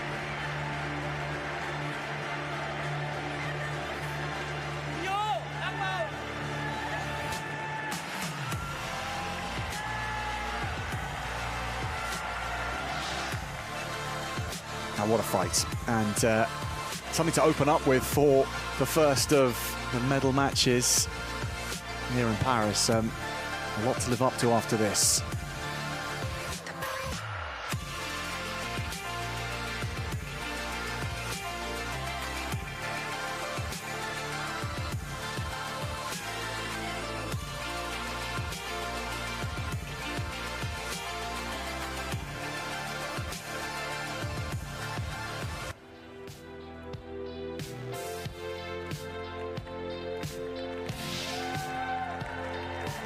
Mesdames et messieurs, au balcon de l'escalier d'honneur du Grand Palais, veuillez accueillir nos athlètes dans la catégorie finale du match pour la médaille de bronze, hommes de moins de 58 kilos. At under 58 kilograms now, it is a bronze medal contest between Sabir Zainalov and Thamwa Kankam. Azerbaijan against Thailand.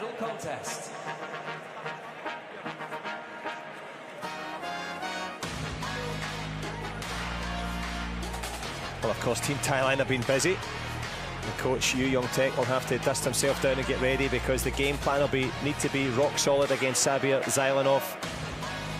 He can count himself a little bit unlucky, pushed it hard in the semi-finals. They trot down these final 50 steps for, as you mentioned, Jack, their final match here at the Paralympics. The semi-finals through to the gold medal contest looked like this. Zainalov lost to Ozcan of Turkey in a great match in order to go into this bronze medal contest. Meanwhile, Thamwa Kankam had to fight through the repechage, so he comes into this contest on the back of a win, whereas his opponent comes into it off the back of a loss.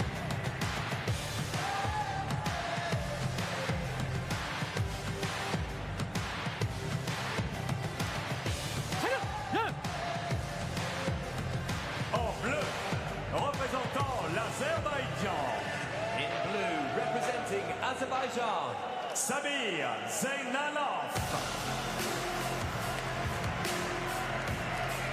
Sabir Zainalov from Azerbaijan. 19 years of age, represents the Neftchi Aiki club in Azerbaijan. And he represents high-quality Taekwondo as well. Really fantastic performance in his semi-final against Ozcan. Went down 23 points to 18 after beating Tanaka early on. Everything today has been a close run thing for him.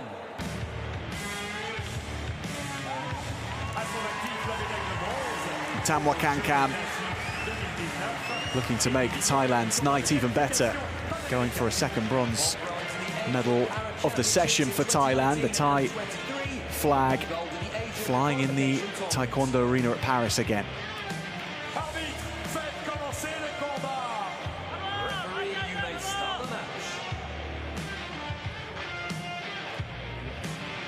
Went down to Asfa Yasha in the quarter-final and then beat Bofa Kong to get here.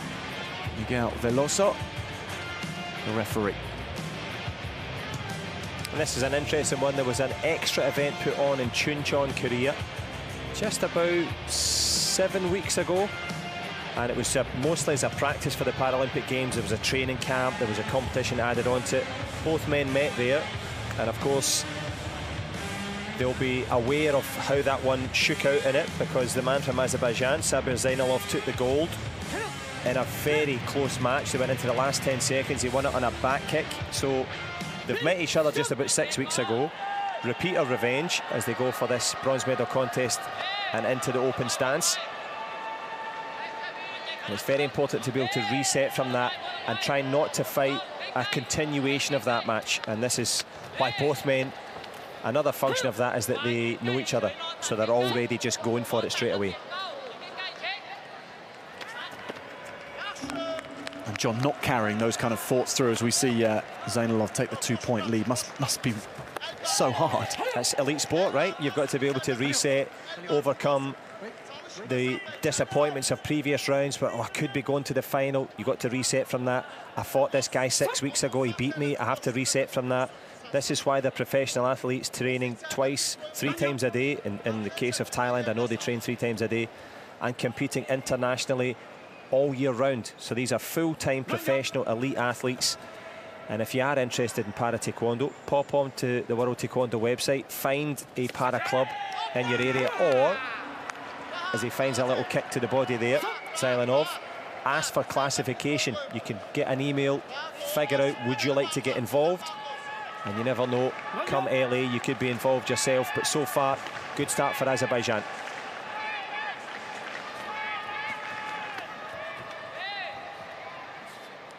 Zailinov stepping back out of trouble.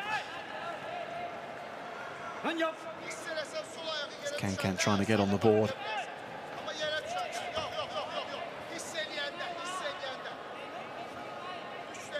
And John Zainalov spars with heavier opponents in Azerbaijan, world champions in fact, Ahmadin Khalilov and Abulfaz Abulzali.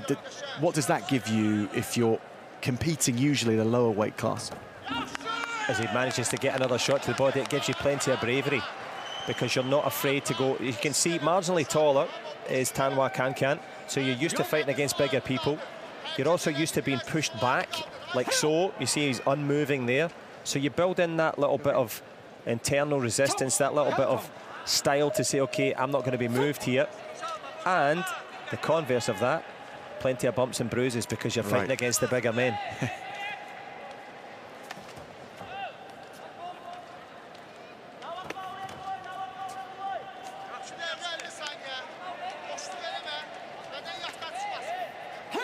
When he reached out for that one, Tanwa Kankan.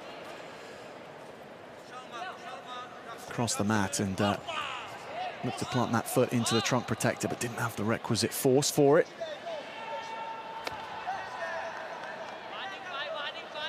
Stade Zainalov jabbing away with that front foot. No change out of the close quarter combat. Yeah, Tanwa Kankan, as you say, trying to get into that close distance. Each kick covers a different distance, so the back leg is the furthest away. That's the one that's just been thrown. The front leg is the one that's closest. You then add footwork into that mix, and then you can throw double kicks, you can throw combinations.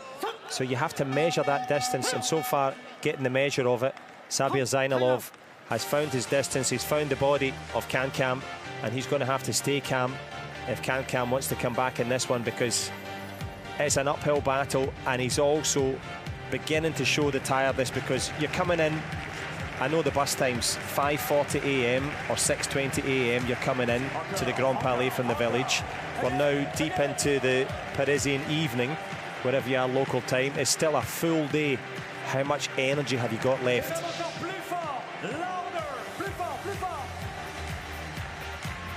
Energy reserves obviously massive for Zainalov, given how much he expended in his semi-final against Ozcan. But he's the one who's looking lively, ever so slightly the livelier. And as you say, looking lively, sometimes when you see that slow motion there, if people are new to the sport, if you watch the leg that connects with the body, also watch the standing leg, because you see how much the standing leg moves. The non-kicking leg covers about a metre or a metre and a half every time that you're trying to come forward. So you've got to drag that non-kicking foot, stay balanced on it, and cover that distance. So the athleticism and the balance of both men will be tested for this bronze. 2 more points for Zainalov for the 8-1 lead, and his sleeve is just riding up a little too high. Forearm protector gets adjusted.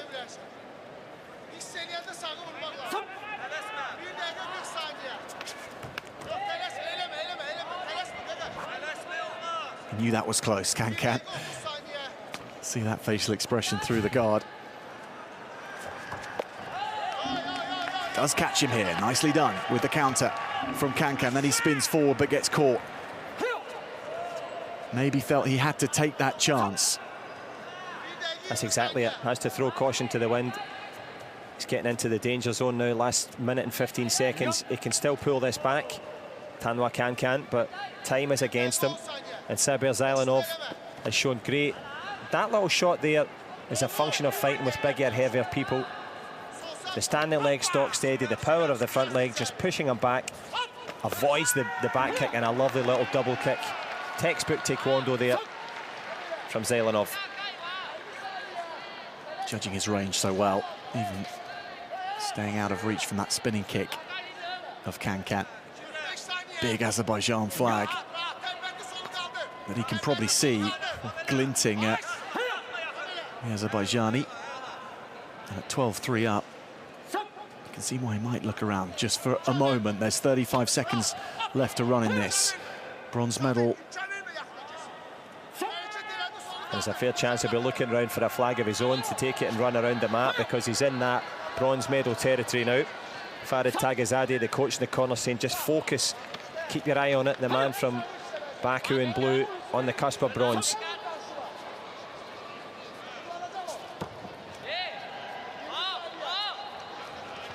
Kankan not without his own efforts in this one, not without multiple different tactics deployed, but none of them being the right one to unpick Sabir Zailanov. For a back kick attempt, just seconds away, the double kicks, triple kicks come in. He might have given the Gamjong away, but this is about Sabir Zailanov for a few more seconds, and the embrace to say thanks for the contest, but the bronze medal goes to Sabir Zailanov of Azerbaijan. The 19-year-old in Paris with reason to make the Azerbaijan flag shimmer and shine in the Grand Palais.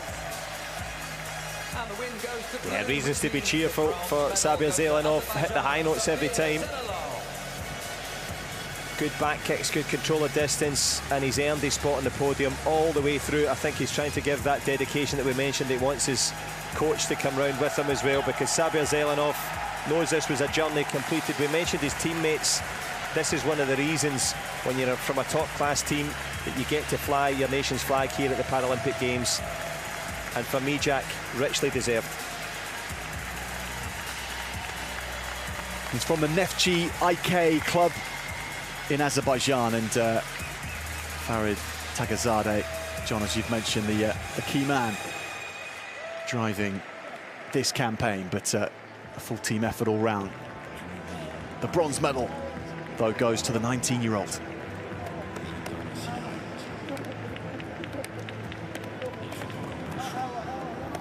And that's a nice hug there from Shota Gojashvili, the Georgian coach, who's coming out for the next contest. So hugs and kisses all round, sealed with a kiss and sealed in style, because Zailanov turned it on from the very beginning and ended up winning the bronze.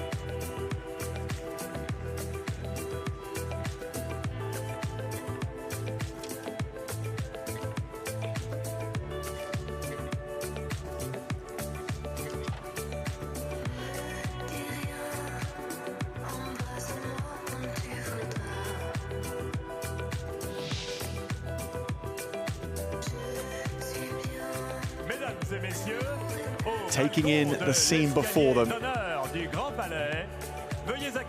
ahead of the longest 50 steps in Taekwondo, down the stairs at the Grand Palais and out onto the mat.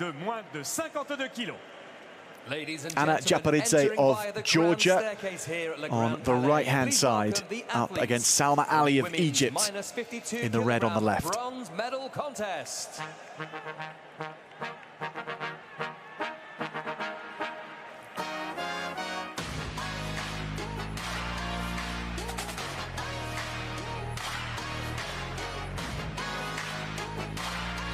I seem to remember already for these two before a kick's even been launched. It's pretty much to the day, 3 years of renovations to make sure that the Grand Palais was ready from the Tokyo Paralympic Games. So the last time out for Taekwondo at the Paralympics. Until then, this entire arena has been decked out, cleaned out, set up nicely, and this one is also set up nicely for the bronze, because in terms of opportunities for both Georgia and Egypt, this really is the crunch time. They get to fight for it, Japaridze and Ali, and it's very much a pick-him contest. This one's, there's no clear favourite coming into this one.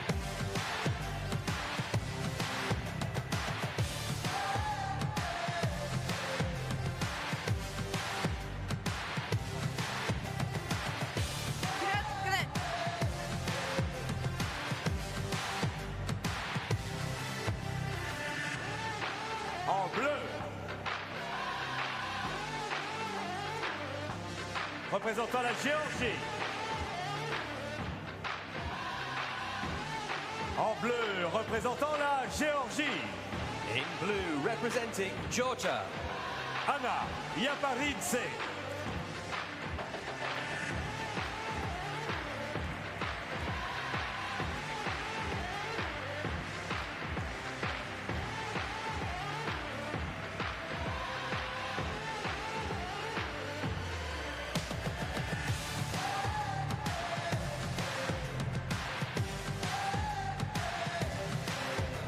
Well, of course, the fans looking out for Anna Japaridze, as are we. We've had no official word of anything untoward.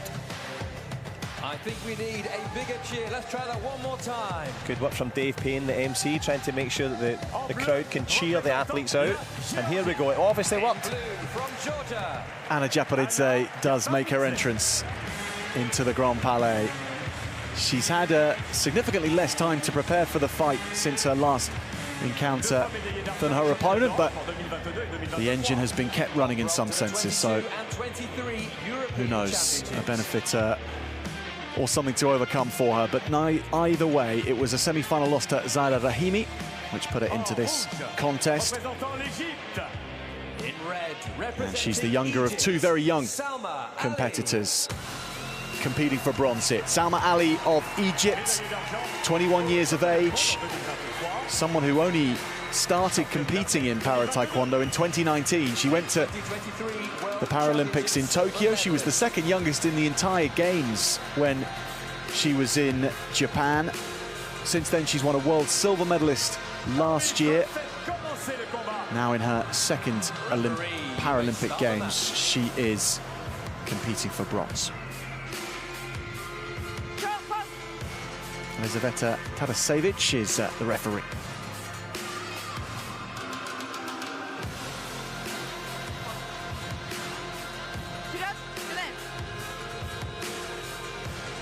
So Salma Ali of Egypt is in the red and Anna Japaridze of Georgia in the blue.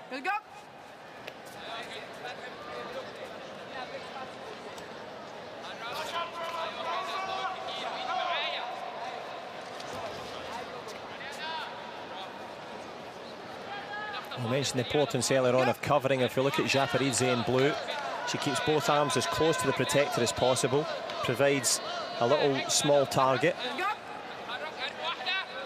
And that defensive pose has served her well to this stage, but she's going to have to turn it on, almost tumbling there.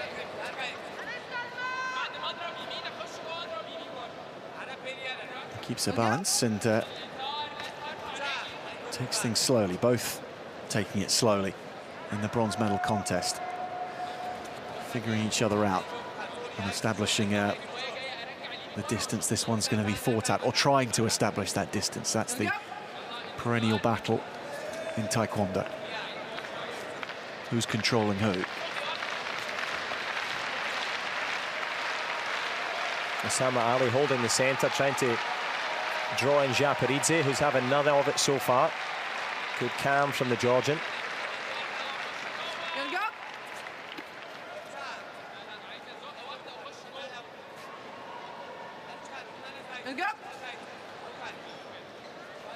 Ali finding herself continually just out of range of striking her opponent, so hardly launching an attack until she can change that storyline. Yeah, and Anna Japaridze, as we mentioned, that cover at the start, she's happy to keep that defensive pose. It's a battle of patience at the moment, John. Definitely, and it's patience that can't turn into passivity. The referee at some point might have a little discussion with him, but that little shot Salma Ali has scored will now change it. It's incumbent upon the Jordan to not rush, but at least respond.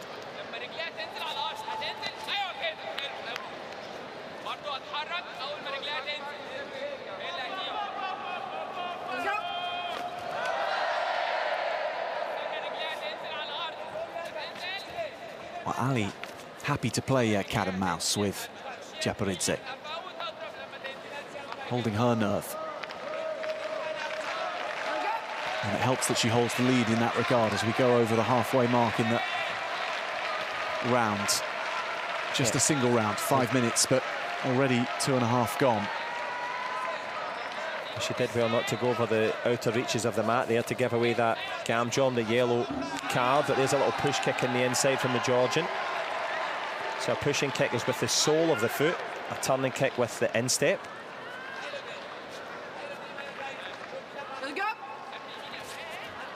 Completely different set of ground rules that Japaridze's managed to establish compared with her semi-final loss to the Iranian Rahimi. She's really doubled down on standing stock and steady in the middle.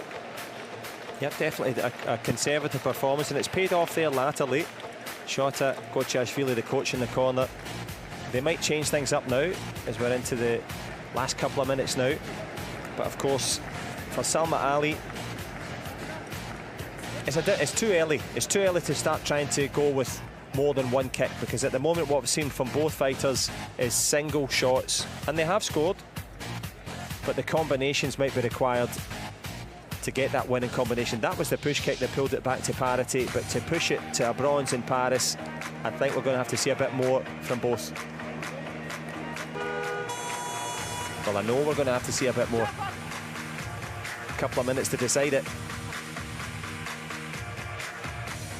A higher octane rhythm to things would favour Salma Ali, most probably. It would favour Salma Ali tactically, but I think Anna Japaridze has saved up quite a lot of energy just in this conservative shell that she's gone into at the moment.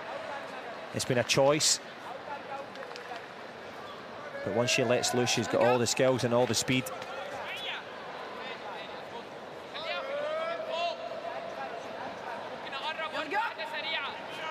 See the creep of the footstep, just ever so slightly changing the distance, and the adjustment from the other side as well to creep one step back. It's subtle, but makes compelling watching when you train your eyes to the footwork going on a minuscule scale. As those millimetres and the milliseconds that matter into the last minute we go, because both fighters just creeping and peeping, looking for shots.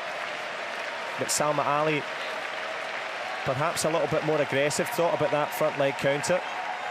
But Anna Japaridze taking her time.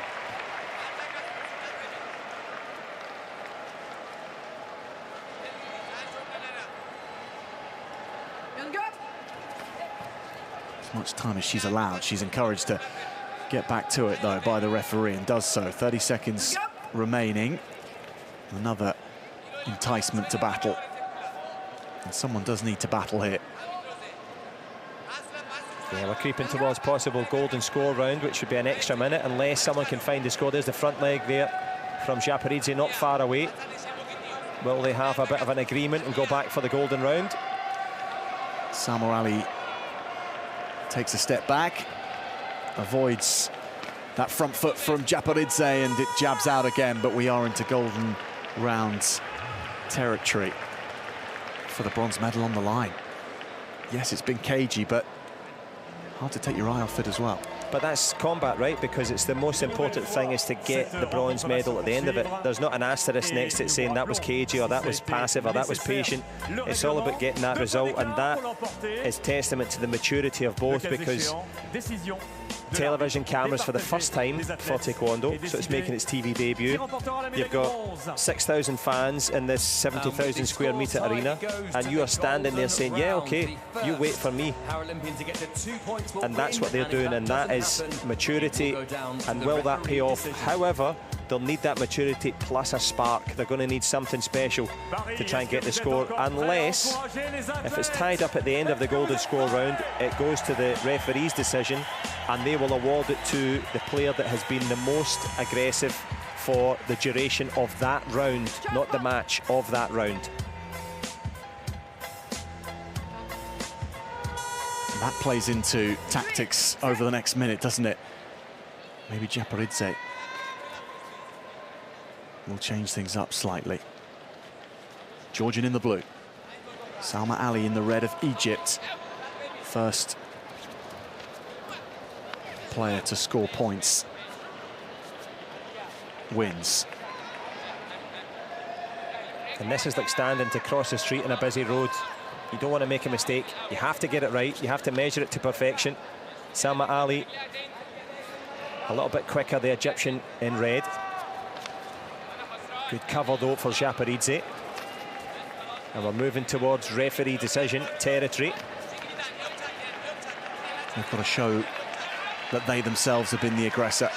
So Ali and Japaridze negotiating to have that final picture in the minds of the referees if this is going to go, unless someone can come up with points here.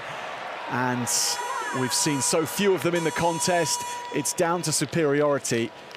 Judges' decisions will award it to Anna Japaridze, who played a tactical masterclass in the end.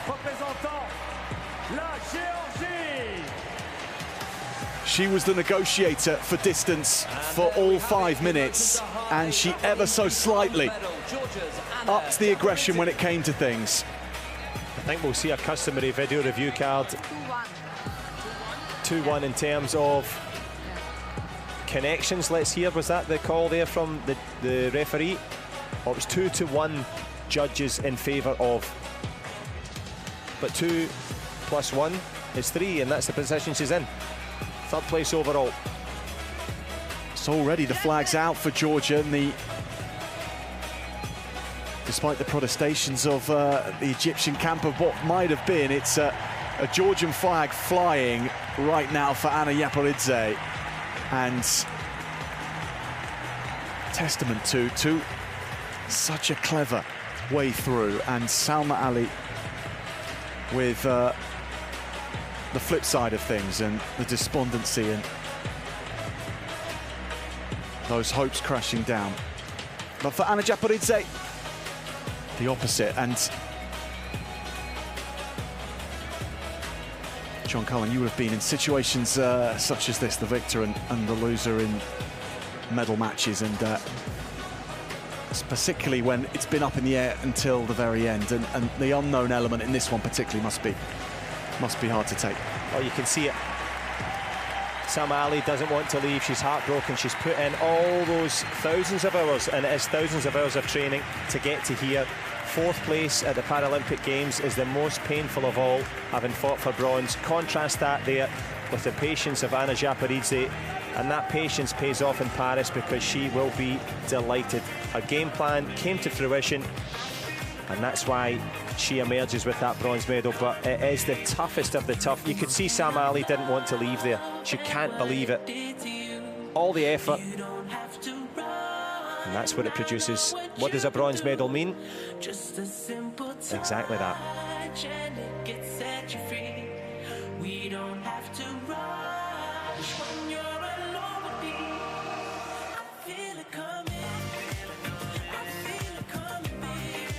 Mesdames et messieurs, prochaine finale du match pour la médaille de bronze dans la catégorie des femmes de moins de 47 kilos. And next up, we have the next bronze medal match for the women's minus 47 kilo category. Veuillez accueillir vos arbitres. Please welcome your referees.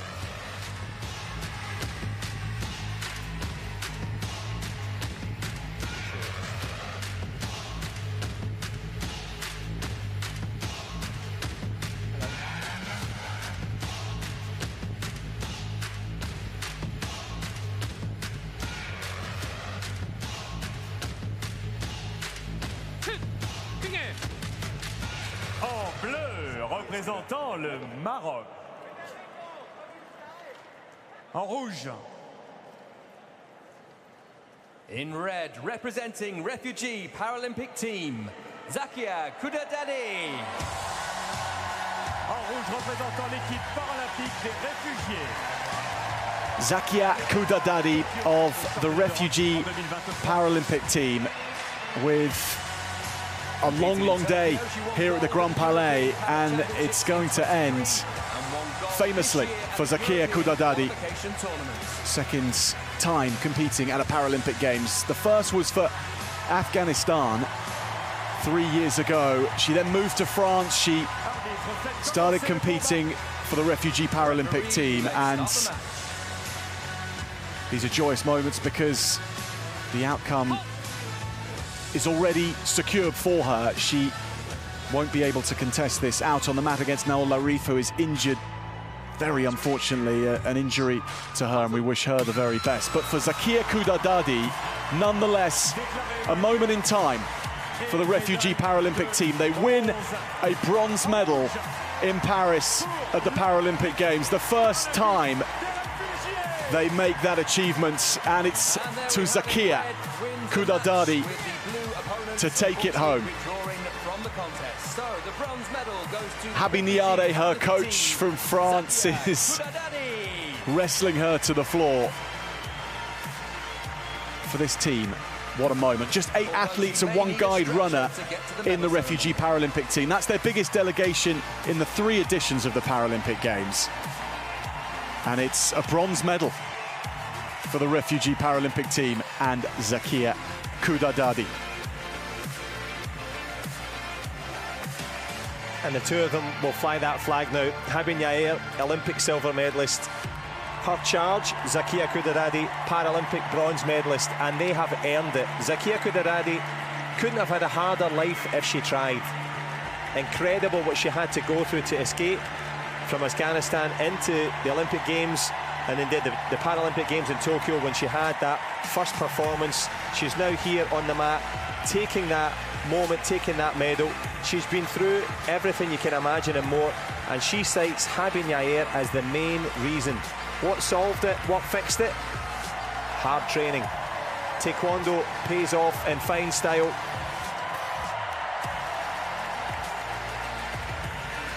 If these were scenes from a movie, Jack, people wouldn't believe it. And the French more than behind her for the reasons of supporting the refugee Paralympic team, because Zakia lives in Paris as well. This is now her home. Lives and trains in the INSEP, which is the National Team Centre. And it's been a game plan and a life-changing plan between those two. And that medal for Zakia Kudadadi, and of course for what this team represents, the more than 120 million forcibly displaced people around the world, for a multitude of reasons that have led to Kudadadi coming to France and making this place her home. And she scoops a bronze medal.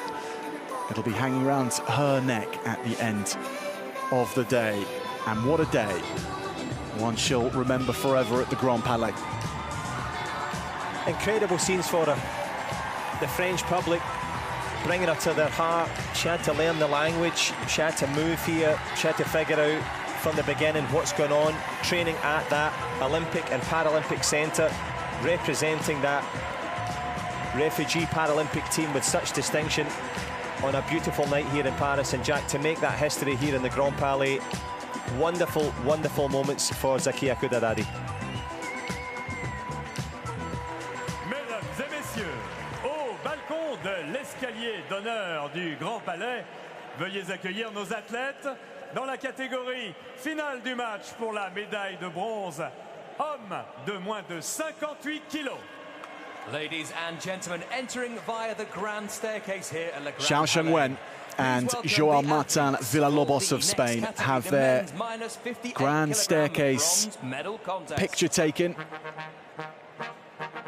One for the mantelpiece, one for their own staircase at home, perhaps.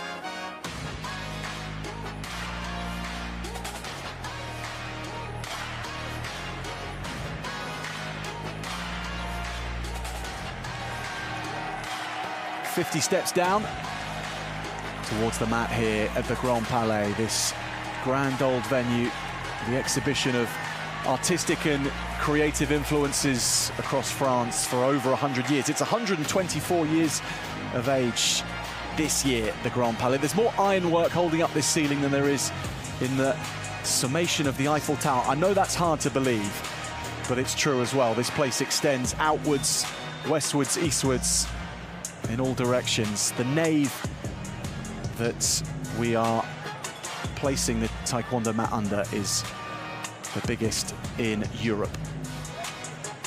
Fine location, and a nice contest as well for us, John, here with Xiao Shengwen against Joel Martin Villalobos. Yeah, two fighters that know each other well.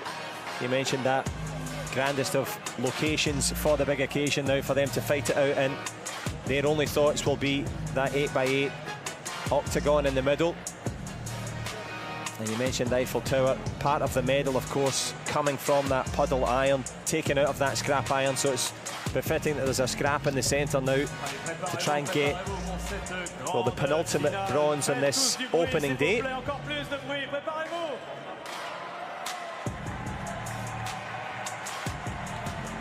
And just while we have this short delay, don't forget to keep the applause, the noise, the screams, the atmosphere, and so the Chinese Taipei fans wave their flags ahead of this contest. It's a K44 classification at under 58 kilograms, by the way, and that is for athletes with a disability in one or both of their upper limbs, or for athletes with the absence of part of their arms.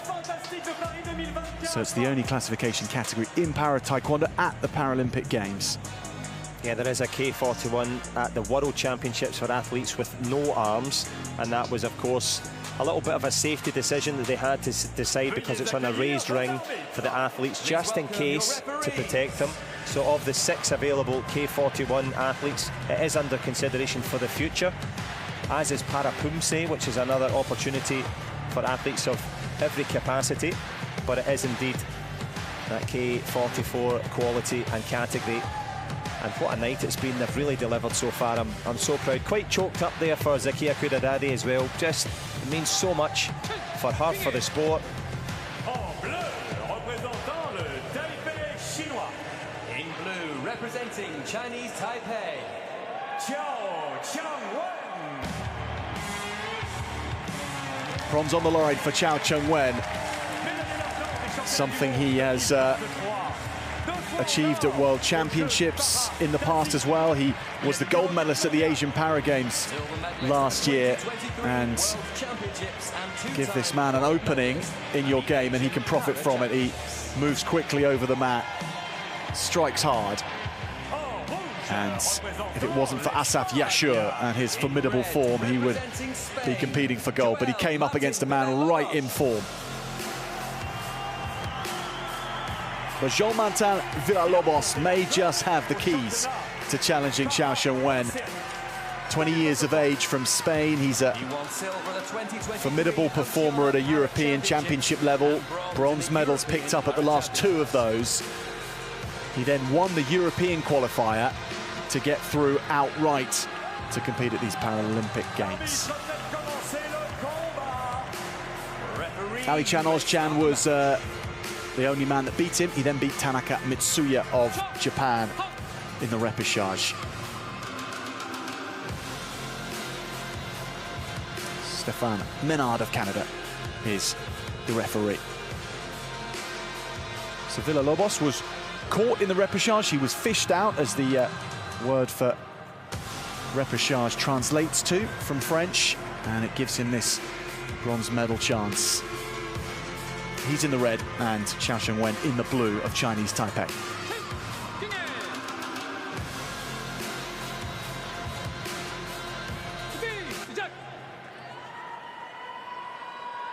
So 5 minutes before the bronze medal is decided in the men's under 58 kilogram category. Just a single round in para-taekwondo. Timeouts on both sides can be called for a minute's rest. And they'll be used in this one, we can guarantee that.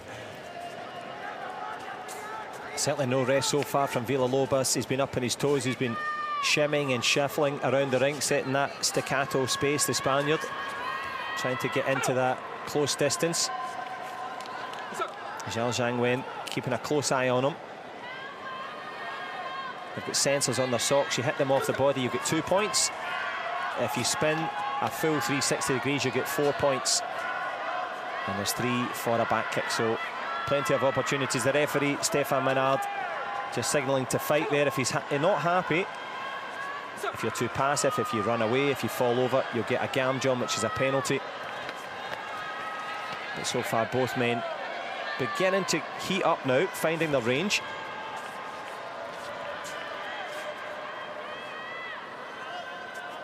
The tempo rising after the first minutes. Introductions have been made.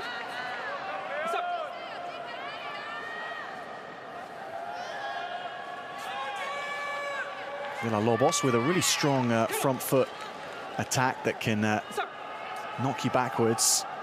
Really extends it well and full of power when he gets it right. Xiao Shengwen has many different types of attacks in his armory, but it's the Spaniard who's going to get the first points here. 2 points for that shot to the trunk.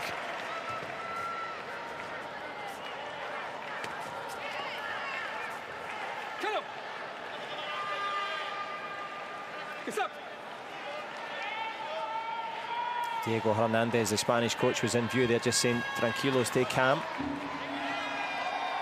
But good response there from Zhang Wen when he needed it. No panicking from the man from Chinese Taipei. He levels things up first. Pause for thought. Didn't see who called the timeout, John. So if it's the referee, the left hand over the right, then it goes to the blue corner. Right hand over the left goes to the red corner. Which one he did, I didn't see, so I'm not going to pretend that I saw it either. But regardless, they still get that same minute in between. It's a chance now for Wu Yanmi, the coach in the corner. We'll be happy with the response. When these slow motion shots, you can see the physical effort that goes into this and the power behind each kick, and also that ability to evade. If you don't see the kick coming, you're in trouble. These guys have got an excellent radar that they're computing every time where to be and where to go. Dans cette finale pour la médaille de bronze, passionnante, exceptionnelle encore. Et les encouragements pour les athlètes.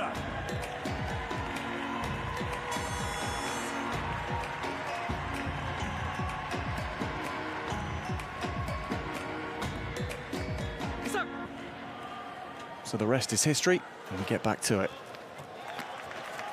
Villalobos in the red, remember, and he concedes 2 more points and simultaneously lands 2 of his own, so we're all square. There's real respect between these two, isn't there? They know there are threats that lie just 1.5 meters away from them.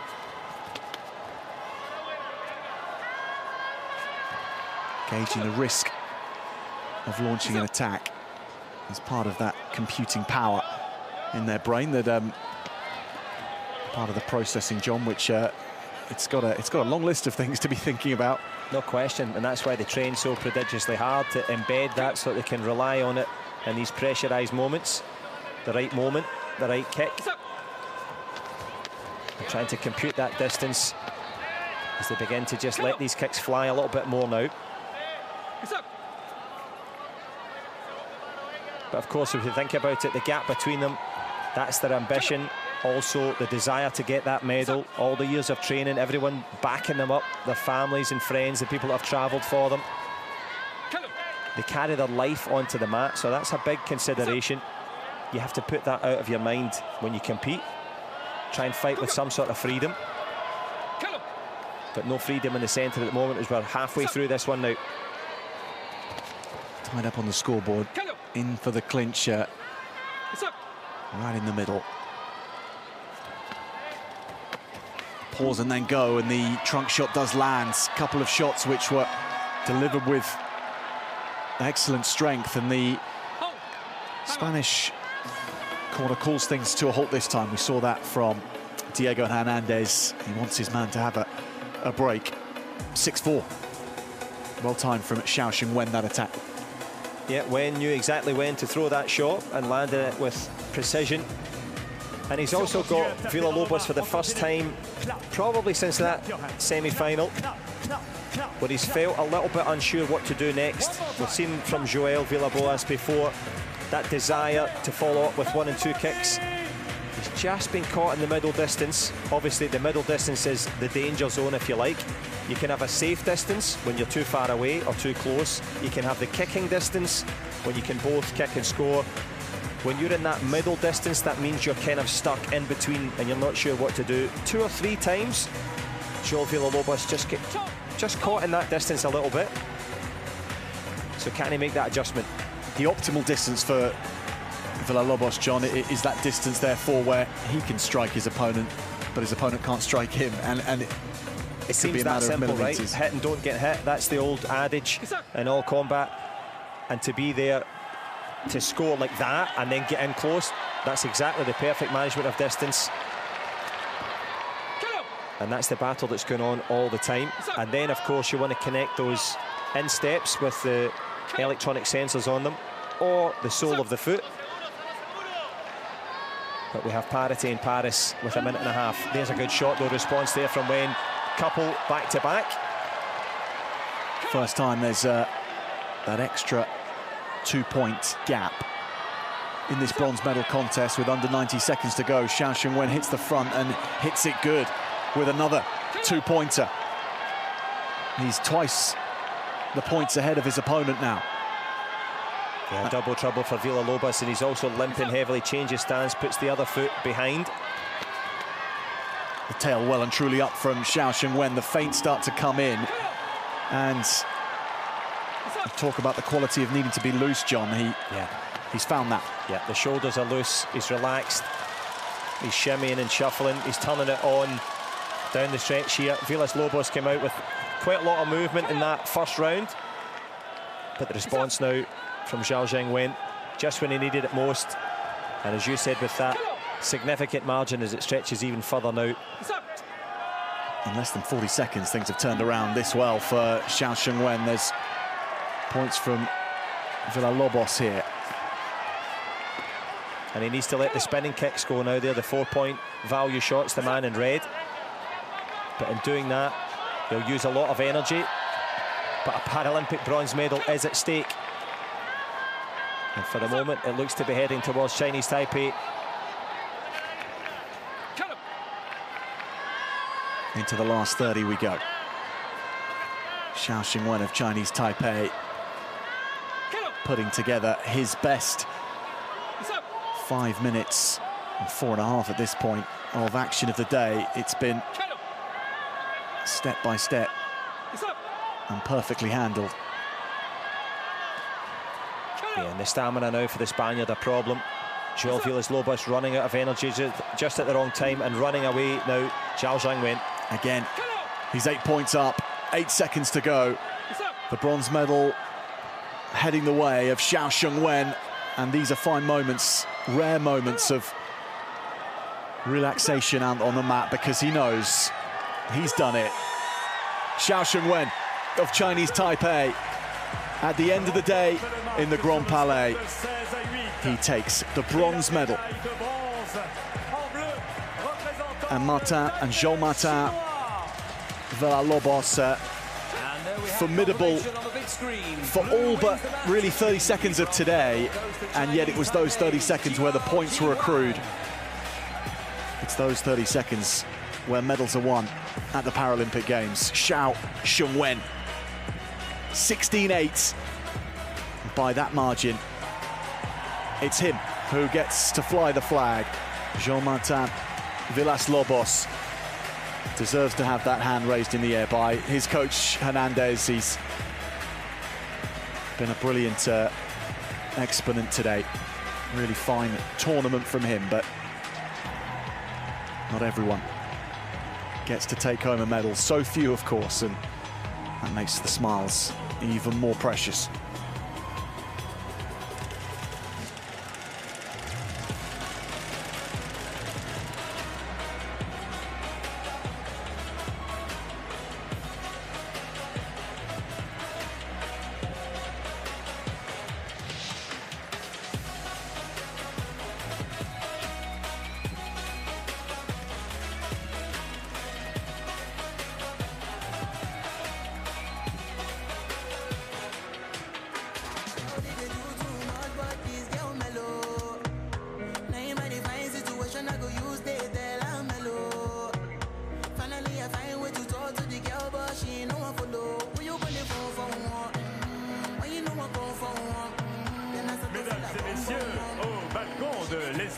l'honneur du Grand Palais, veuillez accueillir nos athlètes dans la catégorie finale du match pour la médaille de bronze. Femmes de moins de 52 kilos. Miriam Chavda of Turkey and Jessica Chiano of Mexico. The number 1 and 2 seeds in the draw stands at the top of the grand staircase.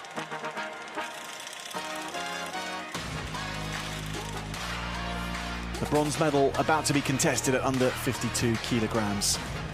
And here they come. It's been the viral sensation of the Olympic Games, and it will be of these Paralympic Games as well in Paris.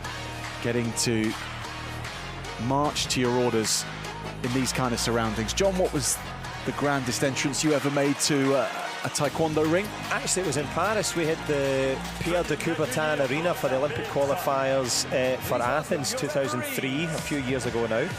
And very much similar, a massive arena. I think it's like 8,000 capacity. Didn't have the grand staircase, but that grand entrance, when you come out and into that and you look out and you see everybody, it gives you a pause for thought. It can give you a lot of energy. It can also give you too much of a boost of adrenaline when you can then struggle to focus on what's going on. So it's about managing that occasion. But of course, the biggest of occasions, and also a big challenge to, well, Los Angeles for the Olympic and Paralympic Games to follow this for Taekwondo. Good luck with that one. Yeah, it's not something you can just conjure out of thin air. A 124-year-old building of reverence and style, and Jessica Chiano is a fighter of great style as well, great energy too, and Mexican fans, well, nothing more needs to be said. The style is writ large, the colour is writ large. Tokyo silver medalist at under 49 kilograms 3 years ago, where she lost to Angelica Espinosa in that final contest. It won't be a silver medal today, but she can win that medal in that match contest rather than taking the silver after missing out on something. So there's a difference to the psychology and the opportunity here for her. Miriam Chavda was in Turkey, and she was the world champion back in 2021 at 52 kilograms. And she's had a brilliant day as well, Chavda, in parts in her loss of the second match against Anna Japaridze. She just went down by a point. Japaridze going on to win bronze. Sim Young-kyum of the Republic of Korea.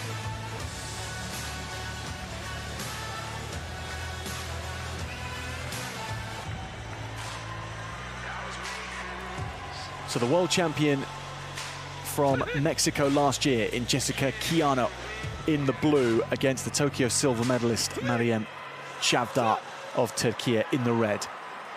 And I think it shows, Jack, the level. Of course, this is for the bronze medal. This is the number 1 and number 2 seeds. So it shows the quality of the performances all day today as we kick this one off. You can see the height difference in favour, so it would seem, for Miriam Chavda, the taller of the two. But it's only a height advantage if you can make it work. And in at this distance here will suit the Mexican fighter a little bit better with that left leg, the one that's closest to you here on the screen. That shot there.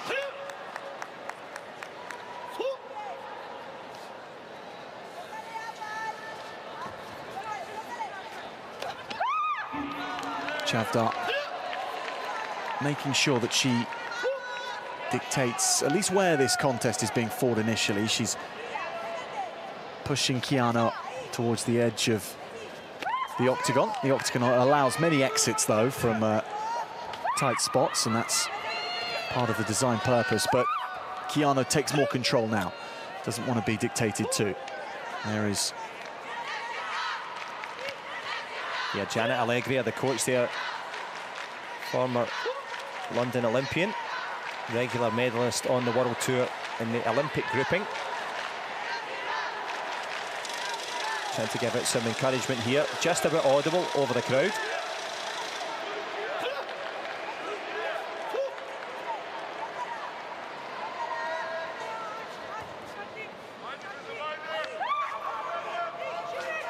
Tries to come in, but too quick was Keanu to avoid the danger. Closes the distance, but had to reach for that, and because of that kick not landing with the requisite force onto the guard. Yeah, Miriam Chavdar reading those putties a couple of times now. As you say, the back kick fell a little bit short. Both of those back legs fell a little bit short from the Mexican. That's the leg furthest away. And it's not so much overreaching as reaching in for a nice shot there. As Chavdar in red. It's when, as soon as you see the opponent's shoulders rise, a lot of times if you watch the Turkish fighter in red, she'll shift back. So sees the movement and moves back to try and counter, and she's done that effectively so far. Changes stance now, does Chavdar, puts the right foot in front. That's a more defensive pose. From defence to attack for those extra two, though. And 4-point lead for Chavdar.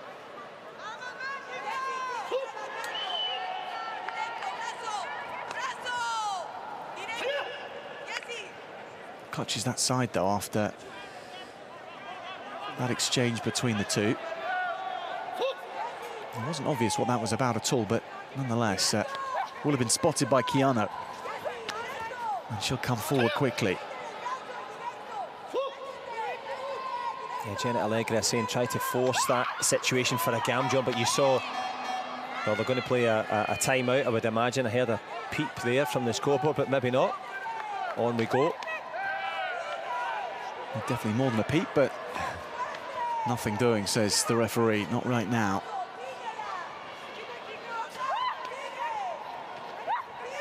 Two minutes remaining, 4 between the two.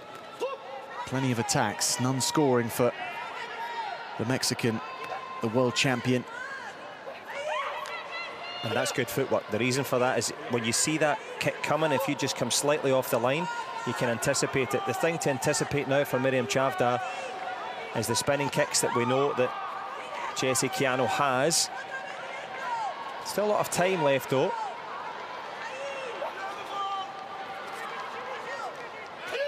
Might be a Gamjon there. Oh, it was actually a timeout. But sometimes just using the leg to block.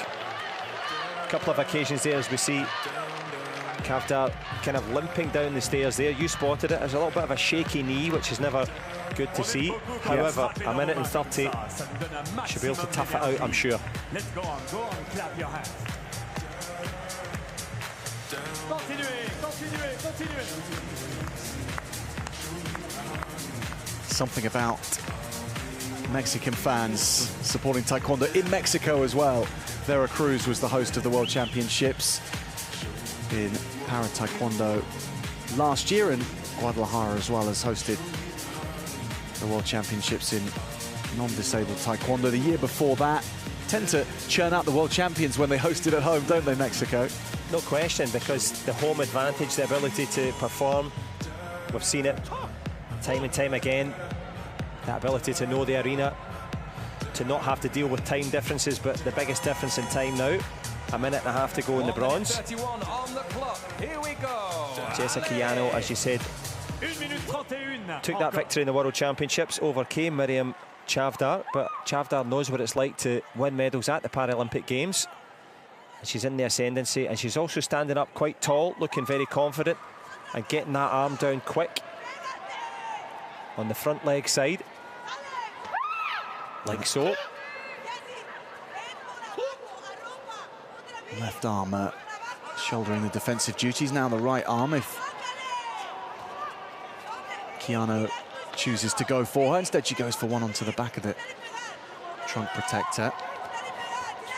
Obviously no sensors around the laces at the back, but you can score on that side when you get it right.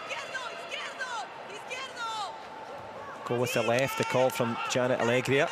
As you say, those tie up at the back there's nowhere to score, but that left leg has come close a couple of times to the initiated in Taekwondo. There's a lovely little shot there on the inside. That one's going to hit the head as well, and I think hitting the heights now and pulling it back to 1 point. Janet Allegria very happy there. The 2 points scored and maybe one flicking up to the face as well. So that would pull it to 4-3. 4.5 minutes without a score, and then they come along and Keanu's right back in the tussle. Let's see if she can get this point. Chonko's request dangerous play. Yeah, Paula Ramirez there in terms of the video review. Janet Allegria, the coach, will be tense, but pretty confident because it looked as if it slipped up off the shoulder, and any connection with the face is an instant penalty. But they don't want to pay the penalty of going home with a video review card in your pocket. You might as well play it.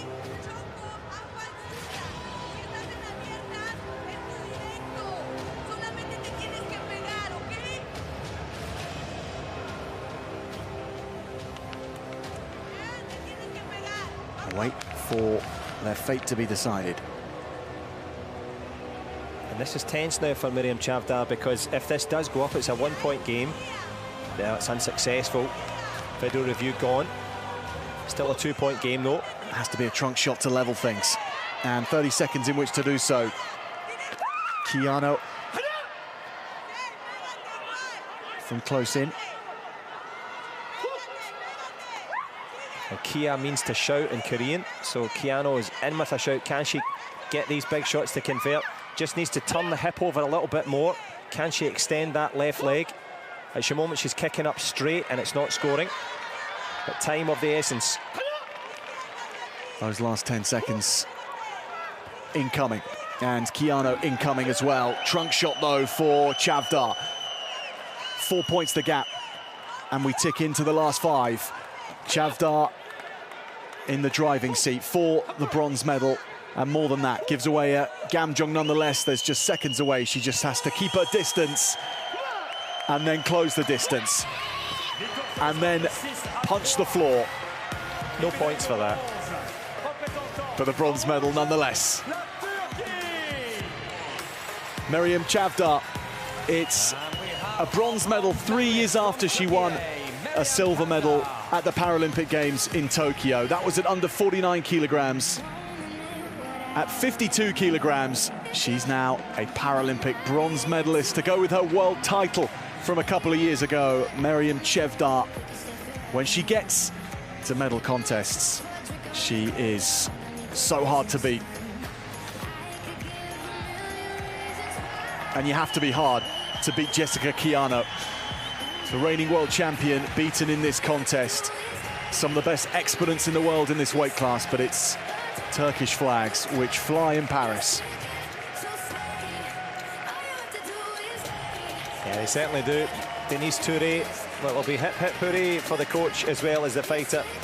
As Miriam Chavdar, as you say, really had to produce a polished and professional performance, and she gets a reward with the podium.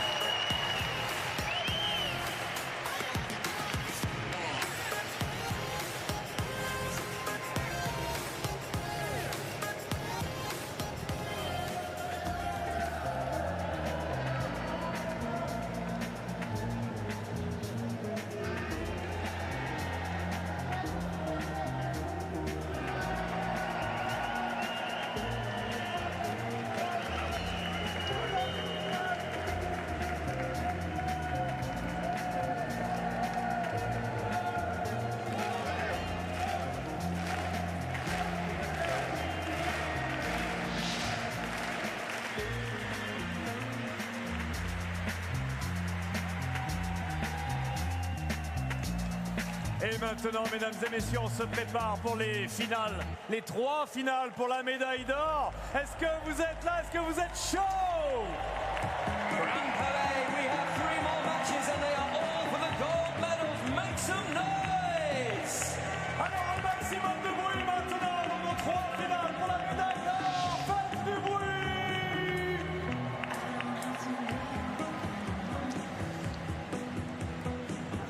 Mesdames et messieurs, au balcon de l'escalier d'honneur du Grand Palais, veuillez accueillir nos athlètes dans la catégorie finale du match pour la médaille d'or. I am working the ceiling and on the grand staircase, but there's gold at stake on the floor.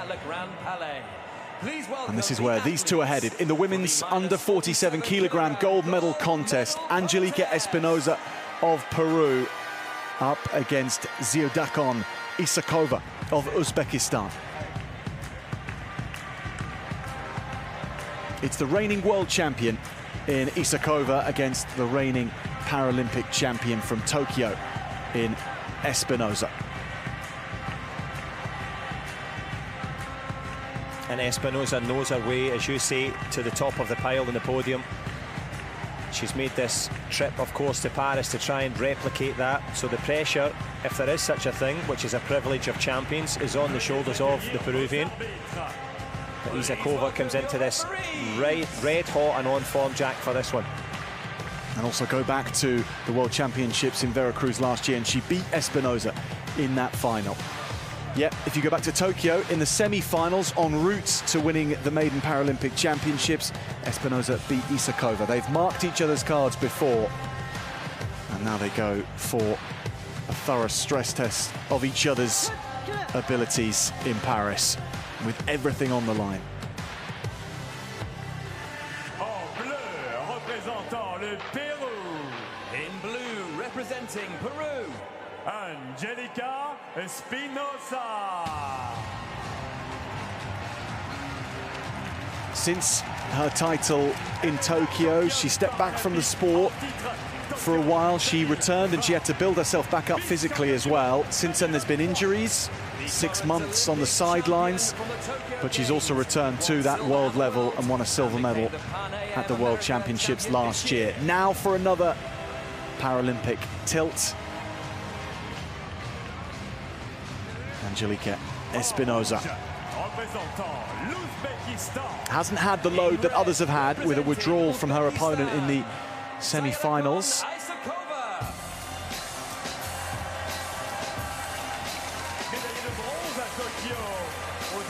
Ziodakon Isakova now of Uzbekistan, always so consistent when it comes to the major events. She turns up.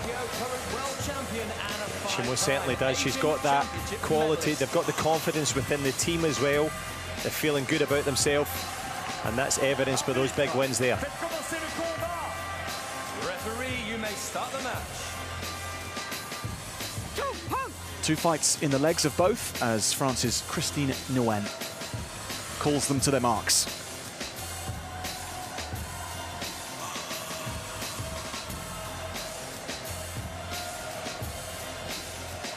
A meeting of mind and muscle under the lights in the Grand Palais.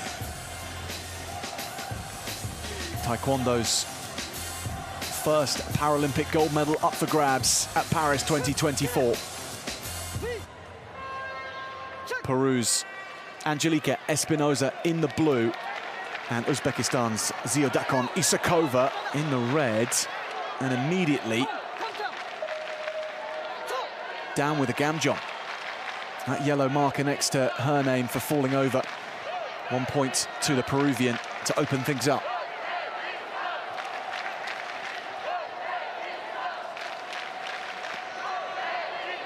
And his opening score's a perfect one. Isakova, sadly for her, fell over at the first attempt, but coming in with 2 really strong kicks straight away there. Angelica Espinosa, there's lots to like about her work. The only danger for her is that she sometimes leans down to cover, so puts herself in a little bit of an off-balance position, but as it stands, just the gamjom separating them.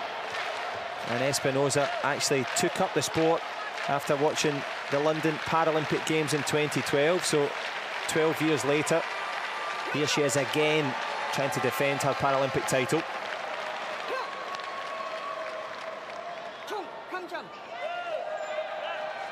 All square on the gamjong front now, 2 apiece, or 1 apiece rather, but the only scores in the gold medal contest from penalties. If you accrue 10 in a single contest, then you lose automatically. We're a long way from that, but every one you do accrue is a point to your opponent.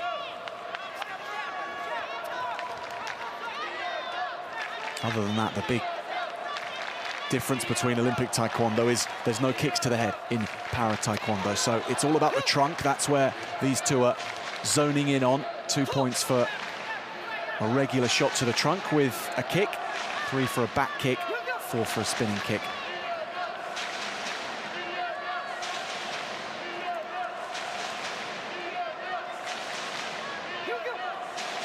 Both fighters giving each other a respectable distance at which to operate. That's suiting so far the Peruvian, who manages to find that little kick to the body there, the 2-point shot. So Isakova just a little bit too far away. Like that, leaving a space. But sometimes trying to set a trap. She's got a very good back kick on the counter as well. So sometimes you'll miss on purpose to draw your opponent in.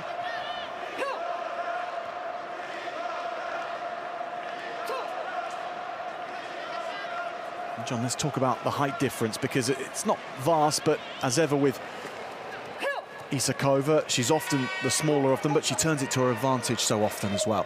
Yeah, you're right. She stands at 1.48 m, does Isakova. 1.56 m for the Peruvian. So it's just about using that to your advantage, but so far it's worked better for Angelique Espinosa. Yeah, so often it is to her advantage, not so far. And the only thing now is for her to not let it get away from her too quickly. Isakova, she's still well in this contest. We've seen the spin kicks. They're worth 4 points. And I think she'll have to go back to her coaching corner just to have a little chat, perhaps, with Bobar Kuzeyev. There's Jackie Chan along with Dr. Chung Won Cho, both legends in the martial arts world. And they'll be back to present the medals, but who are they going to be to? Will it be a repeat here? Or can Isakova upset things? But she's got a lot of work to do, Jack, but she's got time in which to do it. Bobar Kuzeyev just trying to give some encouragement, but none needed for Espinosa. She's good value so far. Is it possible to anticipate the change in tactics of your opponent, or is that a fool's game to play, to try and second-guess something that hasn't happened yet?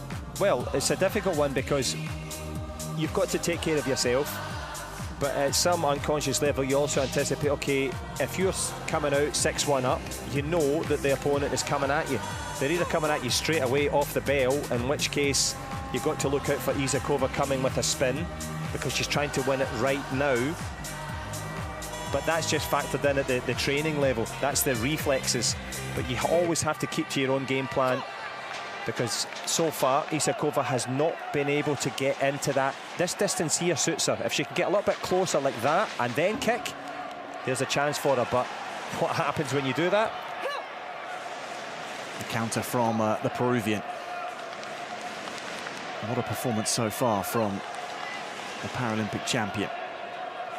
The only winner of a previous medal in this in the Paralympic Games. It made its debut, of course, in the Paralympics in Tokyo.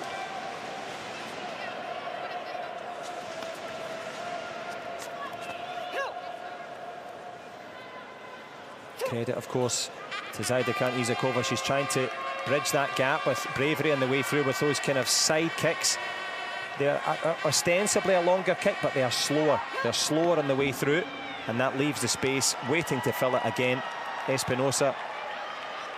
There's going to be a Gamjom given. I wonder if the points will be invalidated or will they stand? Yeah, they're taken off.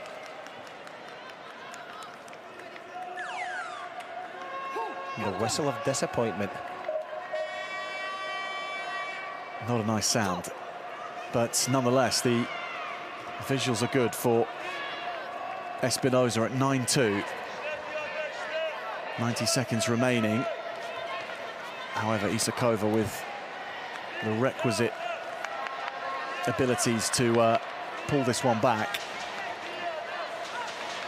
No doubt about it, that would have been nice to see that one land for her. Jabs out again off the front leg, hunting down Espinosa. Into the corner she goes, front kick, and she'll get the Gamjon here. A point for that.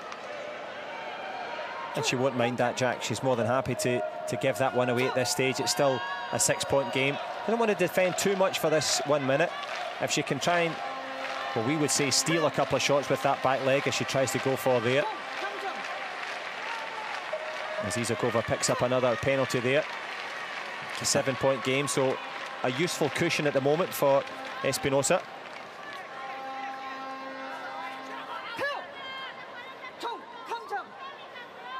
So the Gamjum given for carrying the leg across the mat without the intention to kick.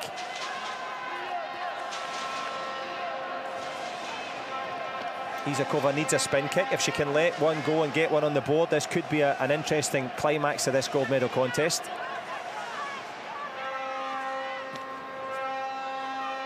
The peerless Peruvian, and her performance today, top-notch. Seemed to have been aware of everything that Isakova was going to bring onto the mat. 12 seconds, 6 points the difference. Espinosa looking for her second Paralympic title. After Tokyo, it's been 3 years where she's taken time out from the sport. She's made the comeback and she's reached the peak again. Paralympic gold for Angelique Espinosa, 3 years on from winning in Tokyo. She leads France in a trance in the Grand Palais. And everyone here in no doubt about her form. Earlier today, she had some various wobbles in some of her matches, but she's accelerated through it. Peru again in Para Taekwondo. Well, it is the old 1-2 for Peru. She's managed to land back-to-back titles, just getting it done in fine style, never in any doubt. We gave the credit to Zaidukan Isakova because she pushed for it to try and win that gold. She'll take a hard-fought silver medal, but the champion, of course, she gets to take her bout. 10-4 against Zaidukan Isakova.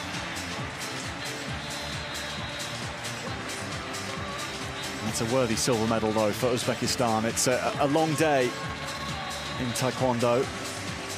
Everyone wakes up with a chance of a gold medal. Only one person takes it home, and for the second time in a row, it's this woman here.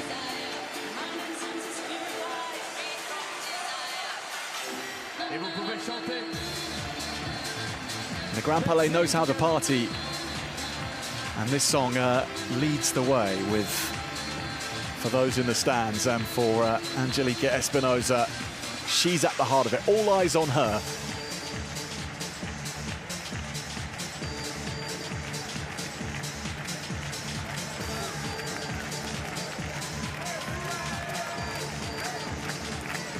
And even time for a few autographs as well, so she'll be signing off in style. Congratulations, wonderful performance, great advert for Taekwondo, and great advert, of course, for the women's under 47K 44 category.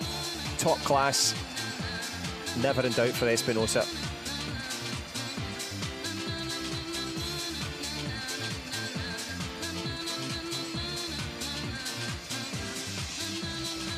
And John, Taekwondo seems one of those sports that's particularly hard to go back-to-back at the highest levels in. As we've seen previous champions struggle to get near the podium. Such has been the rate of development of Para Taekwondo. As we trace our developments now towards the men's under 58 kilogram final, but to achieve that back-to-back feat, I'm sure both of these men would love to have a chance to have anywhere near that career, but they've got the opportunity now to try and claim their maiden gold. 1 against 2 in terms of the seeding. Asaf Yashur of Israel against Alijan Ozcan of Turkey. Ozcan in the red, Yashur in the blue. Both men ready for what lies ahead.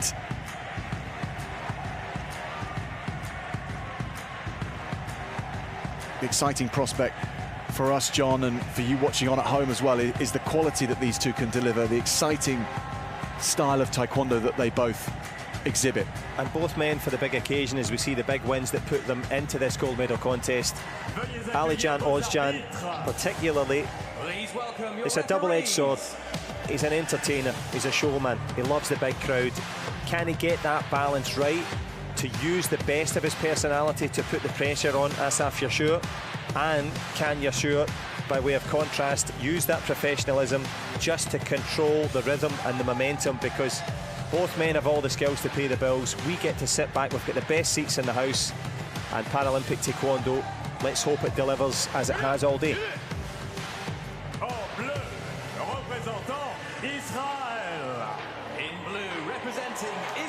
They'll take the sides. Israel's flags nestled on the right, and Turkey giving good representation as well on the left. Here is Yaşar,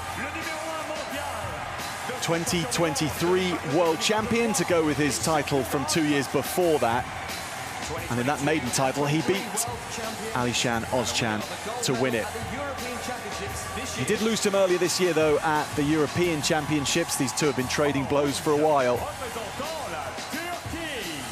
He's had the run over his two opponents convincingly so far in the previous rounds. First Paralympic Games outing for Ozcan, having missed out 3 years ago to his teammate Mehmet Boztekke. He went on to win bronze. He's going to top that whatever in this match, but the gold medal is what his heart desires the most. Zainalov defeated in the last round. What a good semi-final that was.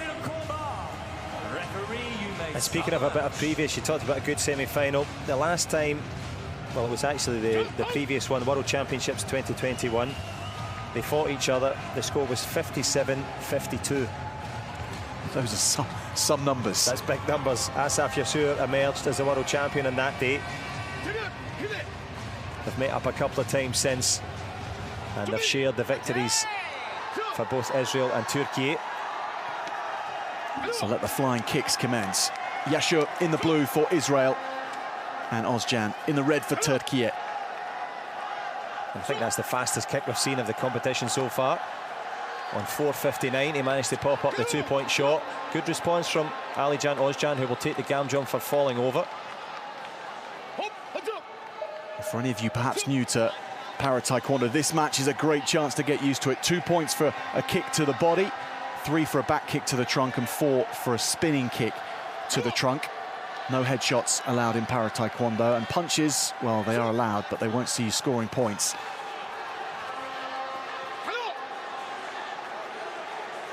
Yeah, it's the creativity, as we see there.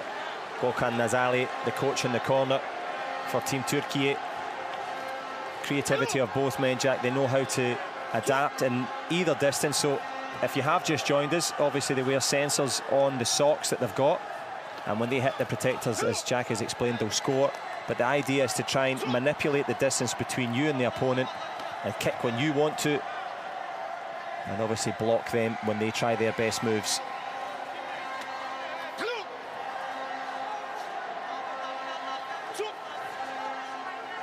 Yaşar just fixes his guard. Adds another 2. First 60 seconds, typically lively between these two. Yaşar with the better of it.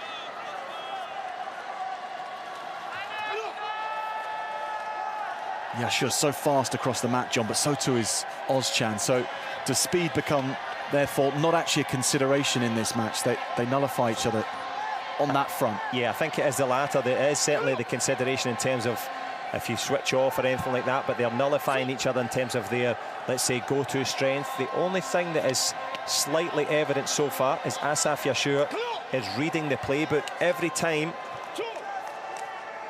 I'm just going to watch this one here, just trying to decipher. And every time Alishan Ozcan comes forward like so, he picks one off on the inside.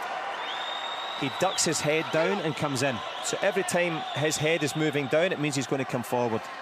So Asaf Yaşar is reading that and then just jumping in and closing him down. So he's reading the playbook, and it's making the difference so far. As I think a little arm guard went flying there. That's a good chance to explain that obviously they have the arm guards modified to suit their own particular physique. And as Ashav Rashibi just makes sure that the arm guard is back on guard.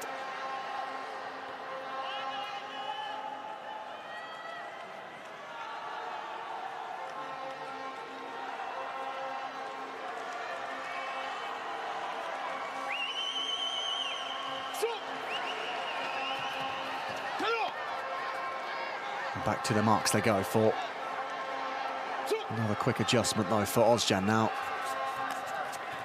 He comes forward.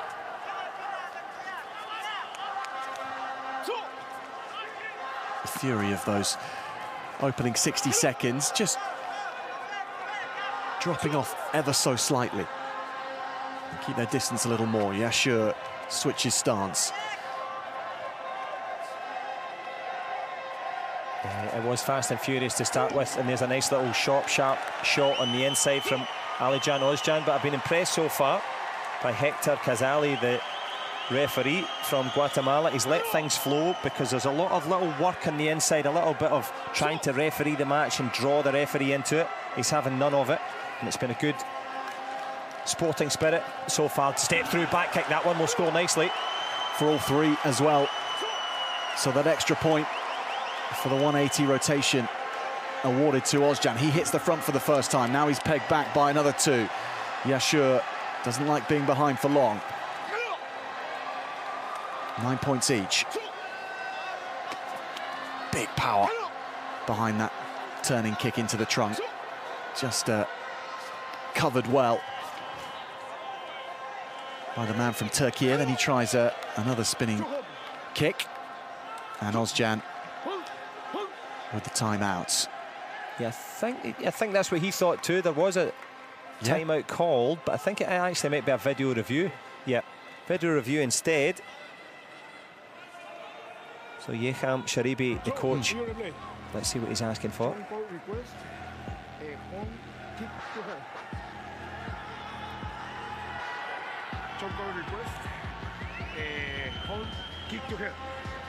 So a head kick has been asked. So Nedis Tavares here in your frame will check the review for dangerous play, kick into the head. Chong coach request dangerous play, kick to the head. So this is a kick to the head from Ozcan to Yashur, which could lead to a penalty point against Ozcan, and see Yashur take the lead again at 10-9. Unless there's anything more sinister than that I didn't see. No, I think you're absolutely right. Just one looked to have gone a little bit high, maybe strayed above the shoulder. So Yeham Sharibi, the coach, convinced. But either way, both men getting much needed respite. They may still call another timeout. There's still one available for each corner.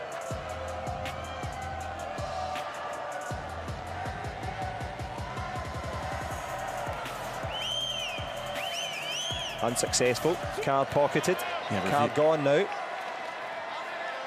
So no more cards to play. More cards in the top pocket of the referee. 9 apiece with 2 minutes left remaining. This time, now I was just about to say, it looked as if there was a kick to the face there. Yep. So that's the contention there from Gökhan Nazlı. The leg of the Israeli was just lifted in defence, and it looked as if it slid up towards the head.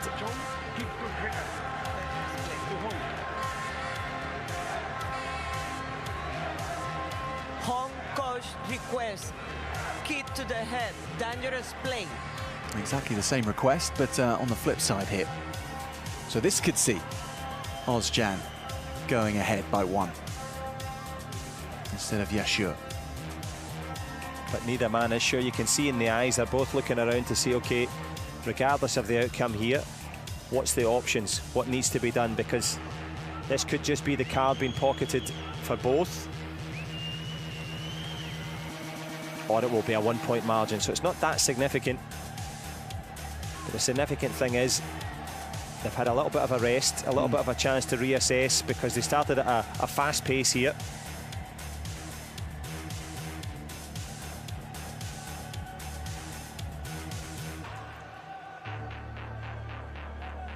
As Nedis Tavares got to say, yep, unsuccessful. So both coaches playing the same card for the same reason with the same outcome.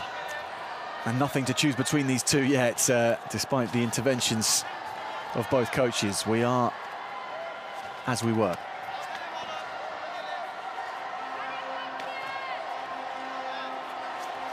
Ozcan has to re-establish the balance there, just misjudging.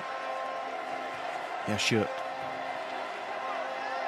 sending one stinging to the arm and then sending him backwards towards the corner of the ring there. That was powerful. Sorry, Jack, what was so nice about that was he pretended to go with the first front leg, drew in Alijan Ozcan, and then just stepped on him. And that's what gave that double impact, if you like, as the Turk tries to go with the back kick.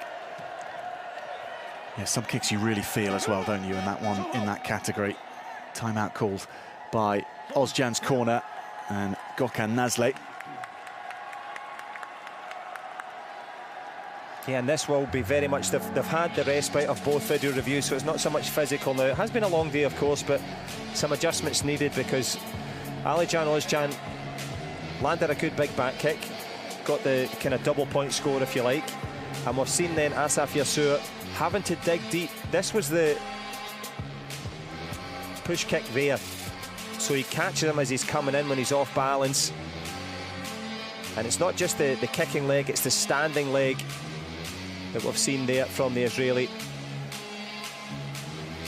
But fine margins between the two. Back kick to the trunk in slow motion.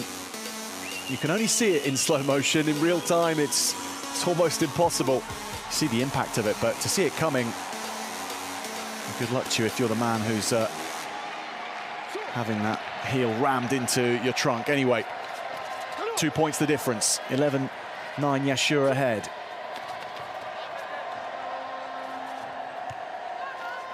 Minute 10, but so much in terms of action still to run, you sense, in this one. Very much so. Both men full of energy now, full of expectation, the chance to win their Paralympic gold medal. A minute will decide it. That little step in every time from Alican Özcan, not quite working. The kick on the inside and the counter, I wonder if it will be invalidated.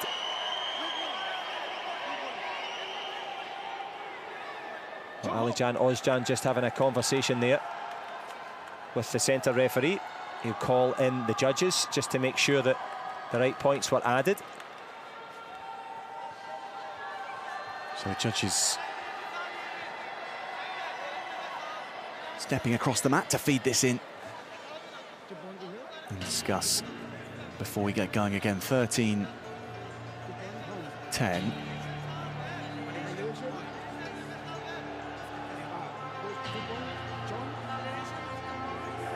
It's a matter of a single point, John, to be added, or two possibly? That's what they're discussing right now. They're looking for the two. Let's see. Yeah, the two will be invalidated. So extra points went up as if it was a back kick, but it was just a standard kick. Alican Özcan has done a tremendous bit of work there to spot that in the heat of the contest. Doing a bit of refereeing, but he's got problems now because it's back to the 3-point game.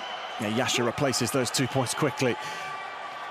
Not too much of a fan of that being taken off him. Two from the trunk, though, from Özcan from in tight. 13-12.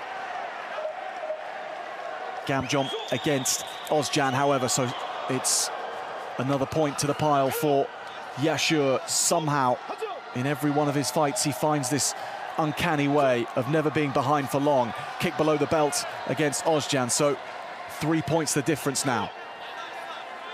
And on top of that big difference now, there's been two back kicks and a spin kick thrown from Alican Özcan to no effect.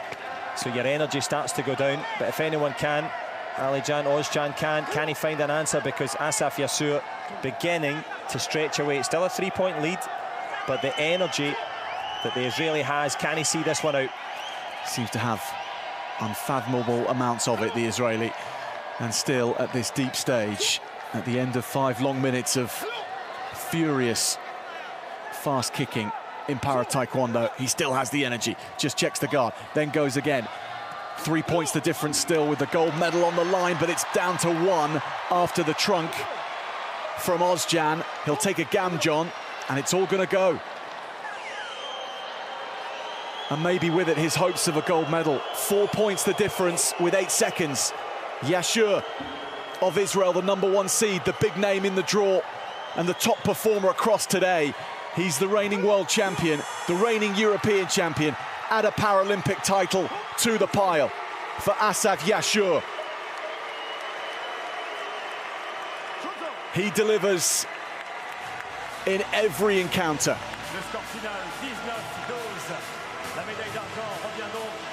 Paralympic gold for Israel, and Asaf Yasur against Alican Özcan, who came so close. And John, that final minute, so worthy of a gold medal being on the line at the end of it. exactly how it should be, Jack. Ali Chan Ozcan more than merited that silver medal. He threatened to take the gold on a couple of occasions as Gokhan Nazali, his coach, consoles him.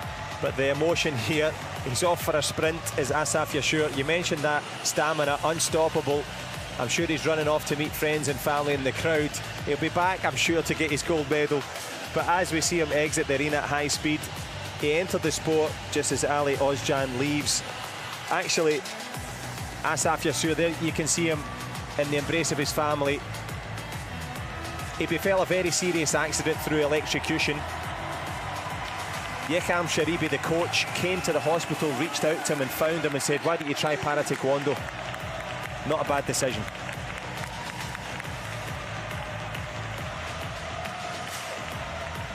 He's made us quick work through the security guards to get up to this point, as he has of points and of opponents today. That was... no guard could stop him. Not on the mat and not in the stands either.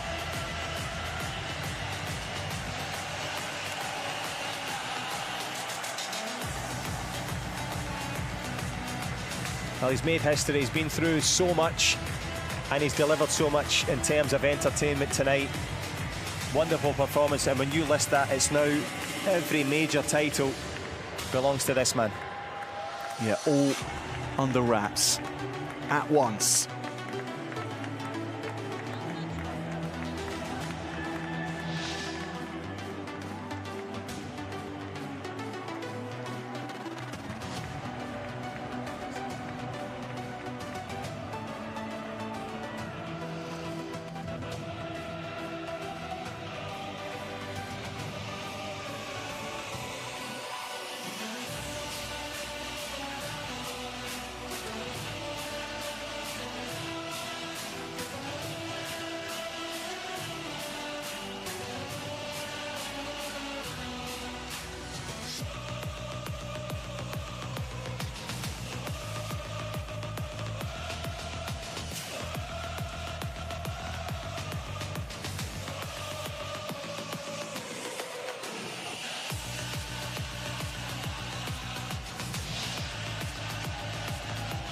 Mesdames et messieurs, au balcon de l'escalier d'honneur du Grand Palais, veuillez accueillir nos athlètes dans la catégorie femmes de moins de 52 kilos.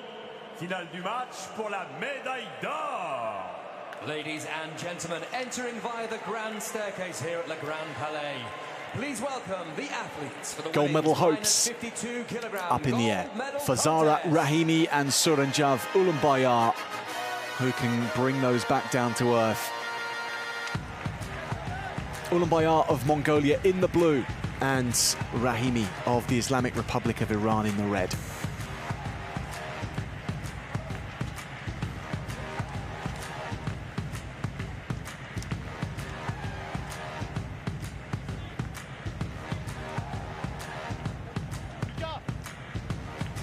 Suranjav Ulambayar leads the way down the grand staircase, all 50 steps, John, and we know because you counted. I did. I actually counted them 3 or 4 times because I messed it up a couple of times, and I was like, because there's another little mini staircase after that, so I had to factor that in.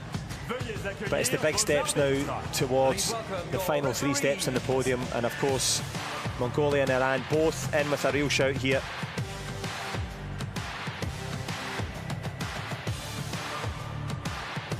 Yeah, and we say we have good seats in the house, but we don't quite have as good a seats as the referees. They are as up close and personal as it can be, and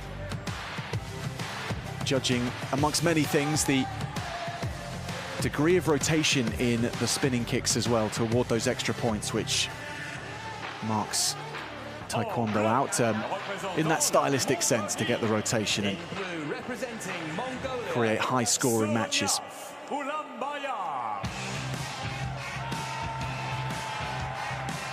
Suranjav Ulambayar of Mongolia, the 24-year-old who finished with a bronze medal at the World Championships last year, a silver medal at the Asian Para Games last year, and earlier this year she got the gold at the European Championships. She's going for gold once more. She competed in the European Championships, by the way. Mongolia hasn't changed continents that quickly, but in Para-Taekwondo, the Continental Championships are open to foster the development of all practitioners around the world. And she arrived in Belgrade and left undefeated. She's trying to do that in Paris again. But Zahra Rahimi, the revelation, just 15 years of age, from Tabriz in northern Iran. She's looked in fantastic form and with a calmness that belies her years as well out on the mat. Zahra Rahimi here to fight for gold.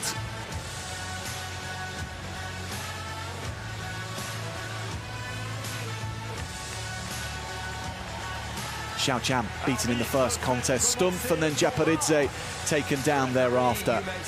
Experienced practitioners, but none of them with that zip and the fizz in the feet that Zahra Rahimi has. Elizaveta Tarasevich is the referee. And you mentioned that calm beyond the years of the 15-year-old there, just in your shot in red, Zahra Rahimi.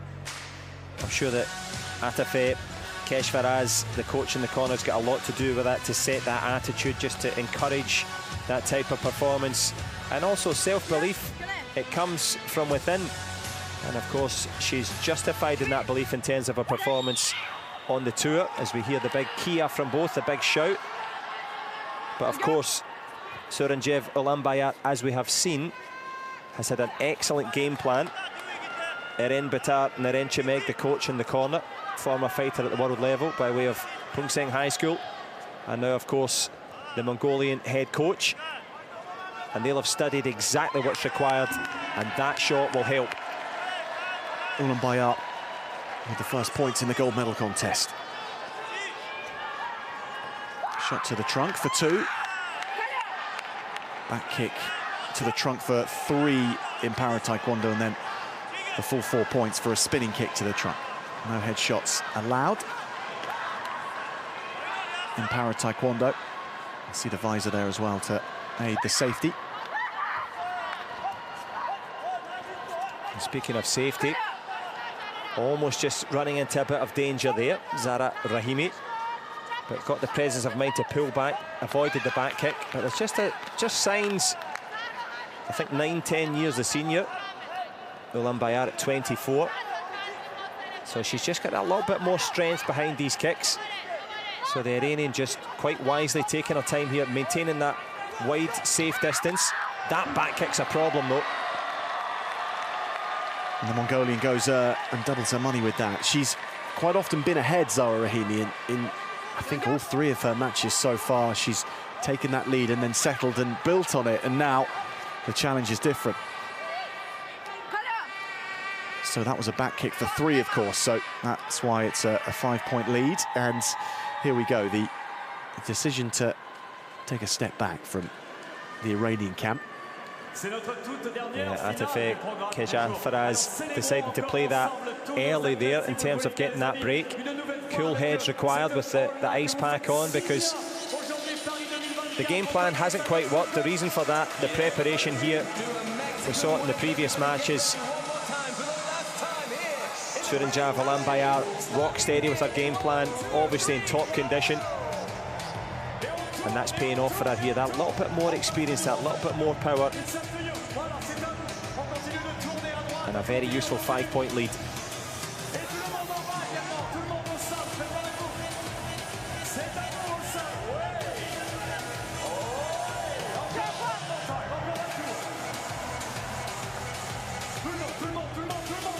That's the back kick, that's the timing and the technique that you require. You've got to turn your shoulders and crack it off the protector. The Iranian team will be looking for a bit of a response now for Zahra Rahimi. But the big ki, the big shout for Suranjev Ulanbayar. She's in with a shout already of gold medal consideration. So plenty of work to do though.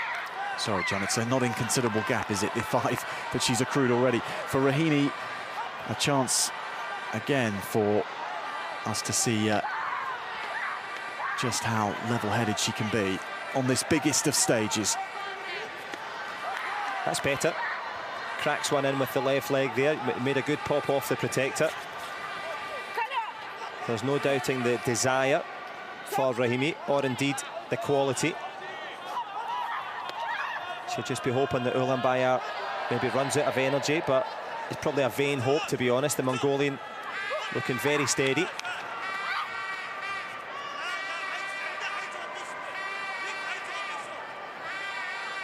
15 years of age.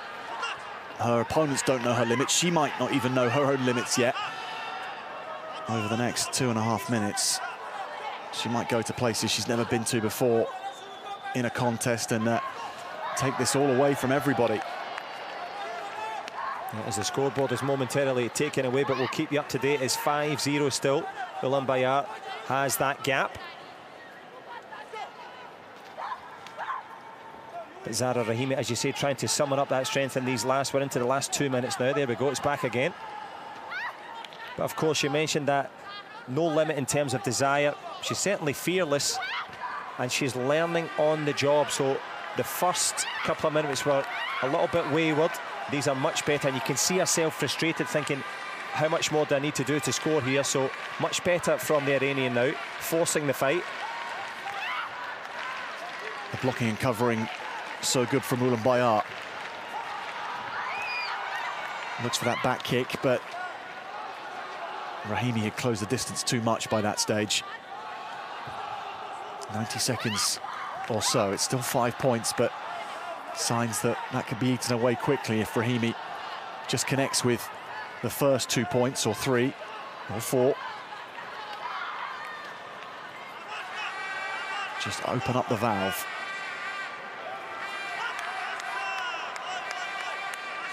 Narendran Bhatta, Naren Chimeg, the coach, happy. That was obvious the game plan from the semi-final as well. Back kick, not just a high scorer, it also intimidates your opponent. It's the one kick that when you walk into it is zero fun. The other ones you don't feel you're in the flow of the game. The back kick stops you in your tracks.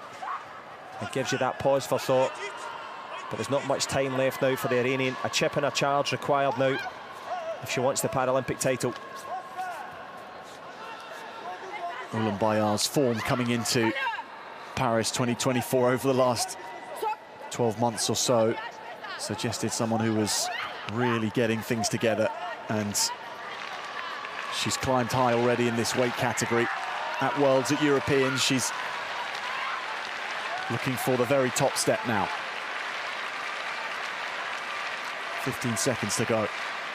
Still no score from Rahimi. Hard to believe. Here it comes, though, for 2 to the trunk. Can she score with something in these final few seconds? Defensive work is good from Ulaanbaatar. She needs to continue that on, and she'll take it. She takes it away from Rahimi. She takes it away from the West of the weight class. And now the pressure valve truly blows.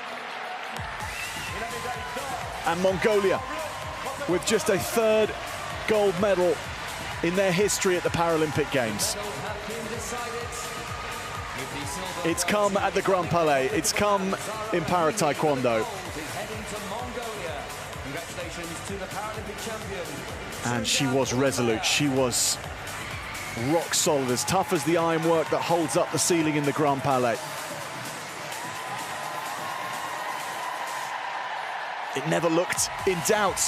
Ultimately, John, she started in that vein and she finished in that vein. Yeah, Zahra Rahimi, the 15-year-old, a super silver for her. She'll be taking a lot from this experience. She'll have garnered plenty of experience and lots of new fans as well for her style and her quality. But the magical moments for Mongolia. Surin Jav Ulaanbaatar emerges as the star because she's taken it never in doubt all the way through. And that final embrace with her coach. Absolute elation, Paralympic champion, and richly, richly deserved. So many parts to admire. The game plan coming together with the execution and the persistence, the rock-solid mentality.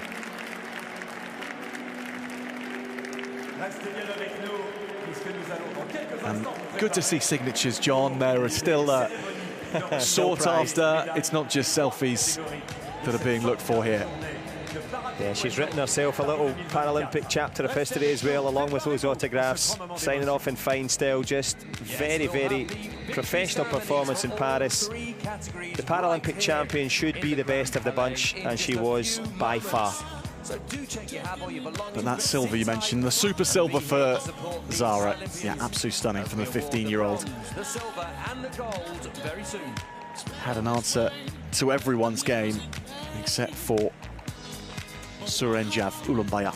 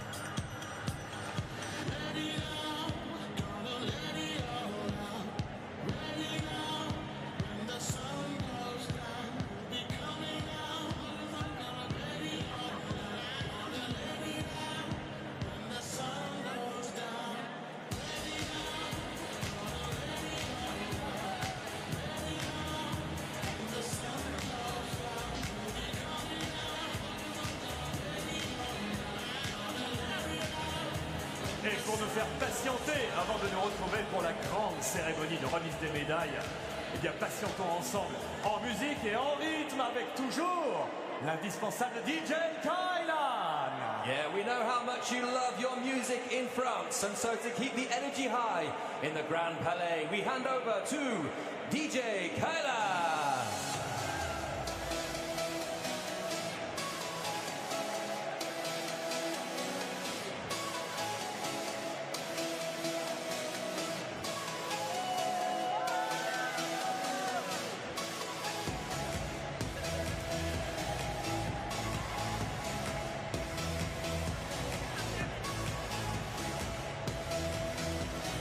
Victory ceremonies incoming in the Grand Palais, and whilst the plinth and the platforms get ready, the fans in the stands savour these moments and enjoy the music.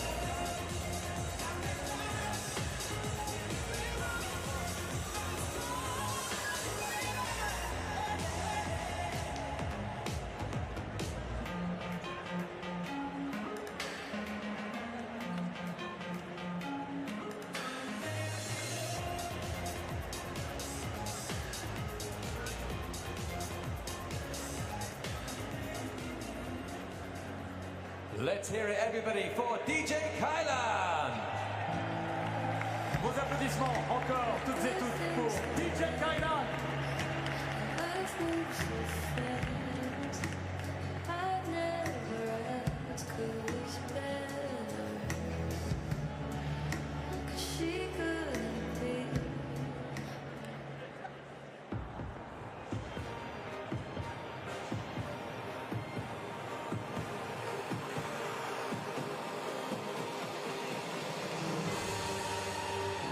Mesdames et messieurs, la cérémonie des vainqueurs de la catégorie K44, femmes, moins de 47 kilos.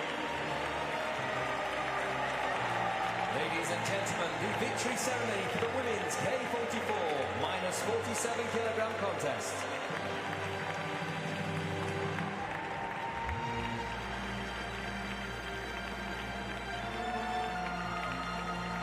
Veuillez accueillir les médaillés. Please welcome the medalists.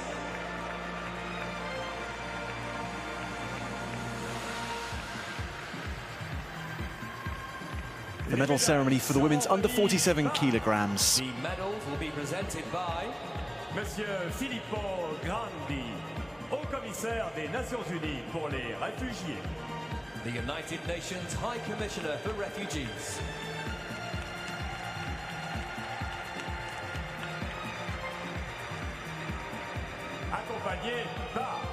Accompanied by Monsieur Andrew Parsons, président du Comité international paralympique, President of the International Paralympic Committee.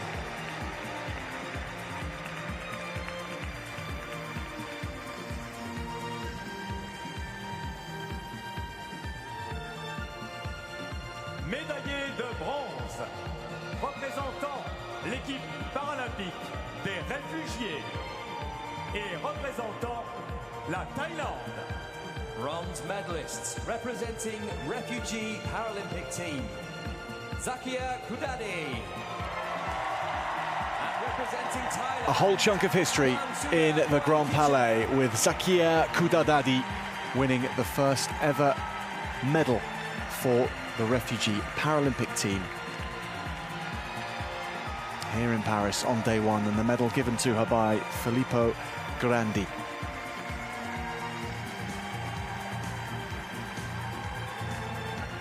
And the bronze medal for Kwansuda Puangchita of Thailand, an emotional and hard-earned bronze medal for her as well.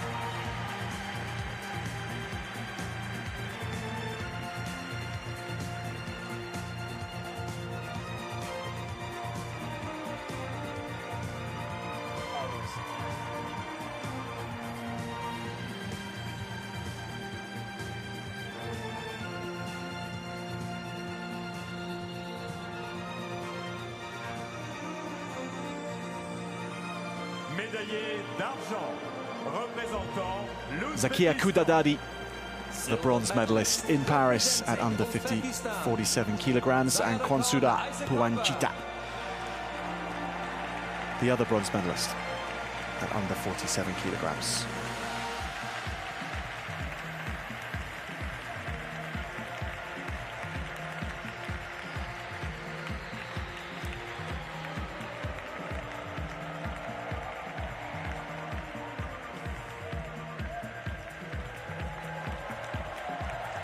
Ziyodakon Isakova of Uzbekistan collects the silver medal. Hard-fought final against Angelika Espinoza and Uzbekistan's Isakova after a hard route to the final, taking home the silver medal. Médaillée d'or et championne paralympique, représentant le Pérou. Gold medalist and Paralympic champion, representing Peru, Angelika Espinoza.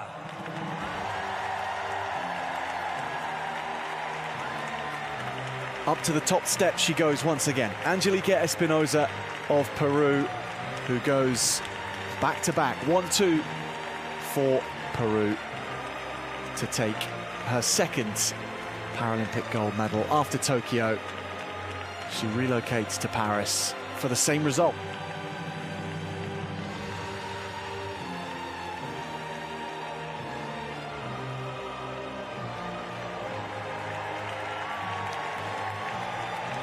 Angelique Espinosa, the gold medalist in the women's under 47 kilogram category in Paris.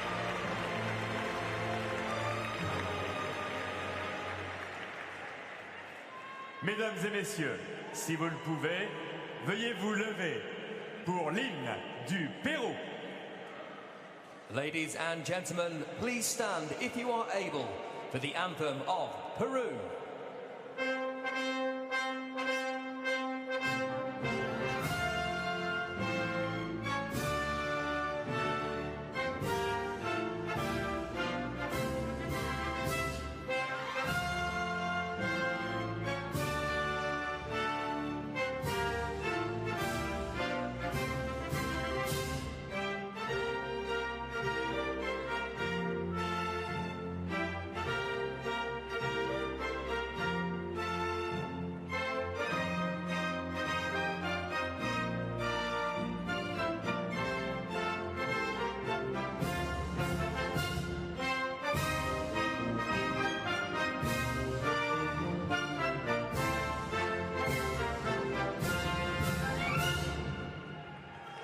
Mesdames et messieurs, les médaillés paralympiques. Ladies and gentlemen, the Paralympic medalists. The medalist in the women's under 47 kilogram category all together. Angelique Espinosa, the gold medalist. Ziadakon Isakova of Uzbekistan, the silver. Zakia Kudadadi of the refugee Paralympic team with the bronze medal. And the other bronze medal to Kwansuda Puanchita of Thailand.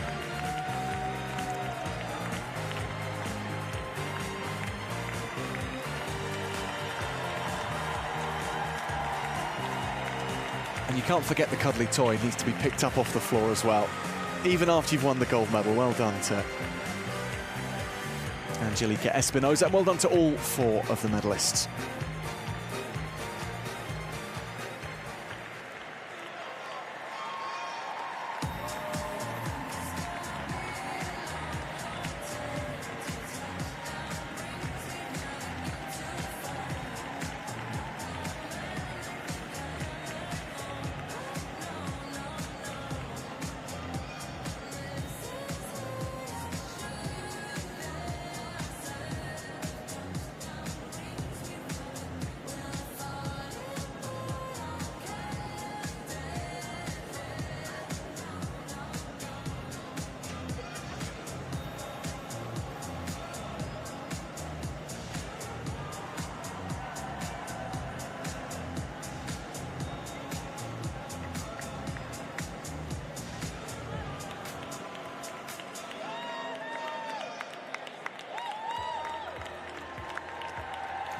Et dans quelques instants, préparez-vous à cette seconde cérémonie des vainqueurs. Soyez encore avec nous pour vivre ce moment. On compte sur vous. Nous allons célébrer dans un instant notre deuxième cérémonie de remise des médailles. Yes, we have two more ceremonies to come your way, including the victory ceremony for the men's minus 58 kilogram contest next.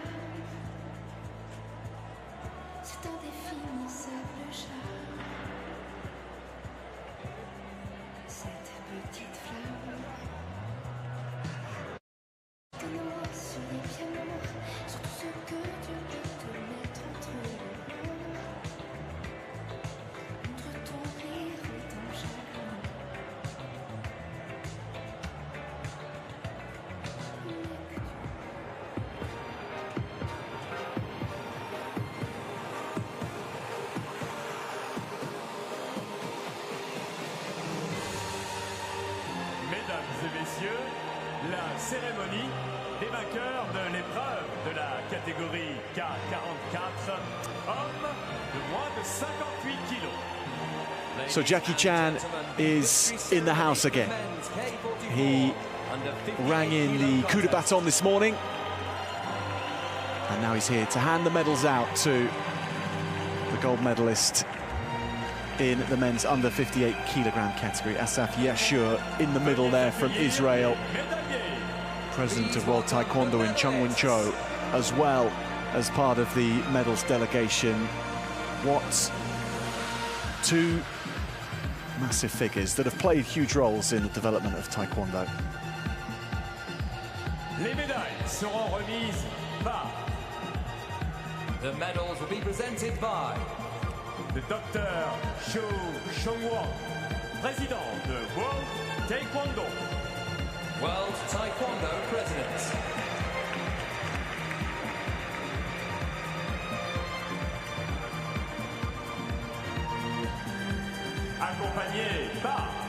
Accompanied by Monsieur Jackie Chan, ambassadeur spécial du Comité international paralympique pour les Jeux paralympiques de Paris 2024. International Paralympic Committee Special Ambassador for the Paris 2024 Paralympic Games. So Jackie Chan, with over 150 movies made, an inspiration to a whole generation of people who have got into Taekwondo, including some competitors here in Paris as well, and his role recognised by his involvement in this ceremony. Chinese Taipei, Jiao Jiangwen.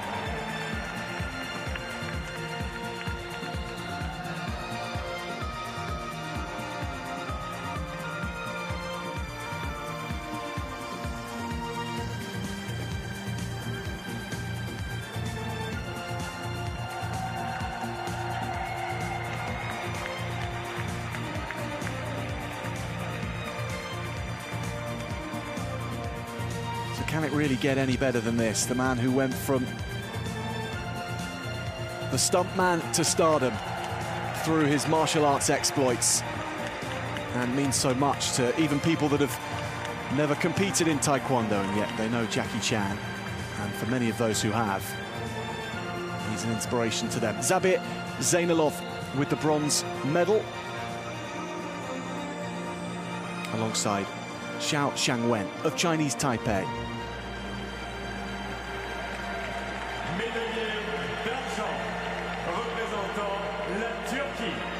Silver medalist representing Turkey, Alican Ozcan.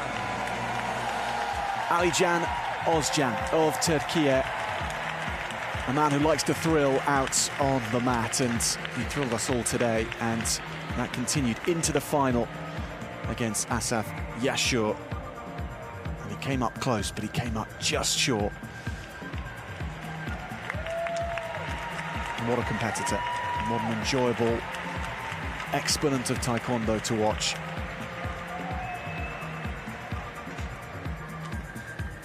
And I'm sure Jackie Chan would enjoy watching the styles of Alican Ozcan and Asaf Yashur. A warm embrace. He mentioned the inspiration. Jackie Chan, well, he made it through the rush hour, and both men have rushed onto the podium. What a final they produced, and there's your silver medalist.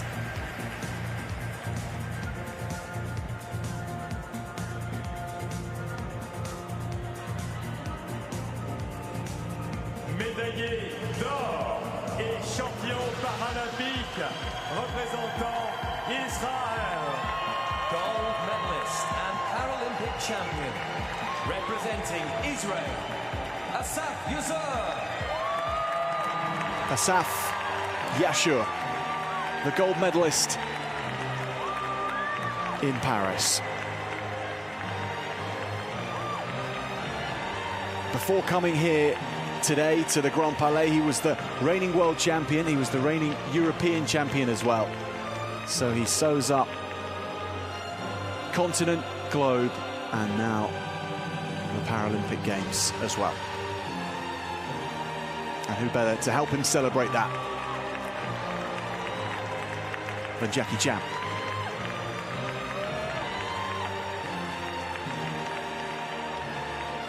Asaf Yashur of Israel is the gold medalist in the men's under 58 kilograms at Paris 2024. Mesdames et messieurs, si vous le pouvez, veuillez vous lever pour l'hymne d'Israël. Ladies and gentlemen, please stand if you are able for the anthem of Israel.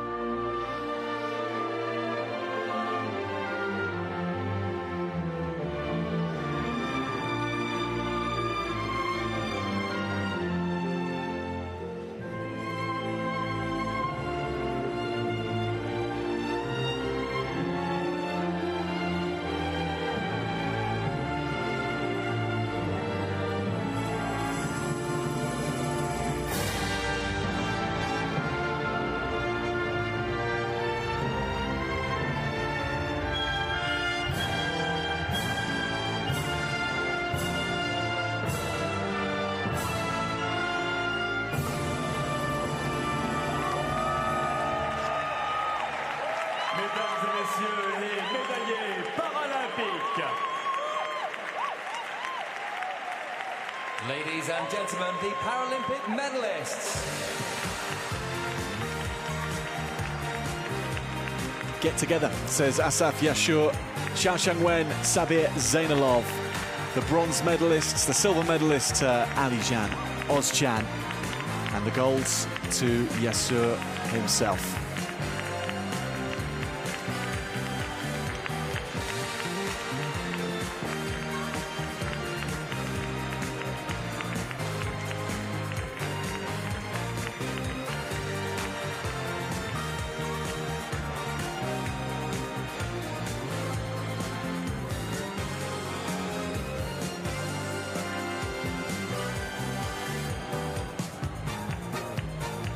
Zainalov and Ozcan as well share an embrace.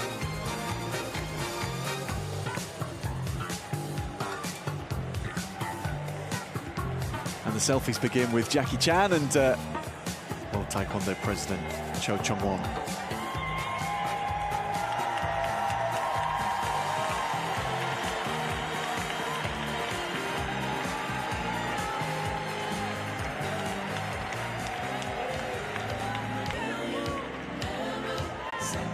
Nous avons ensemble une magnifique cérémonie à vivre encore pour clôturer cette magnifique, cette fantastique journée paralympique de Taekwondo à l'occasion des Jeux de Paris 2024. Restez bien avec nous pour notre tout dernier grand rendez-vous de la journée.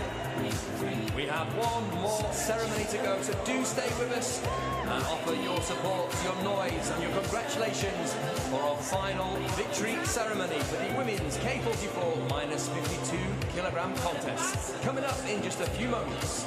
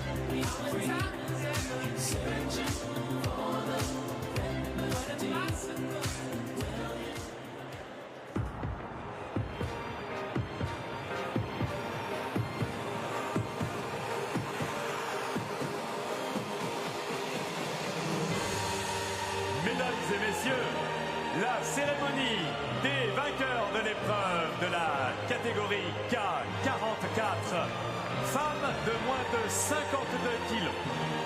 Ladies and gentlemen, the victory ceremony for the women's K44 under 52 kilo contest.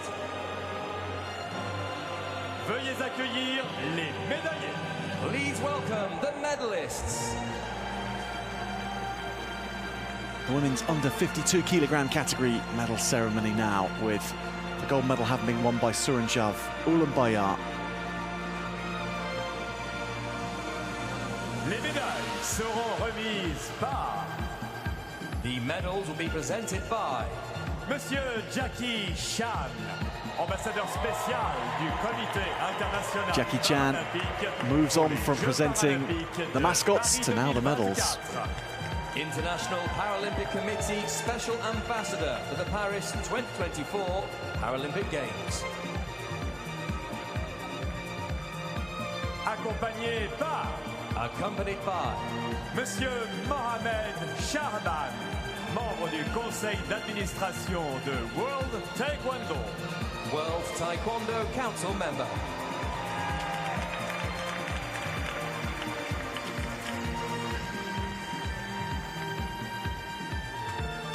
Médaillé de bronze représentant la Géorgie et représentant la Turquie. Bronze medalists representing Georgia, Anna Japaridze, and representing Turkey, Meryem Kavdar. It was a master stroke in tactics for Anna Japaridze to win her bronze medal for Georgia. And Meryem Kavdar also showed her ability to put earlier disappointment at not competing for gold behind her to win her bronze medal.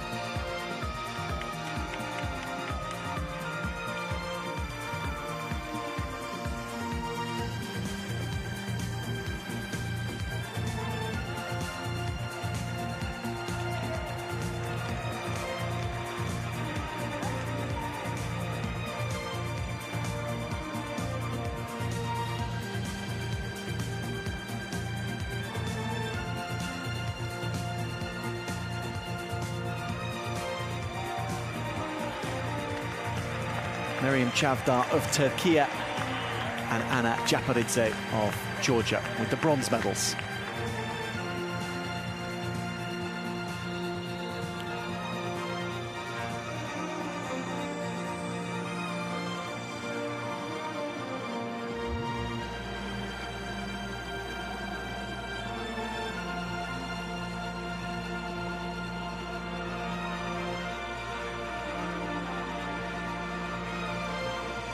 Médaillé d'argent représentant la République islamique d'Iran. Silver medalist representing Islamic Republic of Iran, Zara Rahimi. Zara Rahimi of the Islamic Republic of Iran, just 15 years of age, but if you're good enough, you're old enough, and she was good enough to go all the way to the Paralympic final, taking the silver medal.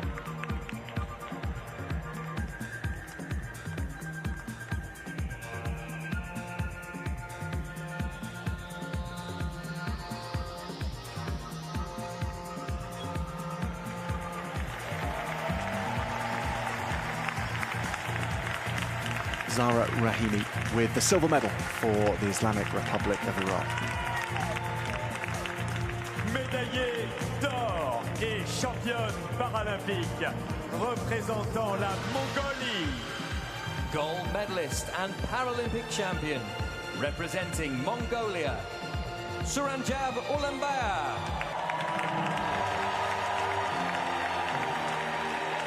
On the top step, Suranjab Ulambaya of Mongolia with the gold medal in the women's under 52 kilogram category.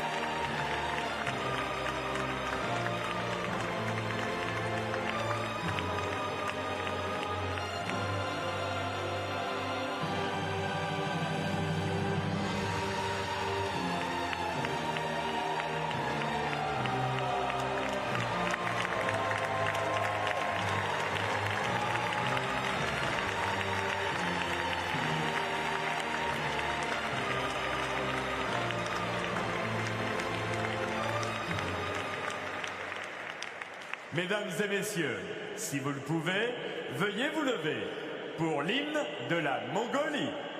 Ladies and gentlemen, please stand if you are able for the anthem of Mongolia.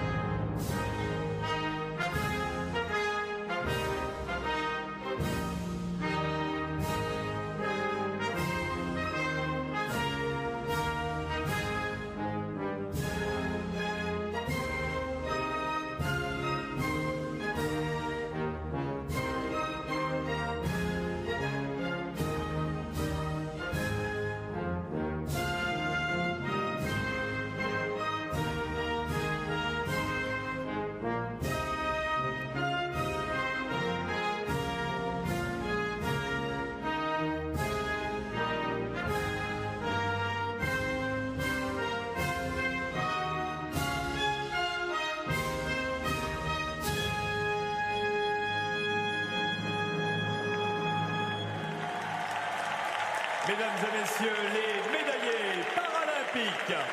Ladies and gentlemen, the Paralympic medalists.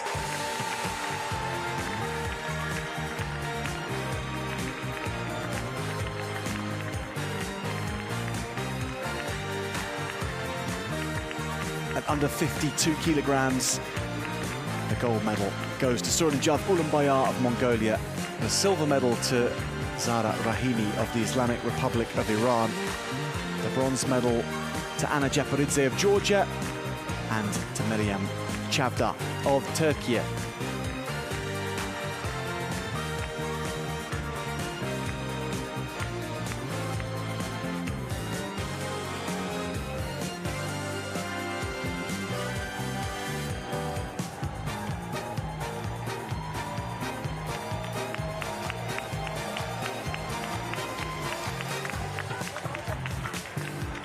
So the medalists go off to toast their success and to show the medal to their friends and family and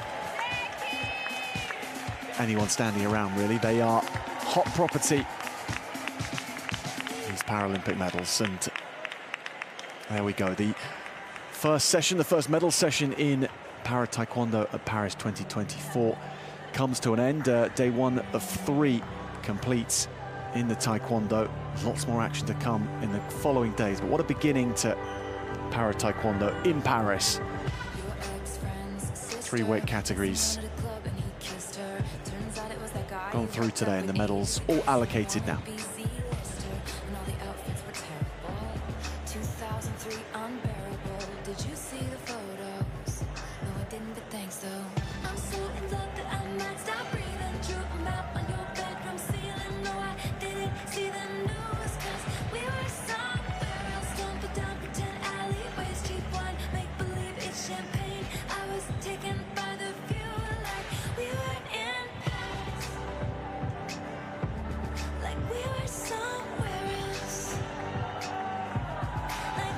La session d'aujourd'hui est terminée. Nous espérons que vous avez apprécié la compétition et nous vous remercions de votre participation aux Jeux paralympiques de Paris 2024.